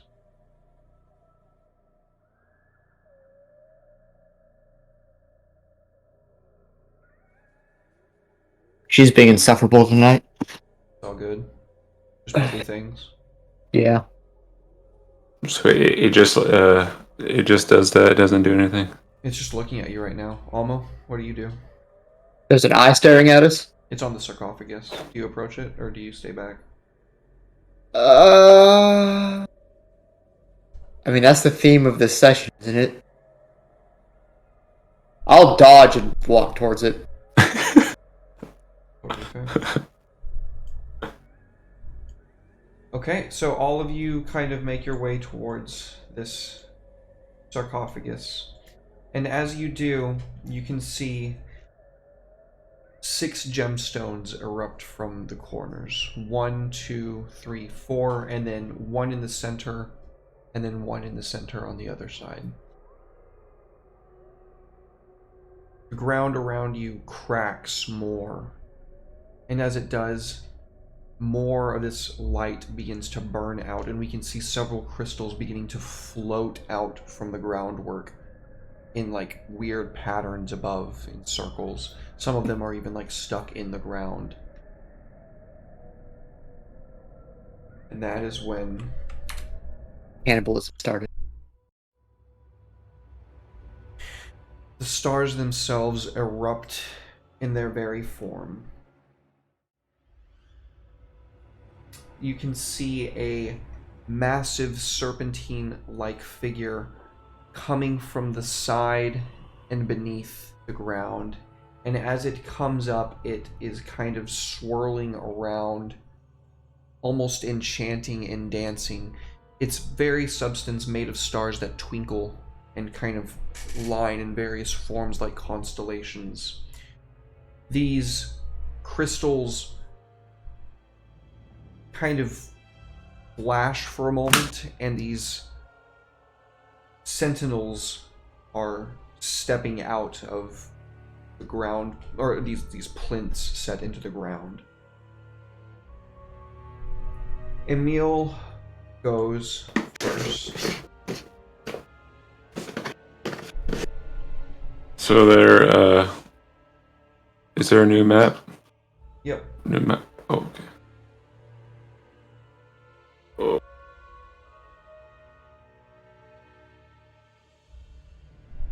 No. That's pretty. Yeah, this map rules. So cute. The serpent is a cute one. Oh yeah, I hope it doesn't stick me on its fucking back. that's funny. So these guys are undead like us. Seems that way. No. We're all that means friends here. I finally get to do extra damage.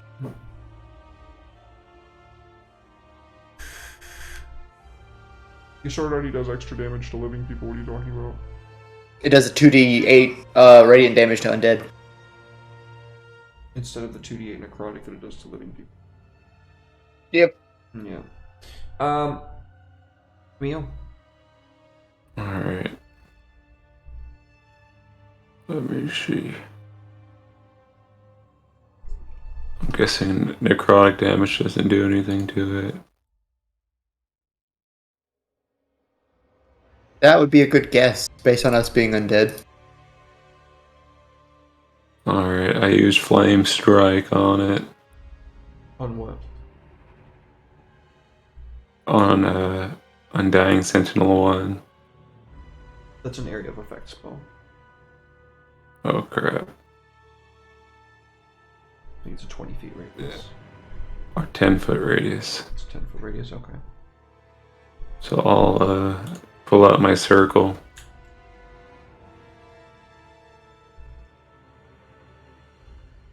Is that right? There, yep. You can do that. That's gonna hit you though. Oh, I can't move it somewhere else. Let me You can see. do it like that. Yeah, I'll do it that way. Okay. Yeah. Okay. So let me target them. Yep. And then cast a save. And then the damage. Ow. The radiant damage does not seem to bother them too much, actually. As the flame strike goes off, we can see them, their forms kind of absorbing some of the radiance. And turn there. Ariana, Ariana Grande. you know I drive a Hyundai.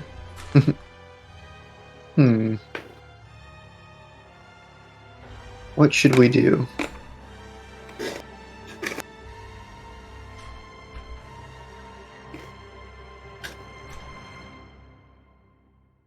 It's thinking about it. Okay, there we go.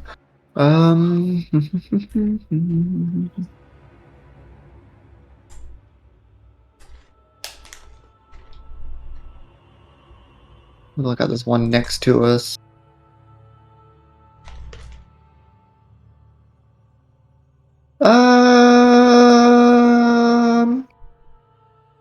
She will give herself invisibility. And that will be her turn. Right. Almost turn. Bing. Bing, bing, bong. Bing, bing, bong. Plip, plip, plop. Bing, bing, bong. Is that a see-through bing bong? Is that a see-through bing bong?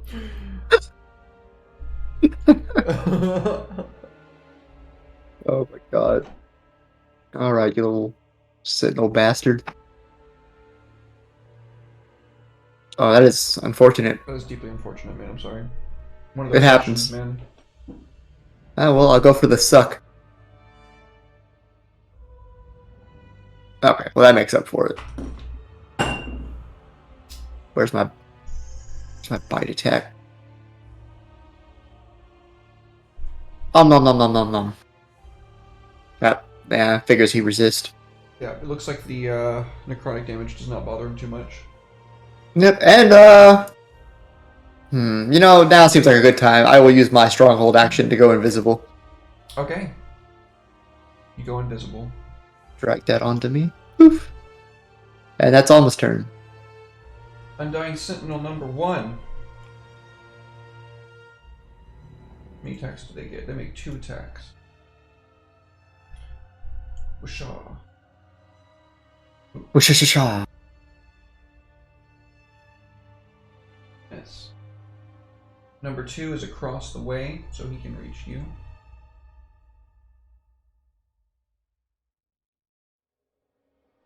And that would have been a crit.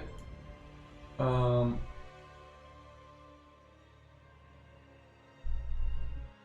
to hit the kiddo.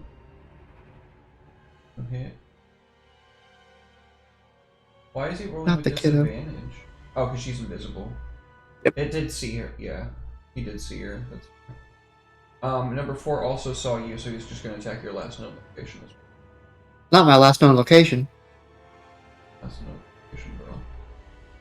Undying Sentinel wants to know your location. Oh, actually, you know what? That should have canceled it out. They had pack tactics. They had pack tactics. Pack with tactics. Yeah, so I'm just going to re-roll all those. Oop. 1 hit. Wow.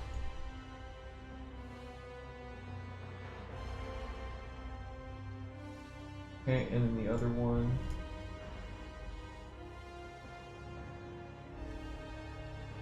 Oh, yes, that's advantage.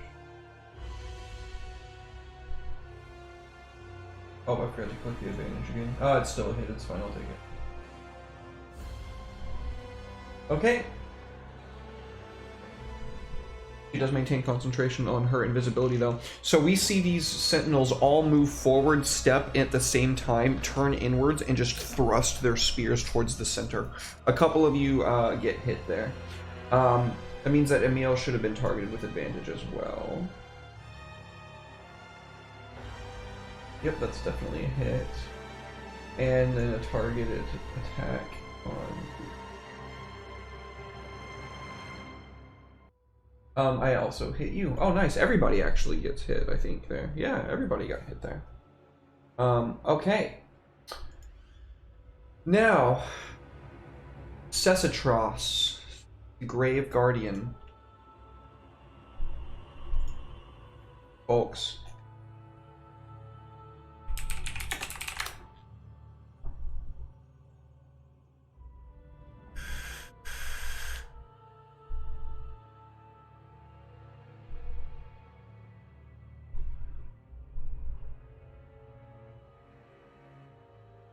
Okay. Is there a thing for this? Nope, that's not it. Okay. So everything on their side has advantage on saving throws, and every every attack roll against them has disadvantage. The snakes, the Grave Guardian snake-like body begins to glimmer with these stars even brighter, and the warp inside it begins to start churning like a burning nebula. Yeah, that's its turn. Kalan.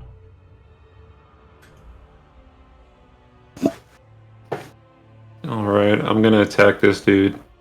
Undying Sentinel 1. Okay. He's going down.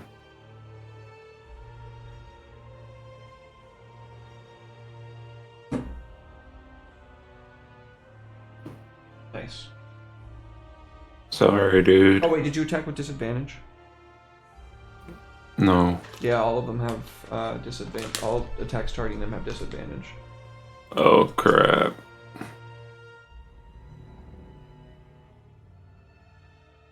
Oh, no. I used my Gaze of the Lich King.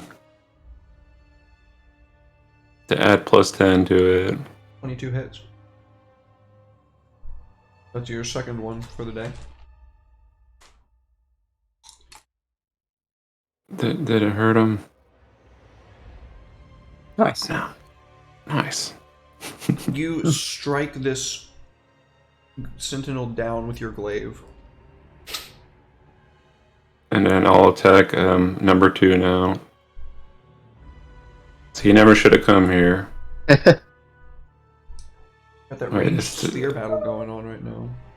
Disadvantage, right? Disadvantage. Okay.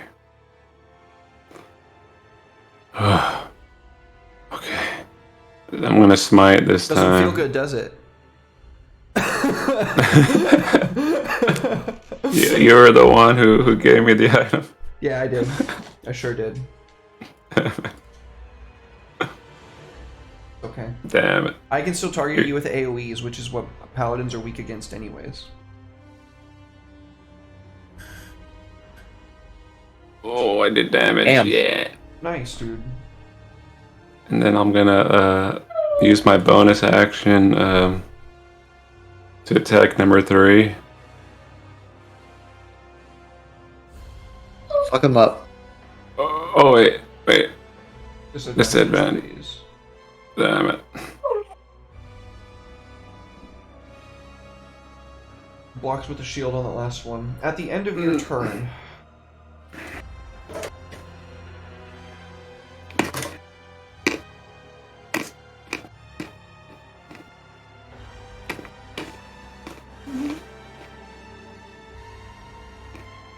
Hey, do we have a full cover from this this Drake?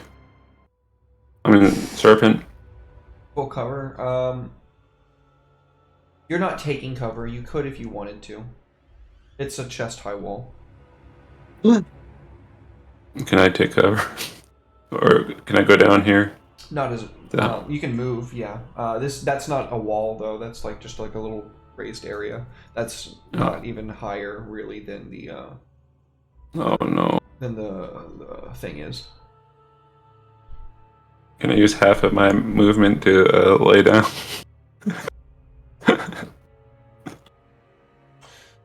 Okay, so the the large serpent breathes out this fiery blue ball that almost hits Ariana square in the chest, but she is able to put up a psionic wall at the last moment. What else do you do? How long is that it? Okay. That's it. Emil's turn.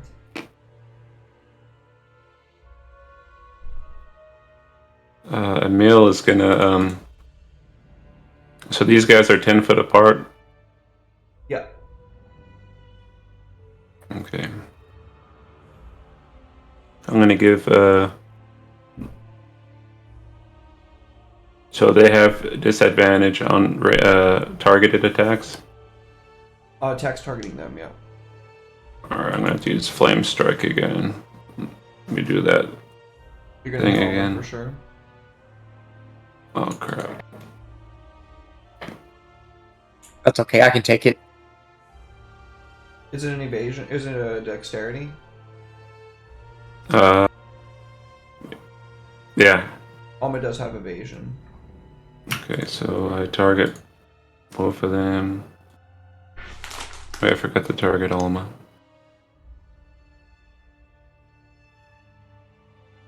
Wait, Just do it again. wait, Try to wait, hold is it? Wait, it has me as Kalon when I was doing it. Alright, now. You didn't target all again. Oh. Is it good? You didn't target Alma again. Yeah, I did. So- Oh, you did. I see her there. Okay. Go ahead.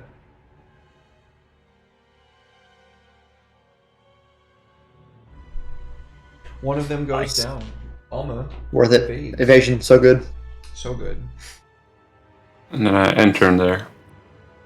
Nice. Hope you're keeping track of spell slots. Ariana. Ariana Grande.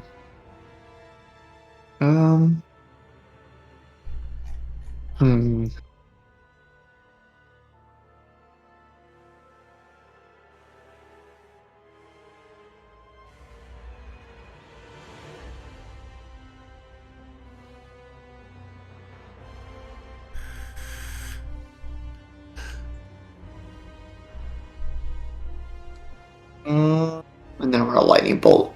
Oh, is only number 4 alive? Oh. Maybe not then. He can catch one of these.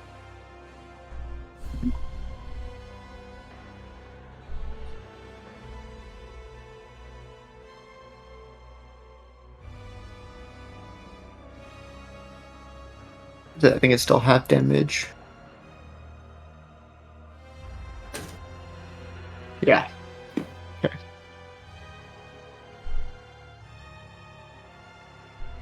How?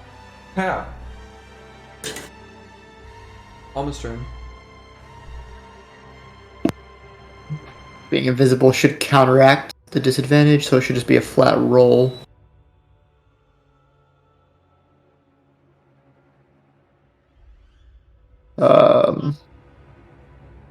So let me take that invisibility off.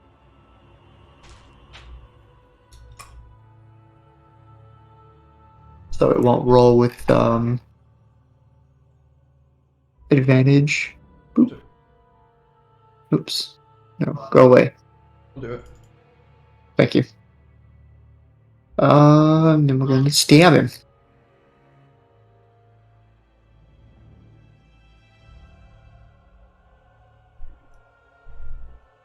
Oh, god damn it.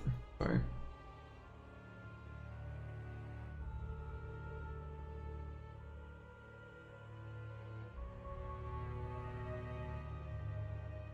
Oh, there you go.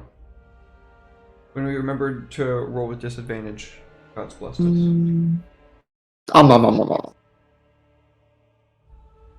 Yep, you tear into the Undying Sentinel with your fangs. That's my turn. Cereratras at its turn is going to fly above. It is currently 40 feet above everyone. It is like literally above this area right here, but I'm going to put it right here. And for its action, its form begins twinkling bright with light, which flashes, and we can see all of the sentinels restoring to life once more. Oh no. That's its turn. Kalan, you go next.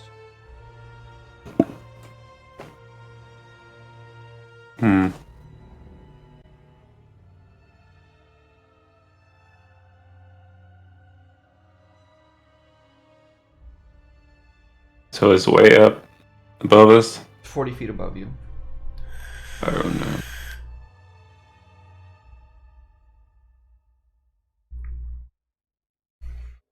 I'm gonna throw my spear at it. Outside of your range. Oh. Double disadvantage. Which isn't a thing. I think that just means it automatically fails. Oh no. What do I have?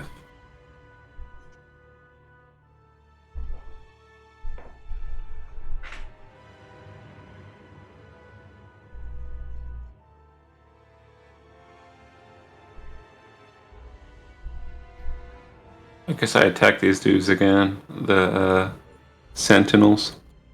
Okay.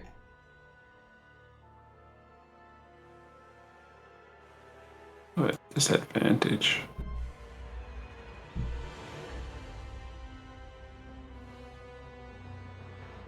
God. Oh no.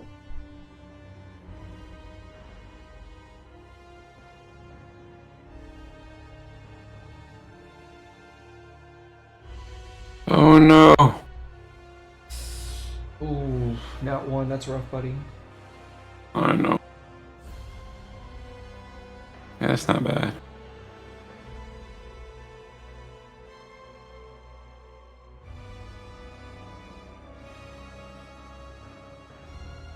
Okay, end my turn there.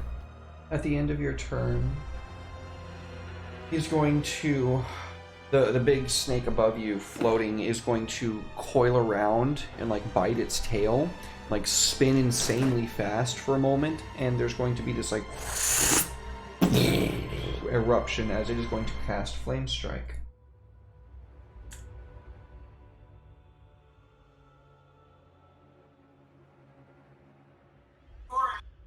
That's gonna hit all of you. Nice.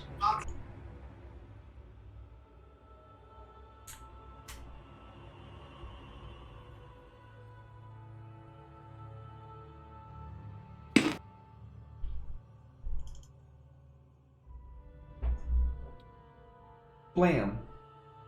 Ouch. So, as it does so, it like coalesces in on itself, and when it hits, it like rebounds and erupts back to its full form, slowly spinning, like spiraling back outwards. And this flame strike blasted down on everybody. It's Emil's turn.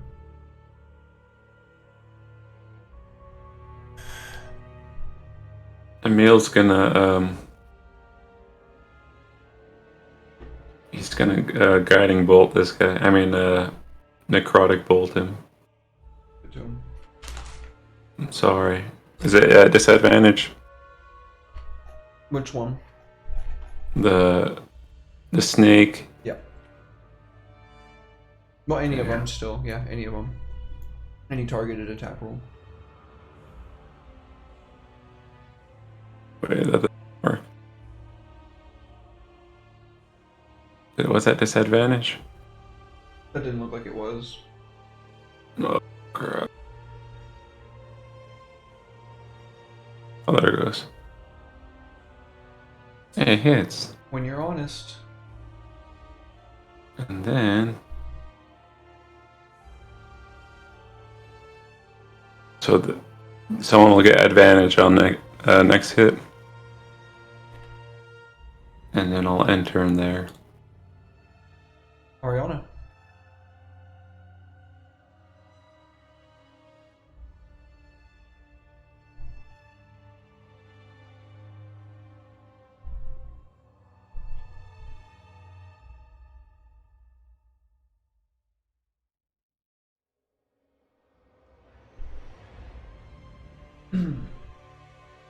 Ew. We see a psychic lightning bolt erupting from her finger. It is red, and it strikes this creature.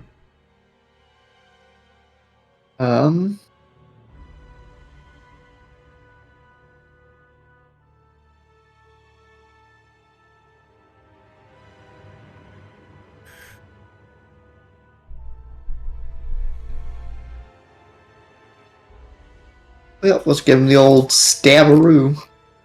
Okay.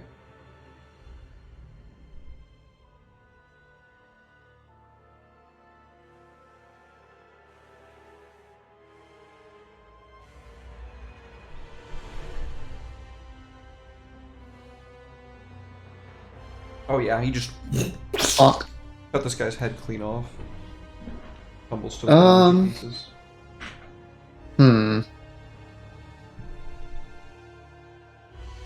Guess we'll just go with the tried and true.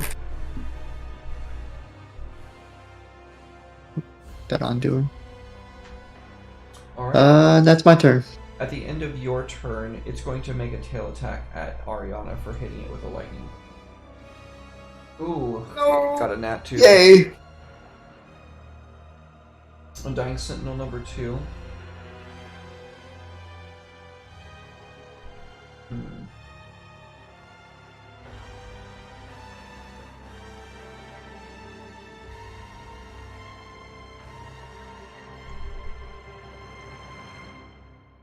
It moves in to attack you twice, and it misses.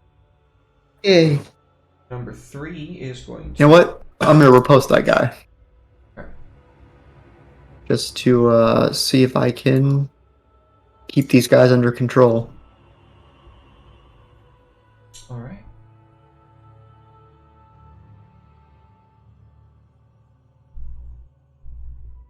Oh yeah.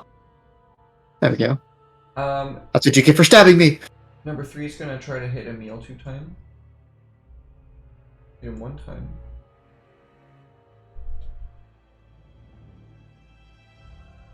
And now it is the big thing's turn again. Yay!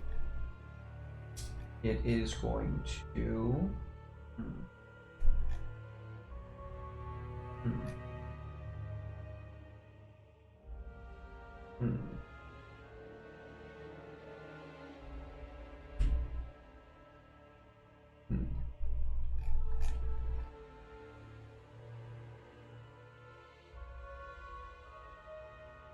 Oh man, it does not like that spell. Okay. That's fine.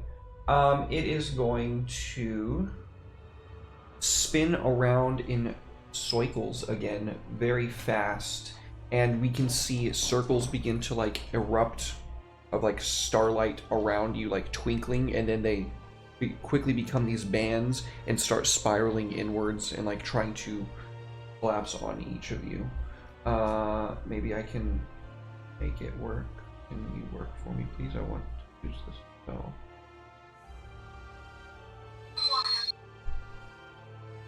Okay. I'm just gonna ask everybody to make wisdom saving throws for me. Wisdom saves, please.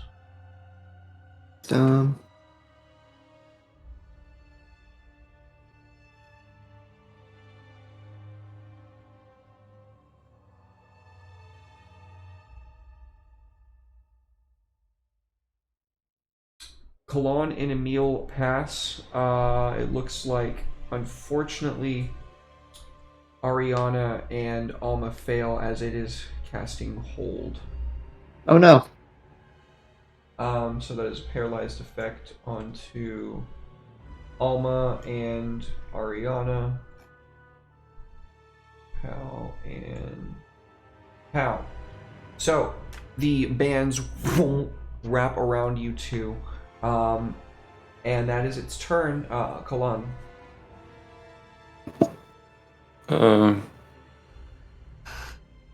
Kalon is going to take to this guy this turn, Bonus action wings. and he's attacking. It's 40 feet up. Can you fly that high? I think 30, Then you and then fly that high. I got 10 foot of reach. Ooh, that would My- put you at 40. Okay, you can barely reach him with the edge of your glaive.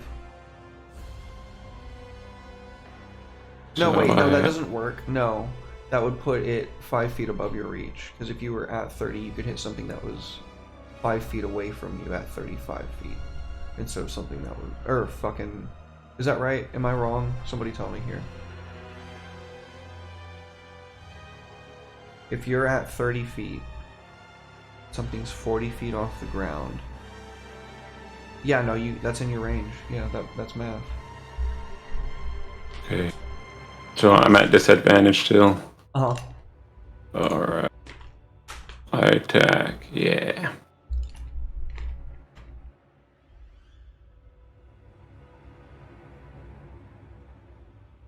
I missed.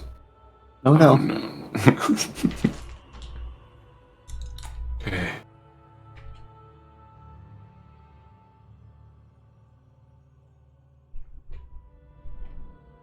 Oh, I hit. Nice. Alright. Give it to him. I'm gonna dump everything into this attack. Do I'm it. Sorry.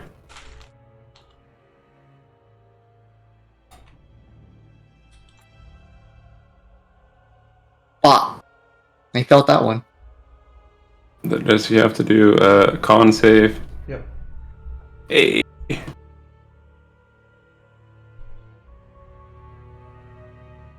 passes. No. Correct.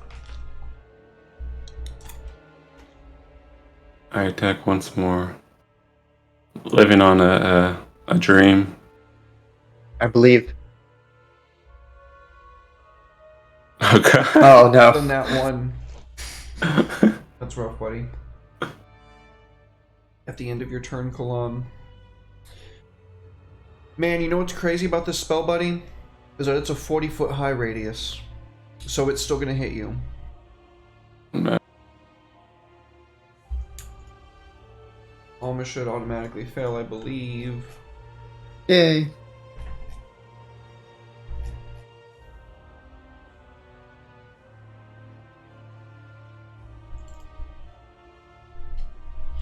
And I'm gonna upcast this.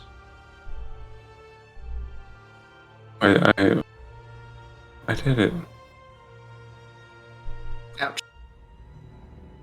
Blam! Yeah, it collapses in on itself again, and once more there's this. Oh wait, I didn't see Ariana there. Did she make one? I didn't see Ariana. Let's have her make a save as well first. Oh no, that sucks. Blam! Ariana took a huge amount of damage there. It just like.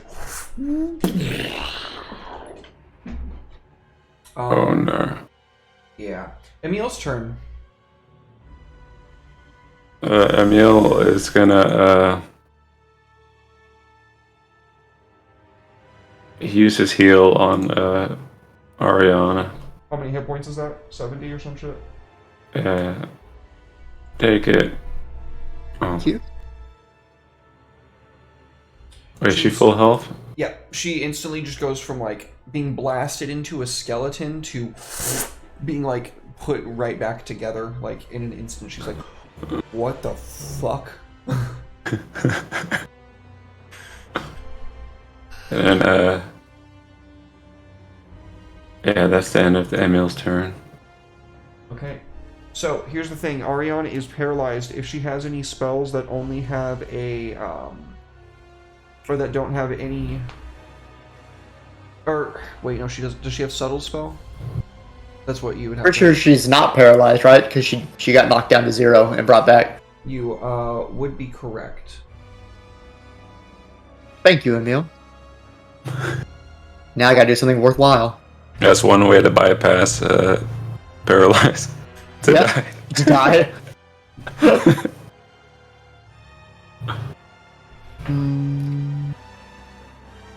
Good call on that, Ted. Thank you. Problem is, we're running out of steam here, and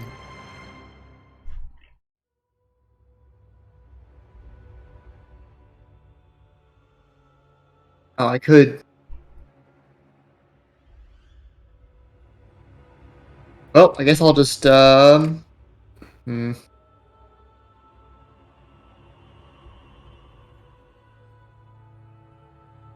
it's gonna lightning bolt it again, but I'll burn the points to give it. Well, it's got an advantage against magic, so I'll cancel that out and make it just a regular roll with heightened.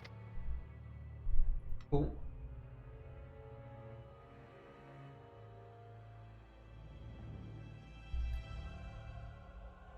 Oh no. Well, I'm just gonna make a manual save on that. It's a deck save. okay. Oh, that's even. That's a natural 19. Sorry. Huh. Have. Thanks for the hydrate, JJ.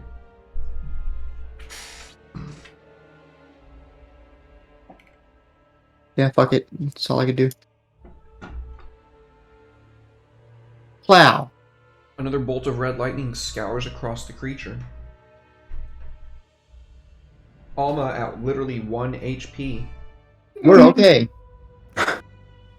Gonna be just fine. Maybe I should have healed her instead. Oh. I'm going down. I'm taking this last little fucker down here with me. You are still paralyzed. Oh. Never mind then. I forgot I was paralyzed. That is a con save. It is wisdom. Wisdom. Oh, that 18 would have been nice. That 18 Well- would be really nice. Number 3 is going to take an opportunity to try to end you. I'm sorry. No, it's fine. Excuse me. Somehow a miss. Haha. And then 2. Oh. Almost. Yeah, he just thrusts his spear into your chest. Oof. That is going to be the Baus. Baus's turn. Let's see here.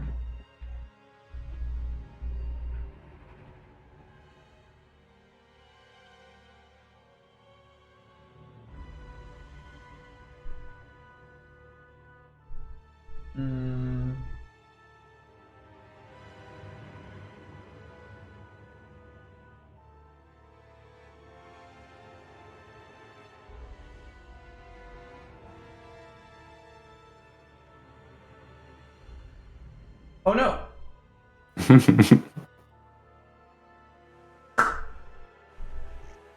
It casts banishment on Emil. Oh no! Oh no. As it kind of like spirals out, it kind of starts rolling down and it unfurls with this like orb that it makes a beam into that just strikes straight across Emil, who instantly is just phased into a different dimension for the time being. Kalan's turn. Oh no. Which means that Alma is no longer paralyzed, for the record, even though she wouldn't have been anyway. Alright, I go to town on the monster again. Do it. This is it. You had to put everything you have into it. Bump the righteous smites. Sear its soul from its body. Oh, can I use Righteous Smite here? Always. Alright, I use it. How do I add that effect? If it's not on there, then we just have to remember it. Okay. Disadvantage. It misses. Oh no. There's no. Ooh, this is not an ideal time to miss. Oh. Oh no.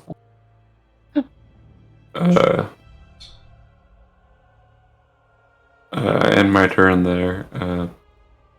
Oh, buddy. At the end of your turn. It's not. I'm getting through these fucking spell slots, folks. It's not happened very often. Let's see, I've used that. I've used 2 of those, so I'm done with that. I've used 1 of those, so I'm done with that. I've used that, so I've got that left. And then I've got those left. Okay. Oh man, you guys are about to be so fucking pissed off, bro.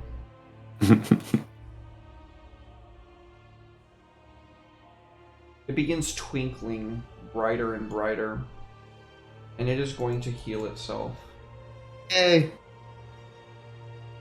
Let's see, 1, 2, 3, 4, 5, 6.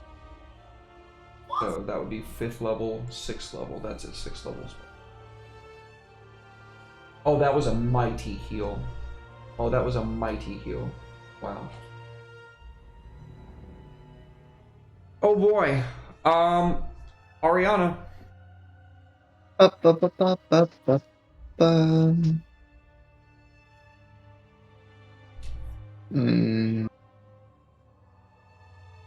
Damn, fighting Celestials takes a long time. Holy shit. Let me see.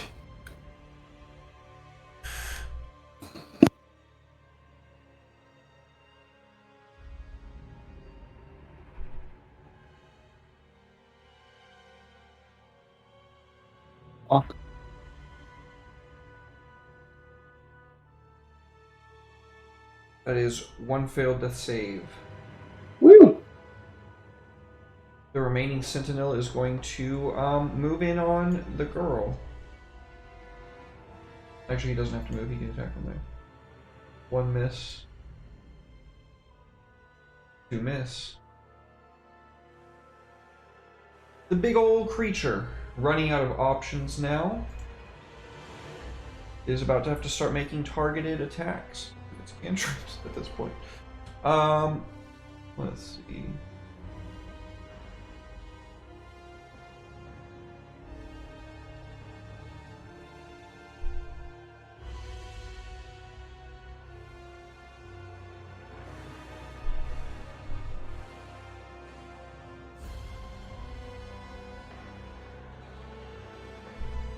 Blam! It hits Kalan with a bolt of radiant fire. It is Kalan's turn.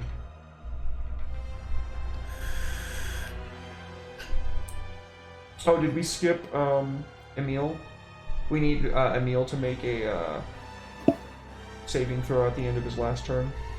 Oh, he's banished. Yeah, he needs to make a, I think it's a charisma saving throw. Oh, okay. There we go. That is literally exactly what he needed. Nice. Hey.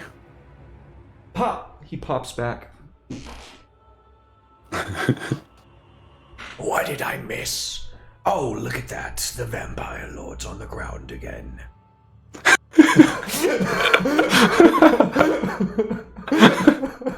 Give you a meal. He's so right. He is.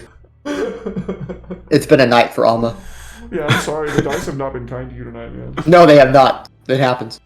Oh, I hit. I did nice. it. Ass blast him. Wait. I don't have that one anymore. I take this one. There you go. Happy birthday. Blam! Ooh! All that healing that it just did was stripped away from it with that blow. He felt that one. And another one. And now that was your righteous smite? Yeah. So now he's vulnerable, so he's going to be taking double damage from this. The power of righteous smite. Okay. Here you go. Here's double. Oh, Oh. Lord. Okay, so it's going to be double from the smite. So the smite there is 7 damage, so an additional 7 on top of that. Oh, he's hurting. Oh, yeah. He's feeling it. And then I'll use my regular butt of my Goliath. Wait, I didn't do that right. The butt. The butt. Oh, it hit! All 3 hit! He's Nice. going for it. Get it He's to- doing it. Right. Go big. Might as guns. well smite here too, huh? Yep. Pop your big one into him. Blam! Oh, damn it, dude. That's an It's gonna additional be up to 13 a mil. damage. Alright, I intern there. Bring it home, Hey. Emil.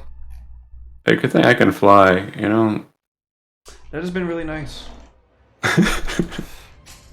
So yeah, we see Yeah. you just like battling with the serpent, like it's trying to coil around you, striking out at you, and you're like zipping and zagging through the air, like striking at it, and like diving down, striking again, and then like bashing it one more time. Sorry, Ted, you were saying something? Oh no, I was just like, oh yeah, I need to get those rock feathers made into a flying cape or something. Surprised you didn't do that in session Yeah. 0. No, I forgot about it, if I'm being completely honest. That's fair. Alright, I'm gonna cure wounds Alma at 5th level. Does that work? Yeah, go ahead and double click for the or right click for the extra dice. There you go. I'm back! Come on, get up. He walks over to you and puts his hand into your chest, ripping your soul back into your body. Oh, Your my soul. broken, dark, fractured, almost non-existent soul. Hey, my soul's beautiful. Enter. Creating spell slots.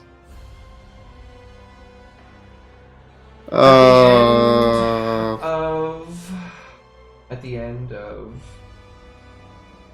Emil's turn. Oh god, he's healing again. He's healing! Dude.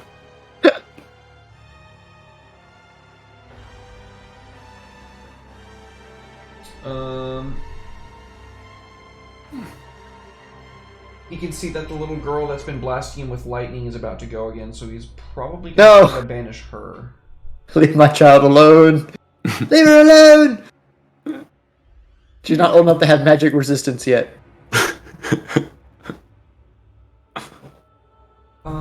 Banishment. Yeah. Oh no! Big oof. Pop. Quit banishing our friends! Alma, your turn. Shit. Well, I guess I'm gonna stand up.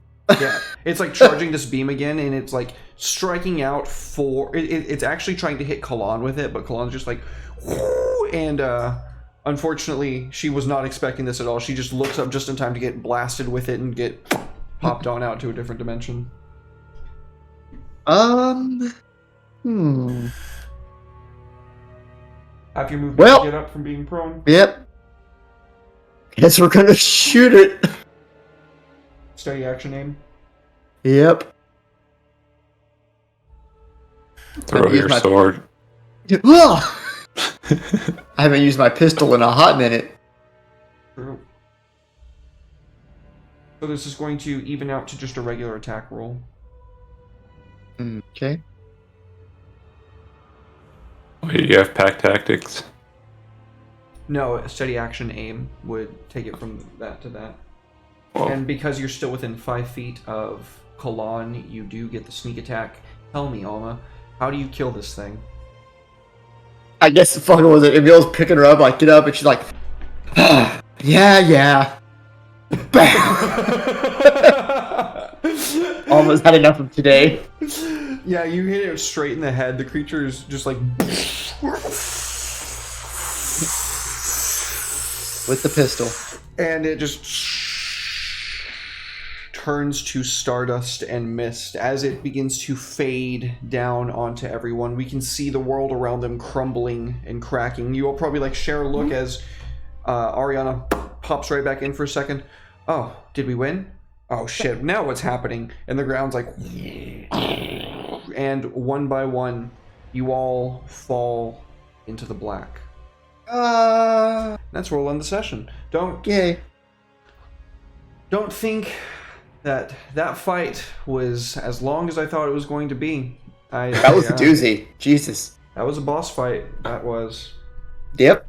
Fucking these high level campaign boss fights are they're something. They're something to experience. Most assuredly. we loot him. You know, we literally taking stars. That's my new mount. Celestial dragon serpent.